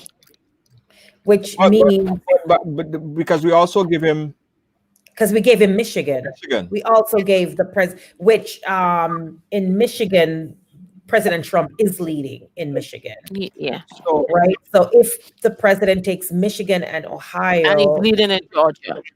And he's leading in Georgia. We have Georgia as well. Then he had 270. Yeah. And Florida is still kind of tight. I know we haven't called Florida yet, so Florida is still tight. I give it to the president. You're giving it to the president. So Florida is his. Also give him Texas. Yeah. So if he able to block off this area right here, Ohio, Michigan, Indiana. Well, he already got. Did they call Indiana and Kentucky? No, they didn't call the state. No, I don't. Most likely, Indiana is already called. Okay, Indiana. Indiana is called. Indiana is called to Trump. Kentucky's called already as well. Trump has Indiana, Arkansas, South Dakota, South Carolina, North Dakota, and Alabama. Okay, all right. So if Trump able to take Ohio, which is very important, he doesn't need Pennsylvania. He could get Ohio and Florida. And Texas. Florida. We already gave him Florida and Texas. Florida and Texas. Yeah, that's already a given. Then that's a possible path right there. That's a possible path right there. We're gonna keep watching. And I know we didn't do a lot of talking about Arizona. The Democrats haven't won in Arizona in a long time. But I know we didn't spend any time talking about Arizona. So, I mean, did they win in Arizona? No, the Democrats have not won Arizona in a very long time. Right. No, we gave that to the red column. Trump. Yeah. So Arizona is on the 6th. I think Trump won Arizona, didn't he? In the last election, yes. Okay, so we gave that to him for this one, yeah. And if this holds, if Ohio holds, Michigan holds, then he's reelected. That's his 270. That's his 270. And as it stands, he's leading in Michigan. He's leading in Michigan. So what about Ohio? How does Ohio? Biden is leading in Ohio at last when we checked. Yeah, somebody said that Go ahead. On Florida. We already put Florida. We already gave him Florida. Already gave him Florida. Oh yeah. Right. So we already gave him Florida. Yeah, Jabez, we already gave the president Florida earlier. Last count. And we already gave him Indiana and Arkansas. We gave him that already. Yeah. Okay. So guys, you see, the president does have a path to 270. He has a path. It's still narrow, but he does have a path. Ohio is very tight. So Ohio is crucial, as always. Yeah, and in order for Biden to block his path, Biden needs to take Ohio. He needs If to take Biden takes Ohio. Ohio, Or at minimum, or you gave Biden, or at minimum Michigan. or at minimum Michigan, then the president have to go searching. Well, right. If Biden takes Michigan or Ohio, he could win. Given everything else stay as it is. Mm-hmm. So that's where we're gonna leave it. We're gonna Nail continue. biting. Nail biting. Nail Biden one. Guys, thank you so much. I know it's a lot of talking. It's a lot sitting here, and I hope the audience appreciate that length of time. From since 6 o'clock we was live. It's going. Oh my Lord! And we didn't get no dinner. No dinner. No dinner to us. You know. One cup of tea. A cup of tea. You know what I mean? You know what I mean? They should give us like the rest of the week off. Off. Yeah, don't expect us coming back on for 2 days. Just give us the next couple days off, because this has been a What lot. a night! I think, the big things we're going to look for are, those states that are being called. Ohio, when they get called, that's going to be exciting. Florida, when Florida gets called, that's also going to be exciting. I think, in another hour or so, in another hour. So Trump is leading in Michigan. Right. I think, who did we give? Why do we have Michigan blue? Okay. Junior, why do you have Michigan blue? I put it back. I was Put just it back red. I was just putting it back. And then, so if he takes Ohio and Michigan, he could get to his 270. He That's could get to 270. So then Biden would have to take Ohio, Michigan, and North Carolina are in serious play tonight. And I'm coming off and I'm going down on my knees in prayer tonight. Oh man. Let's see. What a night. Wow. What a night. What a night. Thank you, Gita. Genevieve Gita, thank you so much. Thank you, Genevieve. They appreciate the coverage. It's been 4 hours and Wendy Aline. Yeah, and everybody else, Hazel guys. and John. I'm gonna try to come back on a little bit later and give you guys some insight. And I'm gonna continue watching. We're gonna continue posting on Ride Along Live and keeping everybody up to date as what's going on. Closing thoughts, closing words. Conde? I want to see, sorry, that's my husband in the background. I want to see a peaceful transfer of power, whatever that looks like from either party. If the president wins, I want peace. If presidential candidate Biden wins, I want to see a peaceful transfer of power.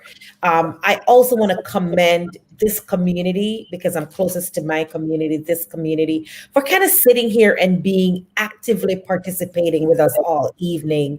I think that says a lot. It says we are affected. We are actively participating in the election process. And I want to commend them for actively doing so. Dr. Z, you were a hoot to be around with. I think it's the first time that we have shared live stage, even though you and I are always in the background. So it was a pleasure sitting with you, hearing your thoughts. Attorney Tripathi, he came off a little bit earlier. Again, too, it was also, if he's listening, it was awesome sharing the stage with him as well. Junior, you're always, like I said, everybody have a story to tell, and you're always providing us that platform to tell that story. I'm ready for this to be kind of over with. I think it's been months of anxiety and all of this, but I hope we come out of this with a leader who can put some of our fears to rest. And so we can kind of sleep a little bit more comfortably at night, whatever that is for any of us. So thank you everybody for watching us, and walk good. Yeah. Dr. Z? Well, I just want to say thank you, Junior, for looking at us as people that we can be with you and talk to the people and go through. Let me see how many hours we've been sitting here. Just about 4 hours. About 4 hours. About 4 hours. I don't know if I can get off my chair when this is done, but it was a pleasure. being part of this team. And I want to thank the people who stayed with us. People who stayed with us and commented and and gave us some insight as we went along and kept up with us. We want to thank also the attorney that was there, Trip, who came on, and I know he made it interesting by being on the opposite side. But as Attorney Funde said, Junior, thank you also.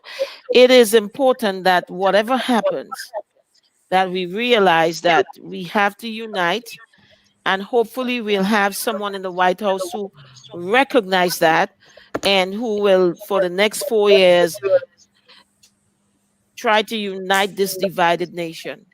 And so thank you guys for listening. Let's listen.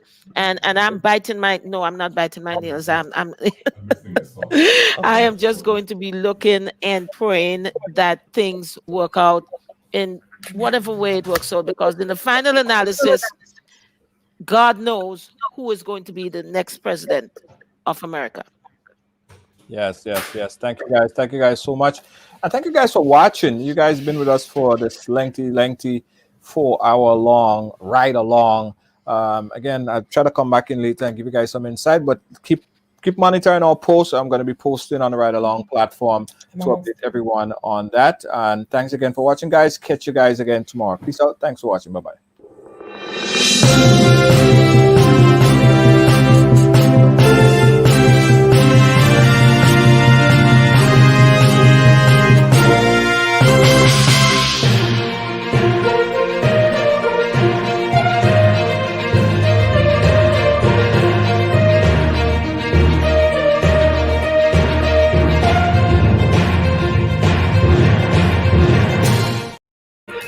A message by the Grenada Distillers Limited.